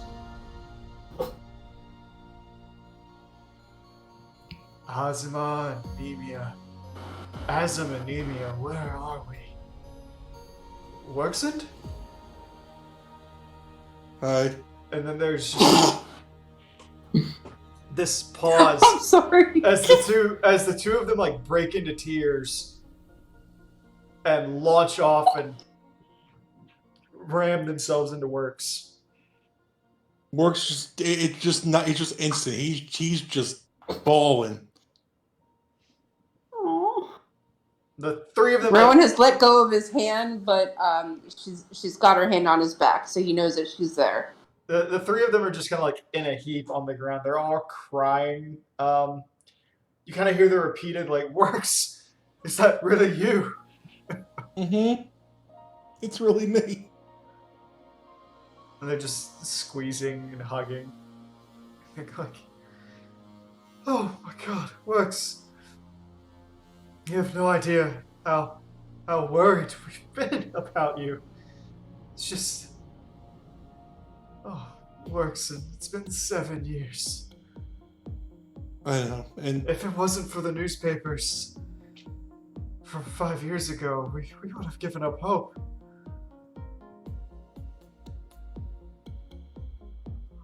well, I'm glad to see you guys are still alive. I got back to Ishgard and I saw the house and I read the letter. After everything that happened, we just couldn't stay anymore. No, I understand. But,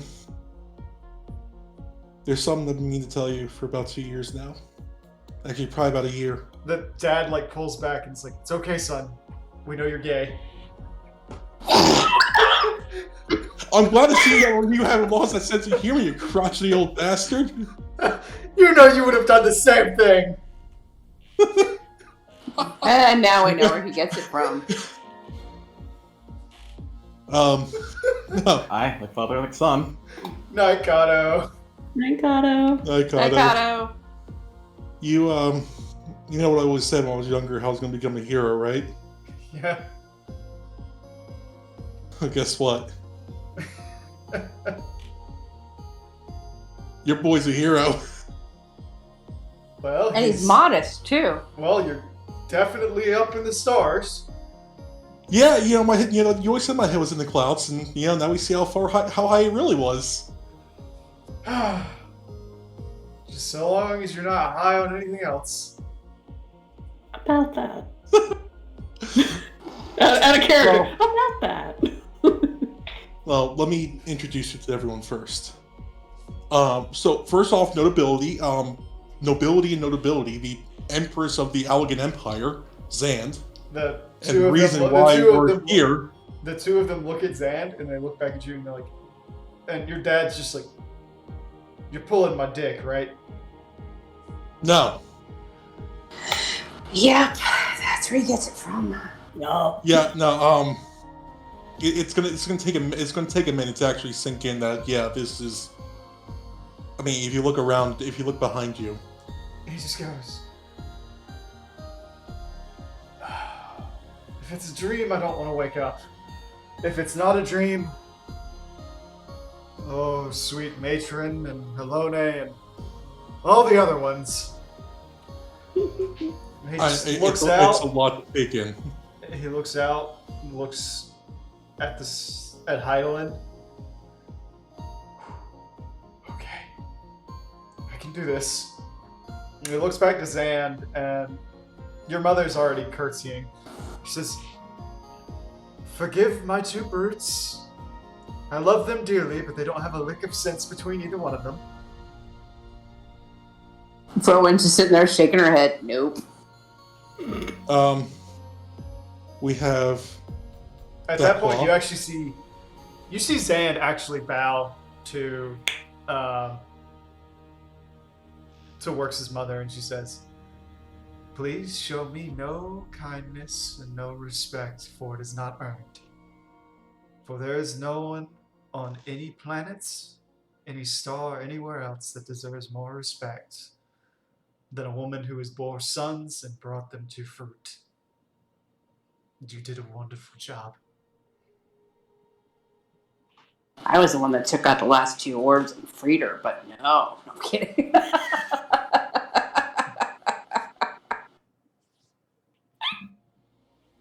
Hey, I softened one of them up. From the inside.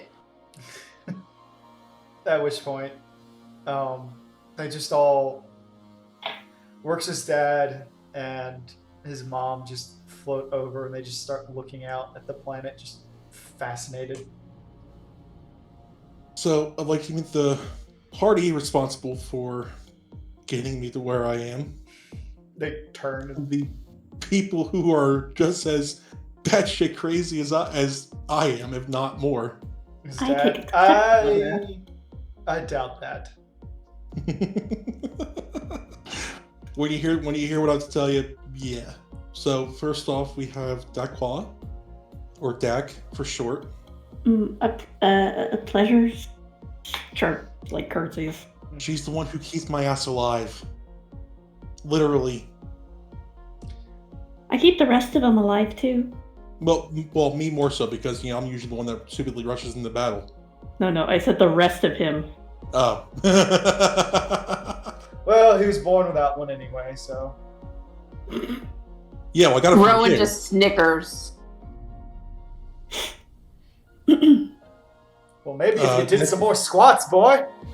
You know what? Yeah, they are related. So next we have Fionn and Telki. Telki is kind of new to the group. Beyond curtsies. Telky ways. They both respectively bow and curtsy back to you.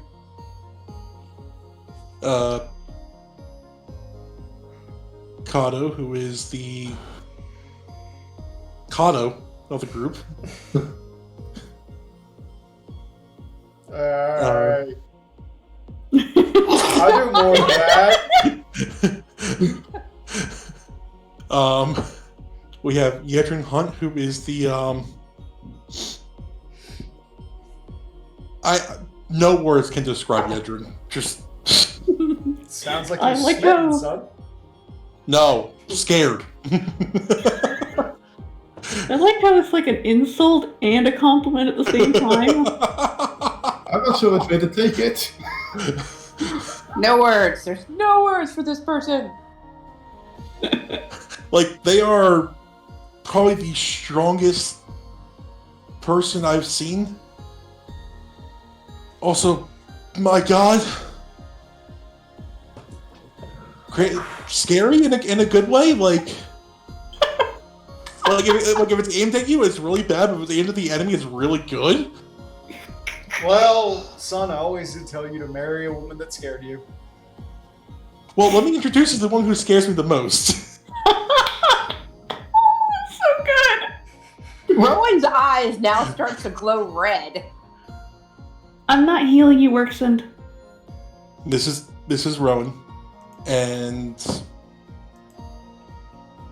she keeps me grounded, and she It doesn't looks walk like me it's like more you your stick floor. it looks more like you stick your foot in your mouth and then she sweeps the other leg out from under you. Basically.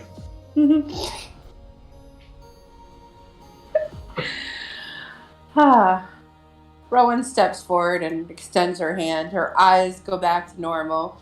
And Rowan Darksbane, pleasure to meet you both.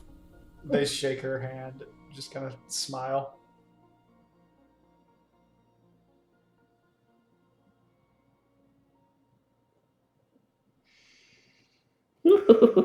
I believe that's everyone. Well, except for Sid and, Fionn. doll. I mean, Skull and a doll. Well, Yeah. Sorry, it's a little.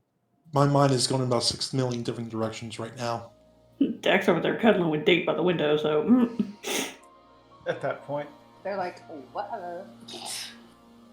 at that point, Zan just kind of scratches her chin and rubs her neck and says, "I've got one more in me." The last two were together, so they were easy enough. Anyone else you'd like me to bring up? And likewise, I can send them back just as easily. So, no worries there.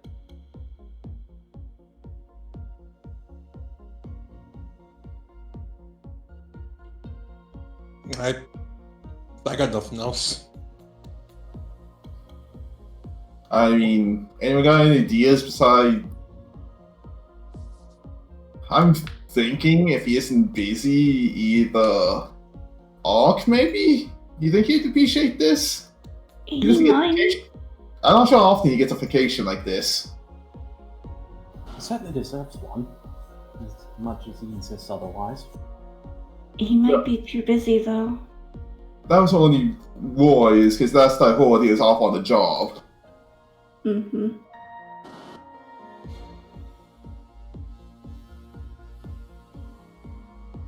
Well, I can check with him if you'd like.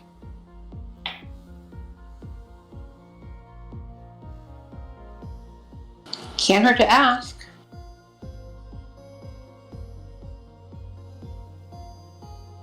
Also, if anyone has any other ideas, do speak up. That's just off the top of my head. Delphia shakes his head. I already is mine.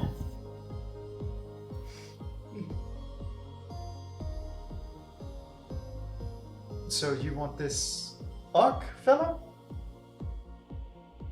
Arcelistia. Yes. May I have a description? And she's like, creates the globe again. Gives a description of Ark to the best of her knowledge. The last and time also she saw him. offers her most up-to-date information on his aetherial composition. To more easily lock him down. She goes and she starts focusing in. She goes, are you all sure you gave me the right description? I found a figure that matches it, but there's some peculiarities.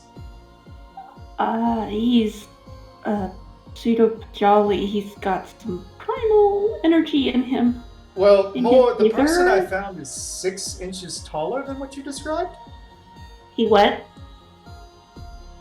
I mean, kids up here. Last I heard, he was going off to eat another final. That might do it. Right, if you consume the primal food, I'd have changed some things. That should be him. Okay.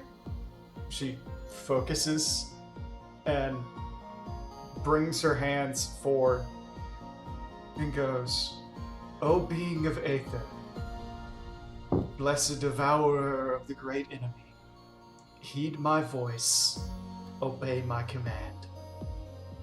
Open your eyes and your ears, and speak not, but attend your empress now, as I command. She closes her hand, and then a few moments later, there's a flash of light, and unlike everyone else who came in stunned, there's an angry-eyed Makote who emerges. His eyes are bright blue with an electric purple tint kind of running through them. His ears are up and pinned back, and his face is definitely much more fit, kind of more sculpted and statuesque. You can see he's holding a coat in his hand, and he's bare-chested. And you all only saw him like 2.5 weeks ago, and it looks like he's put on about 40 pounds of muscle weight. Ark? He's from where he was at 5'10", he is now 6'4".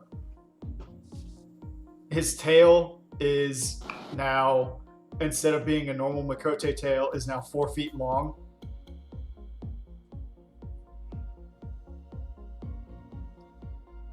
And as he slowly starts to rise, there's this crackle that comes off of him. That fanged mouth kind of opens and he goes, "And who are you to command me?"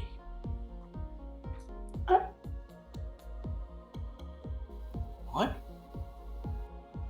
He kind of blinks and turns. He goes, Ark? De quoi? Fion? We had her bring you here. Oh, thank goodness. Pardon me, rather abrupt summons. Yeah, do you still have that pamphlet? Yeah, a couple of this point. He like holds his hand out. Hands it over. He kind of folds it, starts reading. Huh. Okay. He hands it back. I assume your mission is all taken care of, and you deserve some leave at this point, so... He goes, yeah, I ate her about a week ago.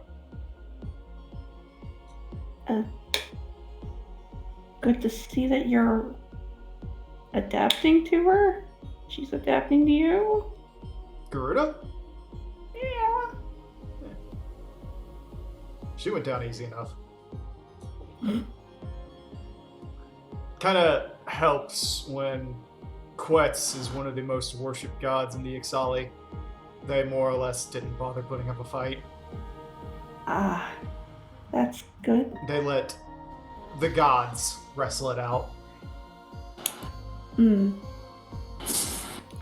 I suppose that only makes sense. We were... Tuck you away from the back. Hey, Tulky. And he goes... I was in the middle of a workout, actually. Had them construct me a gym pretty quickly after I took control. Sorry to pull you away from it. No, he's like looking out and he goes, honestly, I'd probably have smacked you if you guys didn't bring me up here.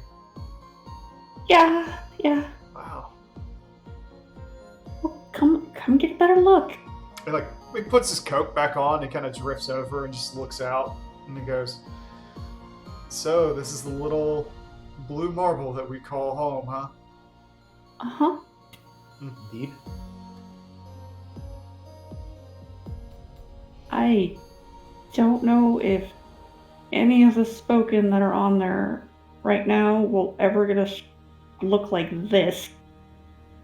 At least for a while. And just kind of folds his arms and he goes, closes his eyes and leans his head back. It's quiet. It's very, very quiet. Not with the din of the ship. So, This ship's at least 5 malms.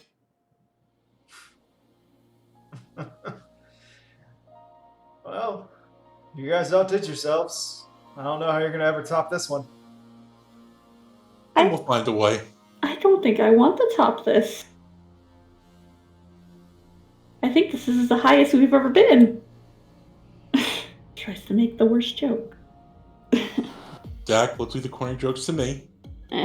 Yeah. He kind of just puts his hands on his hips and looks around and he turns to Zand and he goes, so, Empress Zand, what was that spell you used? I couldn't resist at all. I was just pulled. She goes, sorry, I can't teach that one. I can tell by the interest in your eyes. It was a summoning spell unique only to those of Allegan blood.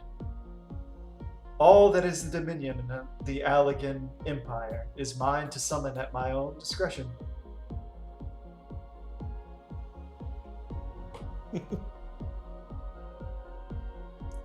Art just kind of frowns a little bit. Well then. Fascinating. So I take it that means I fall under your dominion, and the extent that I can summon you, yes, as are all Makote. Huh. Lalafels too, apparently. Well, technically everyone. Even I was Apparently everything that lives and breathes upon Heidelin right now is mine to command. At least Indeed. to come in front of me.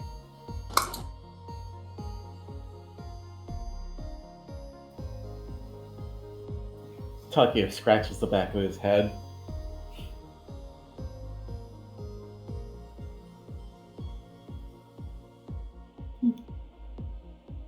And then just looks around and says, well, you all wanted a picture, did you not? Yes. Yep. Oh?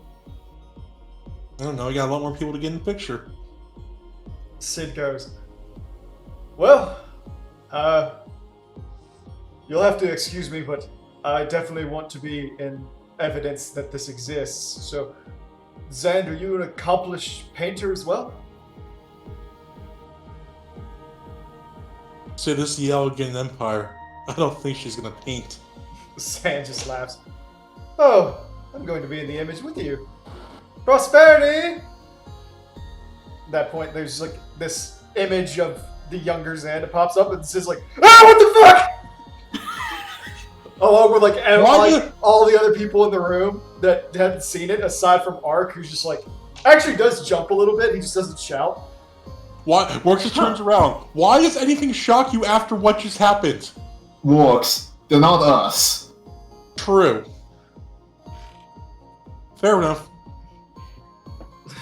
And she goes, yes, Empress. She goes, please make a recording of this moment and make sure everyone gets a copy.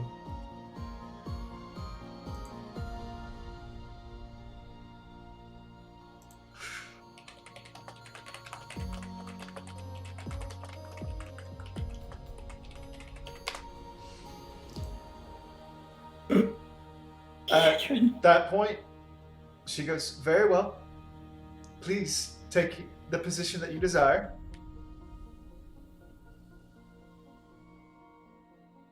Alright, I'll stall back to the back. By the way, Fionn, because you sent me that private message, if you want to say she's trying to hail the ship right now, you may. Nah, not yet. Here, Cam. Maybe. You guys went to space without me? Fuck you! That's because we're afraid we're Fireball. Exactly. No, we were just afraid that Rowan would like throw you into space. You guys Anyway, went to space without me? But yeah. You almost killed all of us. as you all get into position and take your poses, Works with his parents, hands on their shoulder. Ark gets more comfortable and he puts a hand on top of Dak's head and an arm around Rowan. Meanwhile, Date is like snuggling up to Dak. Fionn puts a hand on Ark's shoulder while wrapping an arm around Skull. Mm-hmm. It's gonna be trippy for you now, Fionn, because Ark is now taller than you. That is trippy. Yeah, that's a bit to get used to. He's not taller than me. We're the same height. Taller than all of you. Well, I'm still an Takio inch just taller. labbed in front of Nada. Yeah. Meanwhile, Kato's like How's the line Kato's doing, like standing in the Dylan? back, looking like he's getting ready to bear hug everybody. Aw. I think the only reason I'm not at the shortest in the group right now is because Todd has the extra short going on. Yeah. Well, I mean, Makotes are like 4'10" at the shortest, I think. Meanwhile, like Millie is nestled up on the top of Ark's head. Scotch is on the top of like next to Ark's hand on Dak's head. Anthony just pops in behind everyone. Mm-hmm. Don't forget Nier. Butterbomb. Yes. I'd say Rowan's probably still holding Nier. So Big bang. everybody's. Yeah, I know. It's a big baby now. Let's say that Nyar is like laid down, like floating at everybody's feet. Yeah.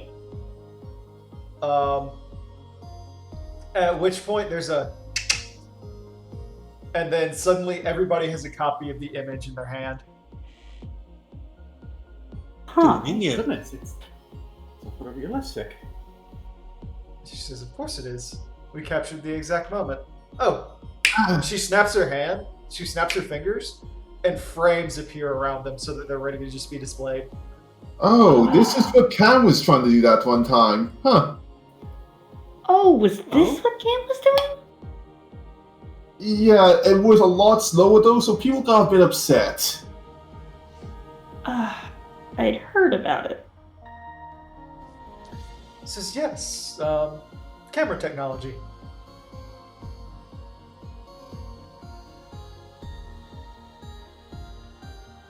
But this, Thank you. yes. How did that moonkeeper manage to get a hold of a camera, though? Art just pipes up. She's been working with Nero. That explains it. Oh. Just looks plaintively to Sid. Sid's like, oh, Nero's doing stuff? Cool. And he's like back to like examining the pipework and all the intricacies of the ship. Cool, I don't care. He could rot. I was gonna say, our character, you gotta remember that Sundari love is only one way. Ew. Tindare fucking yonder, are you kidding? At that point, Notice me, Sid Senpai. At that point, Art kind of like lifts his tail and wraps it around Rowan's wrist, illustrating that even though it's now like triple the length that it is now pre-tensile. Well, now that's interesting. Damn it. Art's just kind of laughs a little bit, and he goes, "Yeah, Fiona inspired me to make a few modifications." Did I now? Yeah, I went ahead and put a few permanency spells on myself. I did the same thing, really. Yeah, I went ahead and permanency'd on a detect magic, prehensile tail. Things to just make life easier. I got myself some dark vision and Scotch. Scotch opens his mouth. Big ol' fangs. That's cute. What? Greater magic fang? I was just laughing at his response. That's cute. Oh, that's cute. Mine are bigger. And just kind of like scratches Scotch's chin. A dragon yawns and his teeth are bigger anyway. And he goes, Zan, do you have a bigger room? I mean, there's plenty of bigger chambers. Do you want something more empty? We could head down to the drop bay.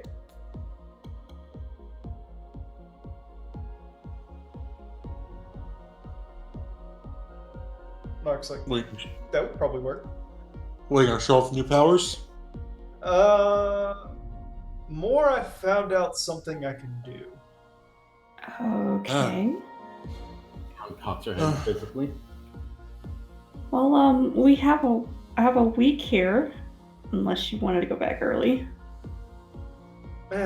So long as I get sent back to where I was at some point, I think we're good. Looks over at Sand. Can you? Of course. Okay. Sending back is far easier than summoning. I see. At that point, she leads on and she walks down the hallways, eventually leading you to an empty drop bay hangar, where you can see there's actually other like small vessels like hanging out, ready to be sent out. So this thing was more than just a single ship. It is a flagship with smaller attack vessels in it. As Art gets down, he goes, so, who's got a favorite primal?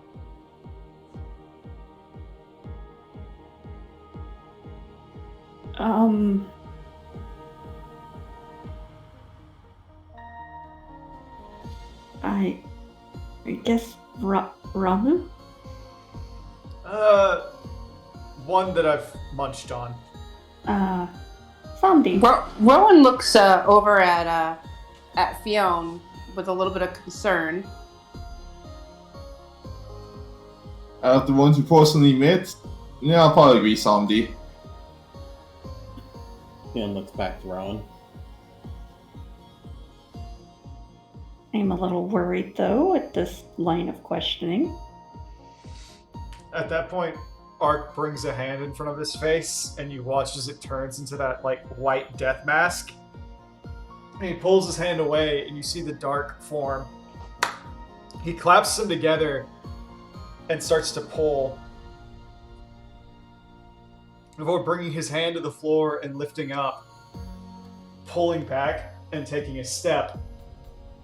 And slowly, this dark-skinned man with that white death mask, with his top hat, kind of forms, fully suited, has the cane, pops it back, and then bows a little bit, and a fully formed Somdi is in front of you. Oh, wow. Incredible. Good evening, mon cher. How's everybody? Doing fine. It's good to see you back, Aaron. Puts the hat back on. Only by the good graces of my summoner. Still, it's good to see you regardless. It's interesting being back in a body. Didn't think I would again. I had assumed when I was consumed, that was the end. Well, we're still alive. We brought it around in his head. Getting a bit crowded these days, though. Ark rolls his eyes. As long as it's not too much. Somehow the boy keep making more room for us. A bit strange sometimes. I wonder if you would enjoy a drink. Yeah, of course I would. We have some interesting and very much aged choices available. Then I'll have to take a gander. Asilis, you be fine with that, right? That's fine. You're under control anyway. Not like you're gonna do any harm unless I tell you to. Boy thinks he's an emperor, though he right.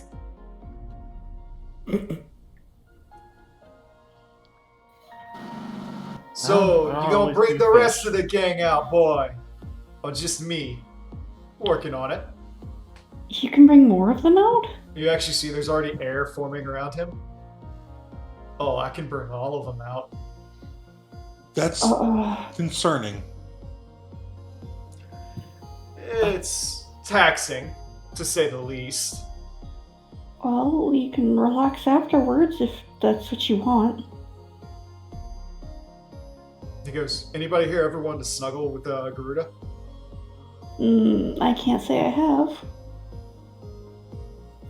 Karen, meanwhile, is trying to get a hold of everyone on the bridge. Hello? There's suddenly a beep, and it like Ark looks up. At which point, Cam's voice comes through the intercoms. Hello? Oh. Oh no. Air Control told me the craziest things. What is... Oh, are you all there? Everything you've heard is true. There's suddenly like the voice speakers appear in front of everybody that's in the drop bay. Rowan just pipes up and says, "Yeah, it's true. Now get back to work." Tiana waves hers away. Hello, Camilla.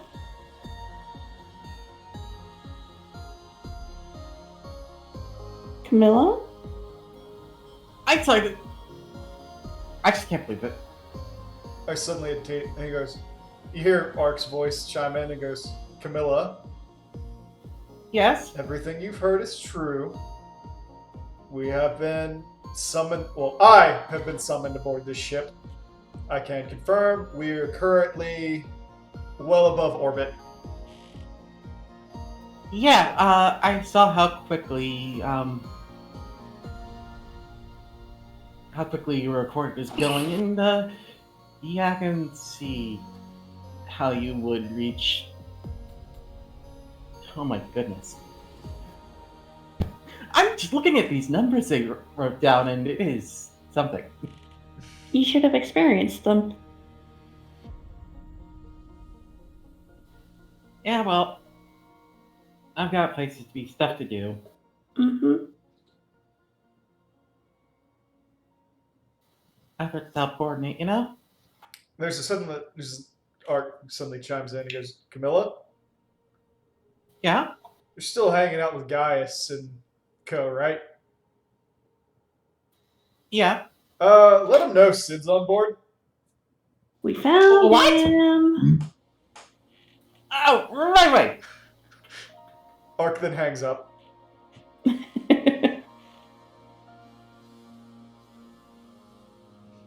Well, that cut the conversation short, at least. Killing is a bad thing. Hopefully, Gaius is Oh, happy I about am this. certainly not. Anyway, right. At that point, Ark just like waves his hand and Garuda pops out, just spins around. Cam feels a twinge of jealousy back on Highland. Daw. At that point, Garuda kind of like lowers herself down and wraps herself around Ark, drawing him in. She goes, so, the Master of the Storms has summoned me. What do you need? He just looks up and he looks over and he goes,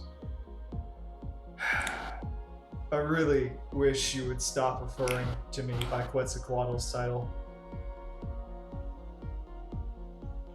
Anyway, Garuda, this is Daqua, Fionn, Rowan Darksbane, Worksend, Yedrin Hunt, and Telki. Go. I'm sorry, I love that. Works is just thinking in his head, you did it! You crazy son of a bitch, you actually did it! I admit this is quite impressive, and that's after I summoned a sort of Demi-Garuda. She twists around and hovers over to Fionn and offers out her hand. Oh? She reaches out. At that point, she like tucks it and gives a small shake. She says, "It's always wonderful to meet one who can manipulate Aether, and a pleasure to meet one who has drawn out a piece of me before."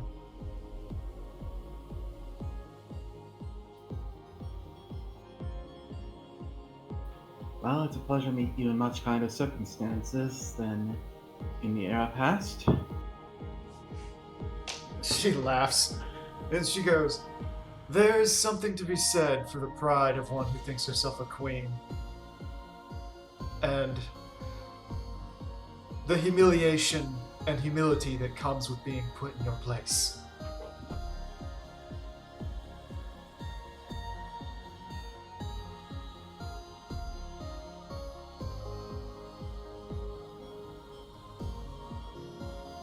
How do I know all too well? Ark has got his arms folded, and he goes, "Yeah, she about took my face off. It's to be expected. Yeah." And Garuda says, "You bit me in half." That's something I also expected. He goes, "Yep." Works just like, he's like, wait, she wants to take your face off? Man, that would have been an improvement. Accent. Oh, come on! I thought Volk I'm still got, allowed to joke. I also thought Volk still got along with Hawk. He does. He's making a good-natured joke. Yeah, I know. Fair enough. Yeah, no, I know it was good natured, but still, that's like, send. Fair enough. Yeah, Rowan steps out of the bay and goes back up to the observatory, and she's staying there. She's pulled out her pen and she's drawing.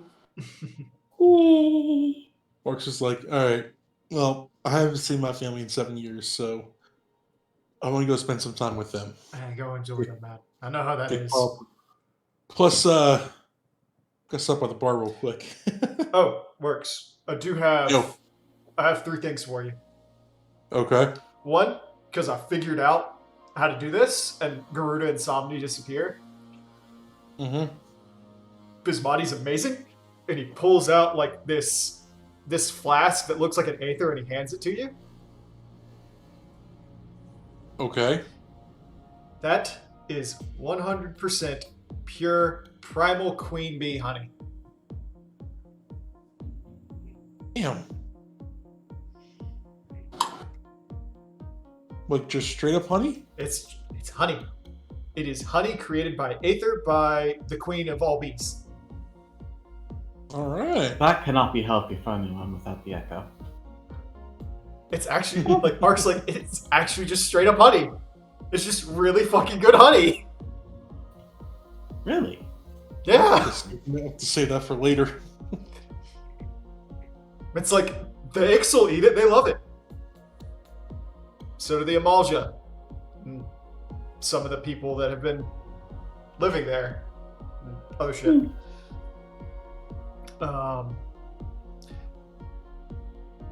Likewise, and he pulls out a black sheet of paper.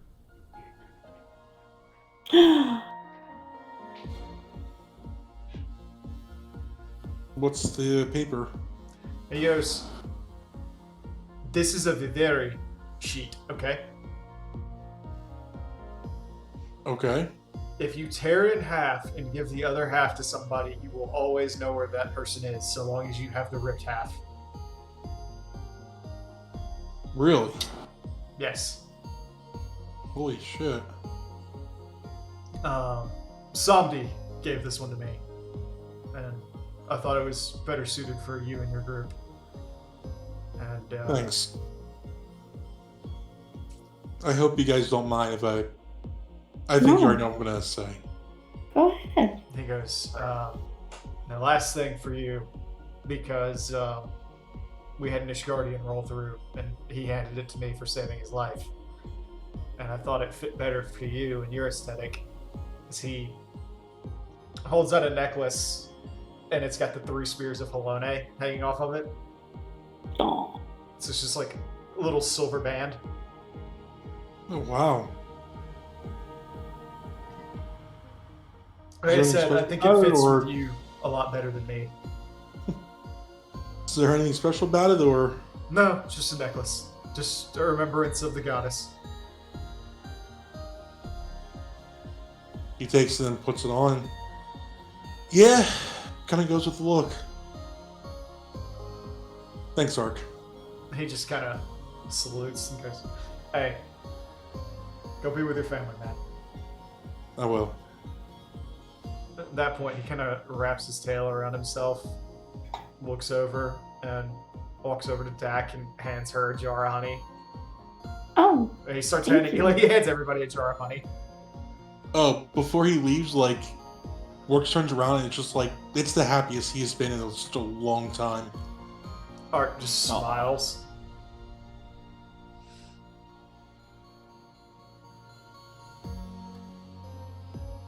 so good to see the light in his eyes. I agree. It is good.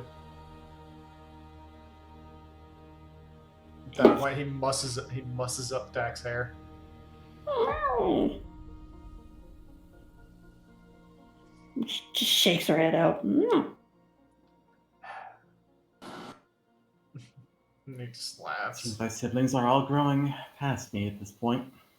He just laughs at Fiona at that. He goes, "I am a freak of nature. Don't say that." Even Oh, that's you growing hush. up.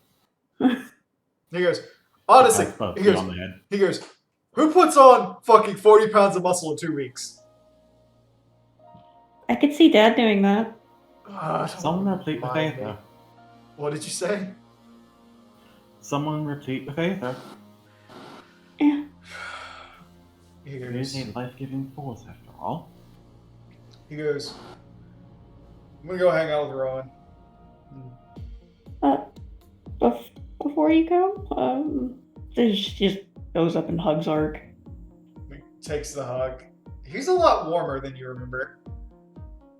I'm sorry for tugging your ear. It's fine. I was upset. Still upset. Hey, it's fine. I get it. I made a decision without consulting anybody first.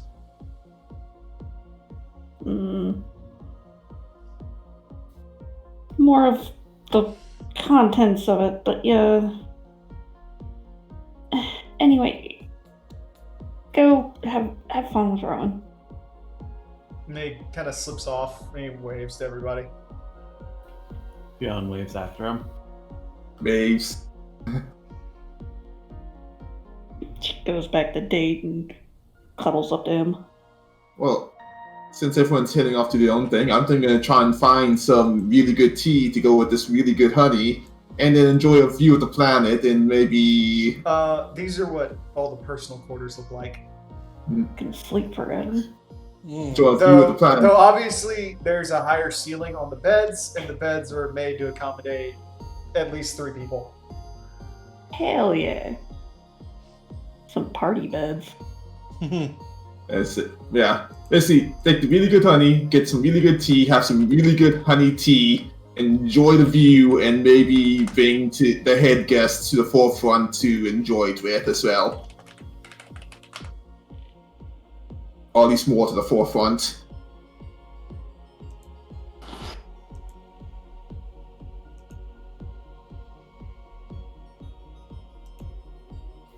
All right. Beyond goes to find somewhere private to watch the stars of Skull. Sounds good.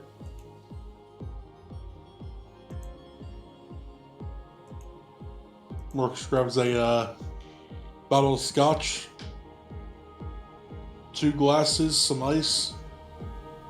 He goes back where his parents are and goes up to his dad like, so we never really had chances to have my first victory drink. Well, son, there's always time to have a drink with your old man now. I know you're a Scotch guy, but you ever have 12,000-year-old? Can't say I have. Now sit down, shut up, and have a drink with me. Otherwise, we're going to have enough puns in this room to give your mother an aneurysm. Like we haven't already? Don't remind me. You still got the bump on the back of your head when she hit you really hard that one time? I've got 3 now. 3? Yep. I mean, you probably deserve them, but... Oh, I definitely deserve them. Yeah. I missed you, son. I miss you too. He just kind of... Yeah. You would have been proud of me out there. You know, think a couple of things I did. Wasn't always the most graceful person out there, but you know what? I read about your events. I never missed a chance to get them, especially whenever someone came out into the steppe with a newspaper. I wasn't sure if you guys got them all the way out there, or how far news would reach. Every now and then we'd venture into Doma. Head over to Kugane, find a newspaper. We kept tabs on you. We never had the money to come see you. Well, I have to run this by the rest of the group, but seeing as how we're out most of the time, and you know,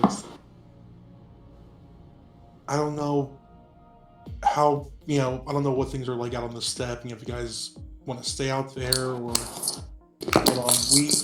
we have a homestead in Gridania, or outside of Gridania.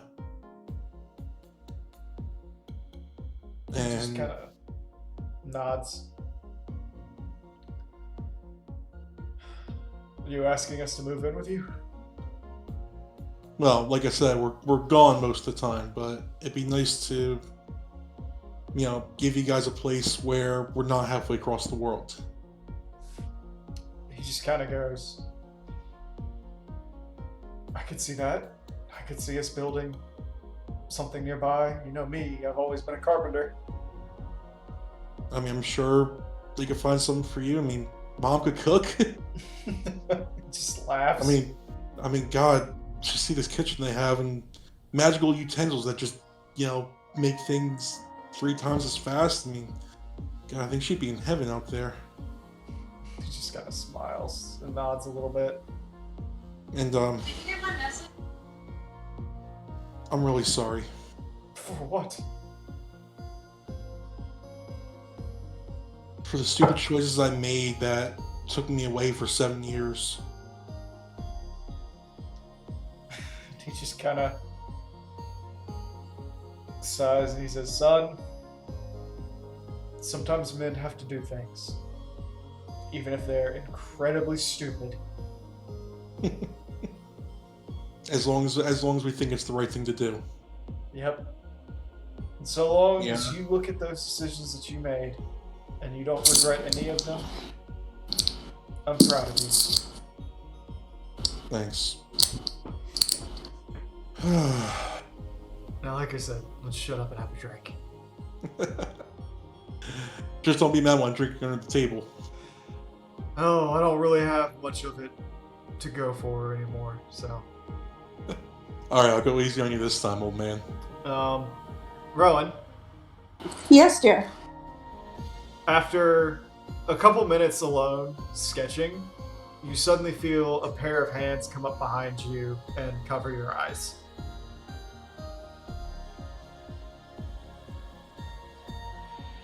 Okay. Is here where you say, guess who? No. Then you hear Ark's voice, and he just turns your face and kisses you. She kisses him back and holds him tight. He slowly brings his tail up and wraps it around her, and he goes,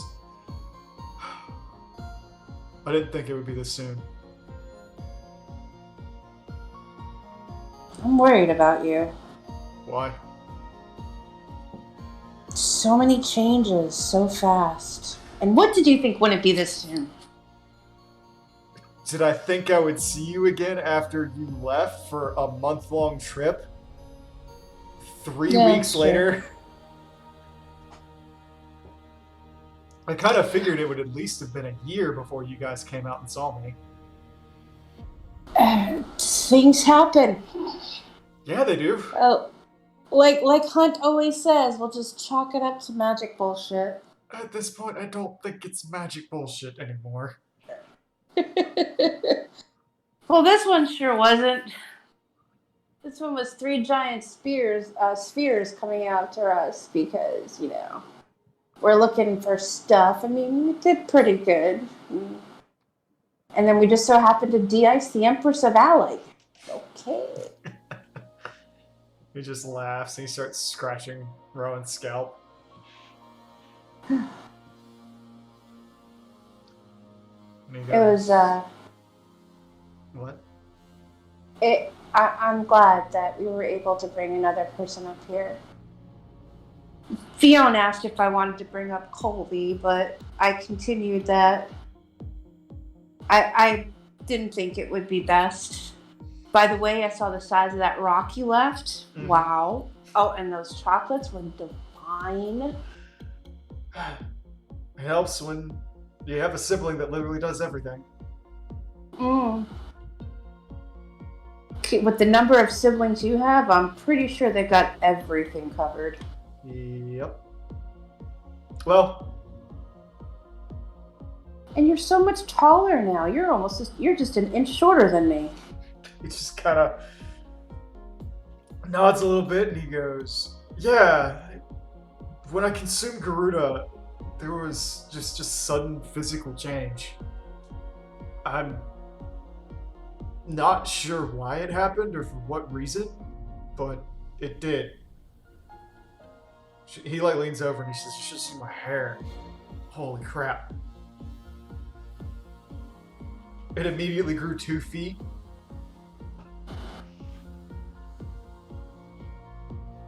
And then did you cut it? Yeah, I cut it back down to normal. Yeah, your tail moving, that's going to be interesting. That one was my decision. Well, yeah. It's convenient. It's basically a third hand now.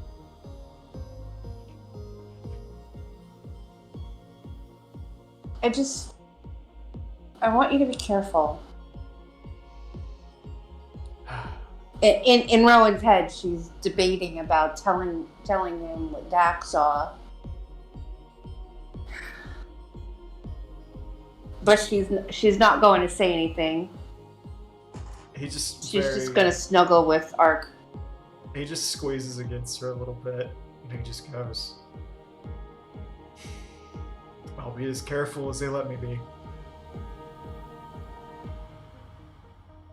I don't want to see. I don't want you to lose. With so many voices there in your head, and Art, I worry. when you say that, Art gets real quiet, and he goes, there's a mumble.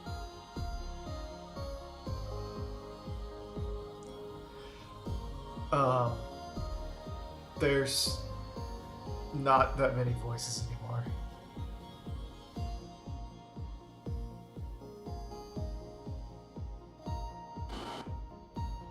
Rowan's just, she just looks at him. She's like, okay, well, that's good that you're not hearing them all the time, so that means that's under control.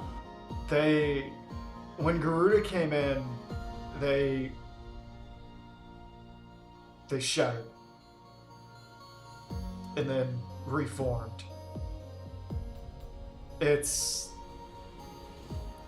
They all speak with one voice now, but they all have individual tones, if that makes any sense.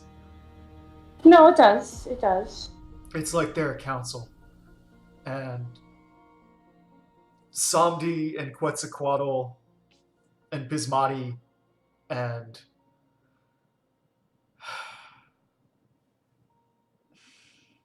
Garuda now. Well, not Garuda, but Gaia. They have control. And I never thought I would say this about Quetzalcoatl. Ever. But they all want what's best for me. And so they shut all the voices down. Unless I want them. Good. I'm glad that they're not just using you, and that they're and that they're working with you, and bless you, Works. No, that was a call, but thank you. And he just goes, Gaia in particular, she's always vouching for my best interests. It's strange. It's like having a second mother. Every now and then she'll actually remind me to eat healthier, or not to sleep in, to exercise, to better myself. But are there those mornings where you say 5 more minutes, Gaia? Just 5 more minutes. It's so dispersed that I barely notice it. Where it's just kind of like, on a morning when I actually have something to do, she'll tell me, hey, you need to get up. She doesn't push.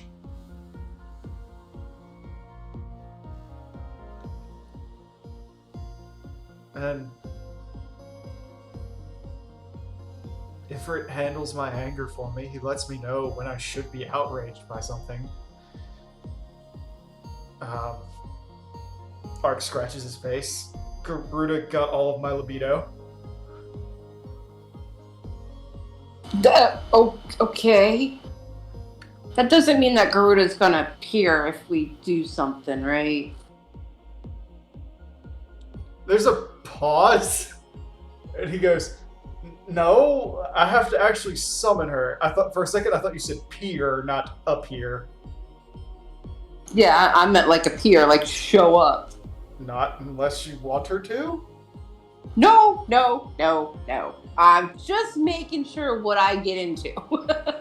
Right? I mean, she'll probably watch. Oh. I don't know how that works though.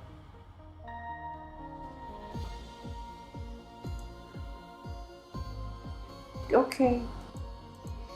I mean, it's not like I don't already have someone watching me all times anyway, and you know, my head nods in the direction of the sun. I thought you were talking about Nyar.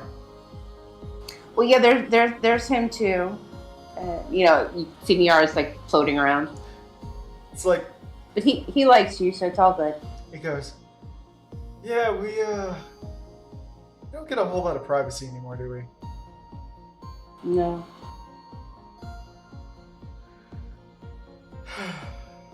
I'm happy for works though. I am too. I mean, we had originally we were only supposed to be able to summon 5, and I knew that he had to summon his parent. Yeah. It was just one of those moments. And, you know, I had the same situation with my family, so I know what it's like, and I can be very...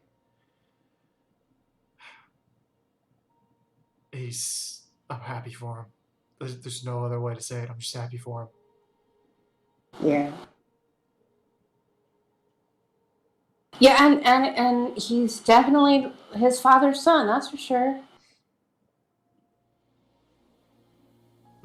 And now Tart's getting married, and now Skull's here on a more regular, permanent physical basis. Things are changing. You grew.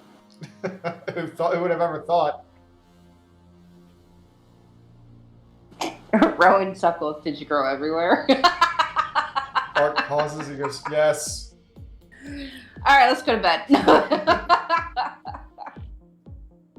We still can't tell works. I know. But no, we can't.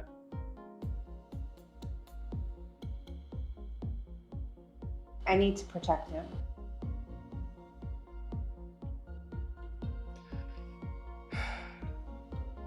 Don't we all? Yeah.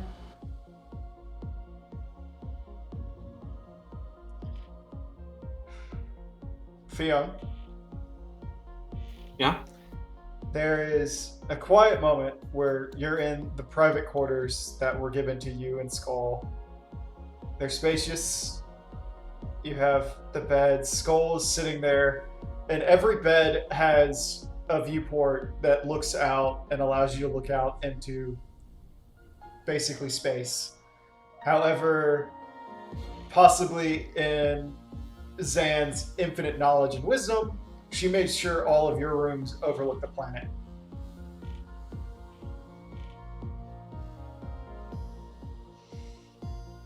Skull's sitting cross-legged, and he kind of looks around. He goes,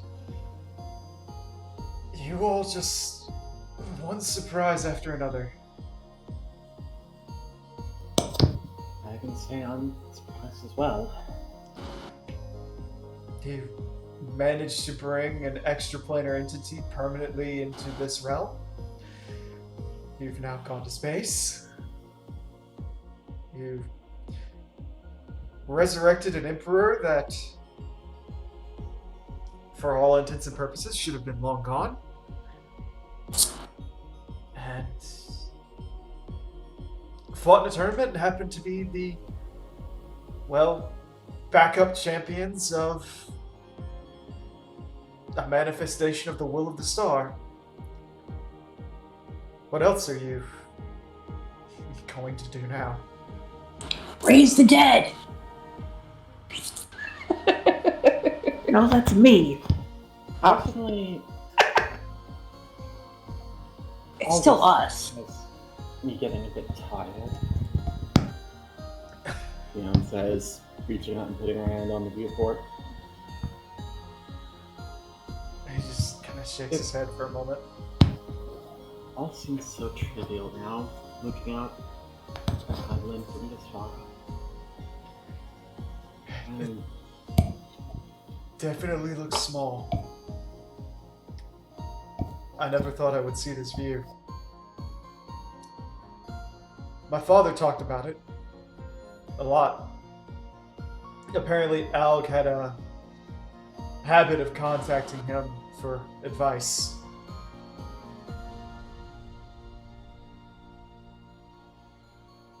the things I learned about the family still makes me here.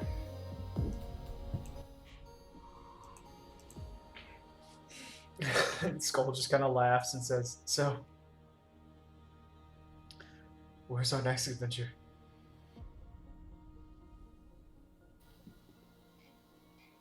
Well, if it were up to me, I'd like that to settle down.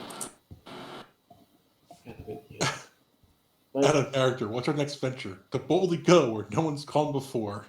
No! in the words of the recently returned Sidon Garland, no rest for the righteous. Right? Right. Well, I fully expect you to continue venturing and keep your crazy band of friends safe. But he kind of leans over and then pats the bed next to him. She climbs in to join him. He says, "More than anything, I want a family with you. I want a chance at the life I never got to have."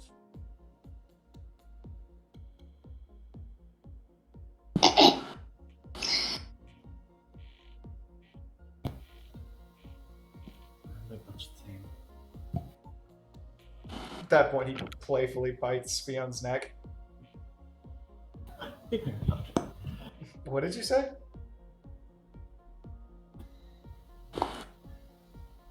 Just. Now I'm embarrassed. Aww. Aw. Does Fiona know yet? About Know what? Isn't Fiona pregnant? Out of character. Isn't she already pregnant? I don't know. This is true. Ark, what does she know? Puppies. Why do you think I said Diaper City, puppy man?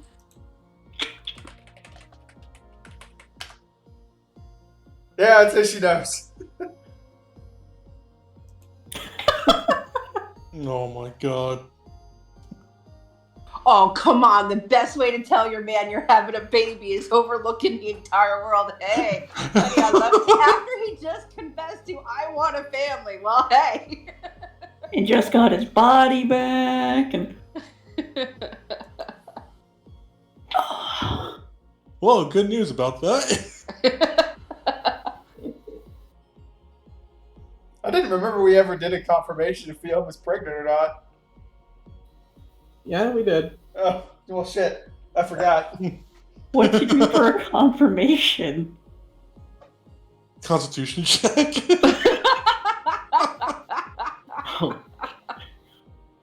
I was thinking that's what she was leading up to when she said she was tired because, you know, it's fatigue when you're pregnant. Yeah. How the Nausea.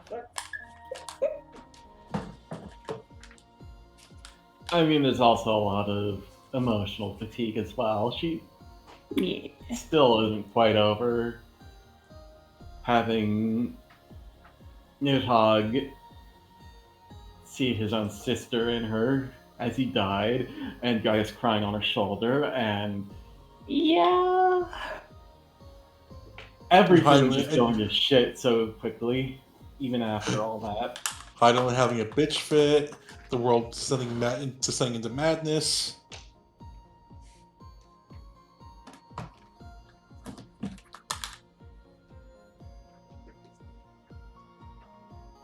Cats and dogs living together.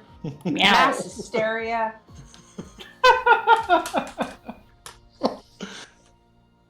Finally, I get to quote that line in this game. Kind of. I'm sorry. Like my headphones got all tangled around my my seat. So what all did I miss? I quoted Ghostbusters. Yeah. Cats and dogs living together, mass hysteria. And I went meow. Meow.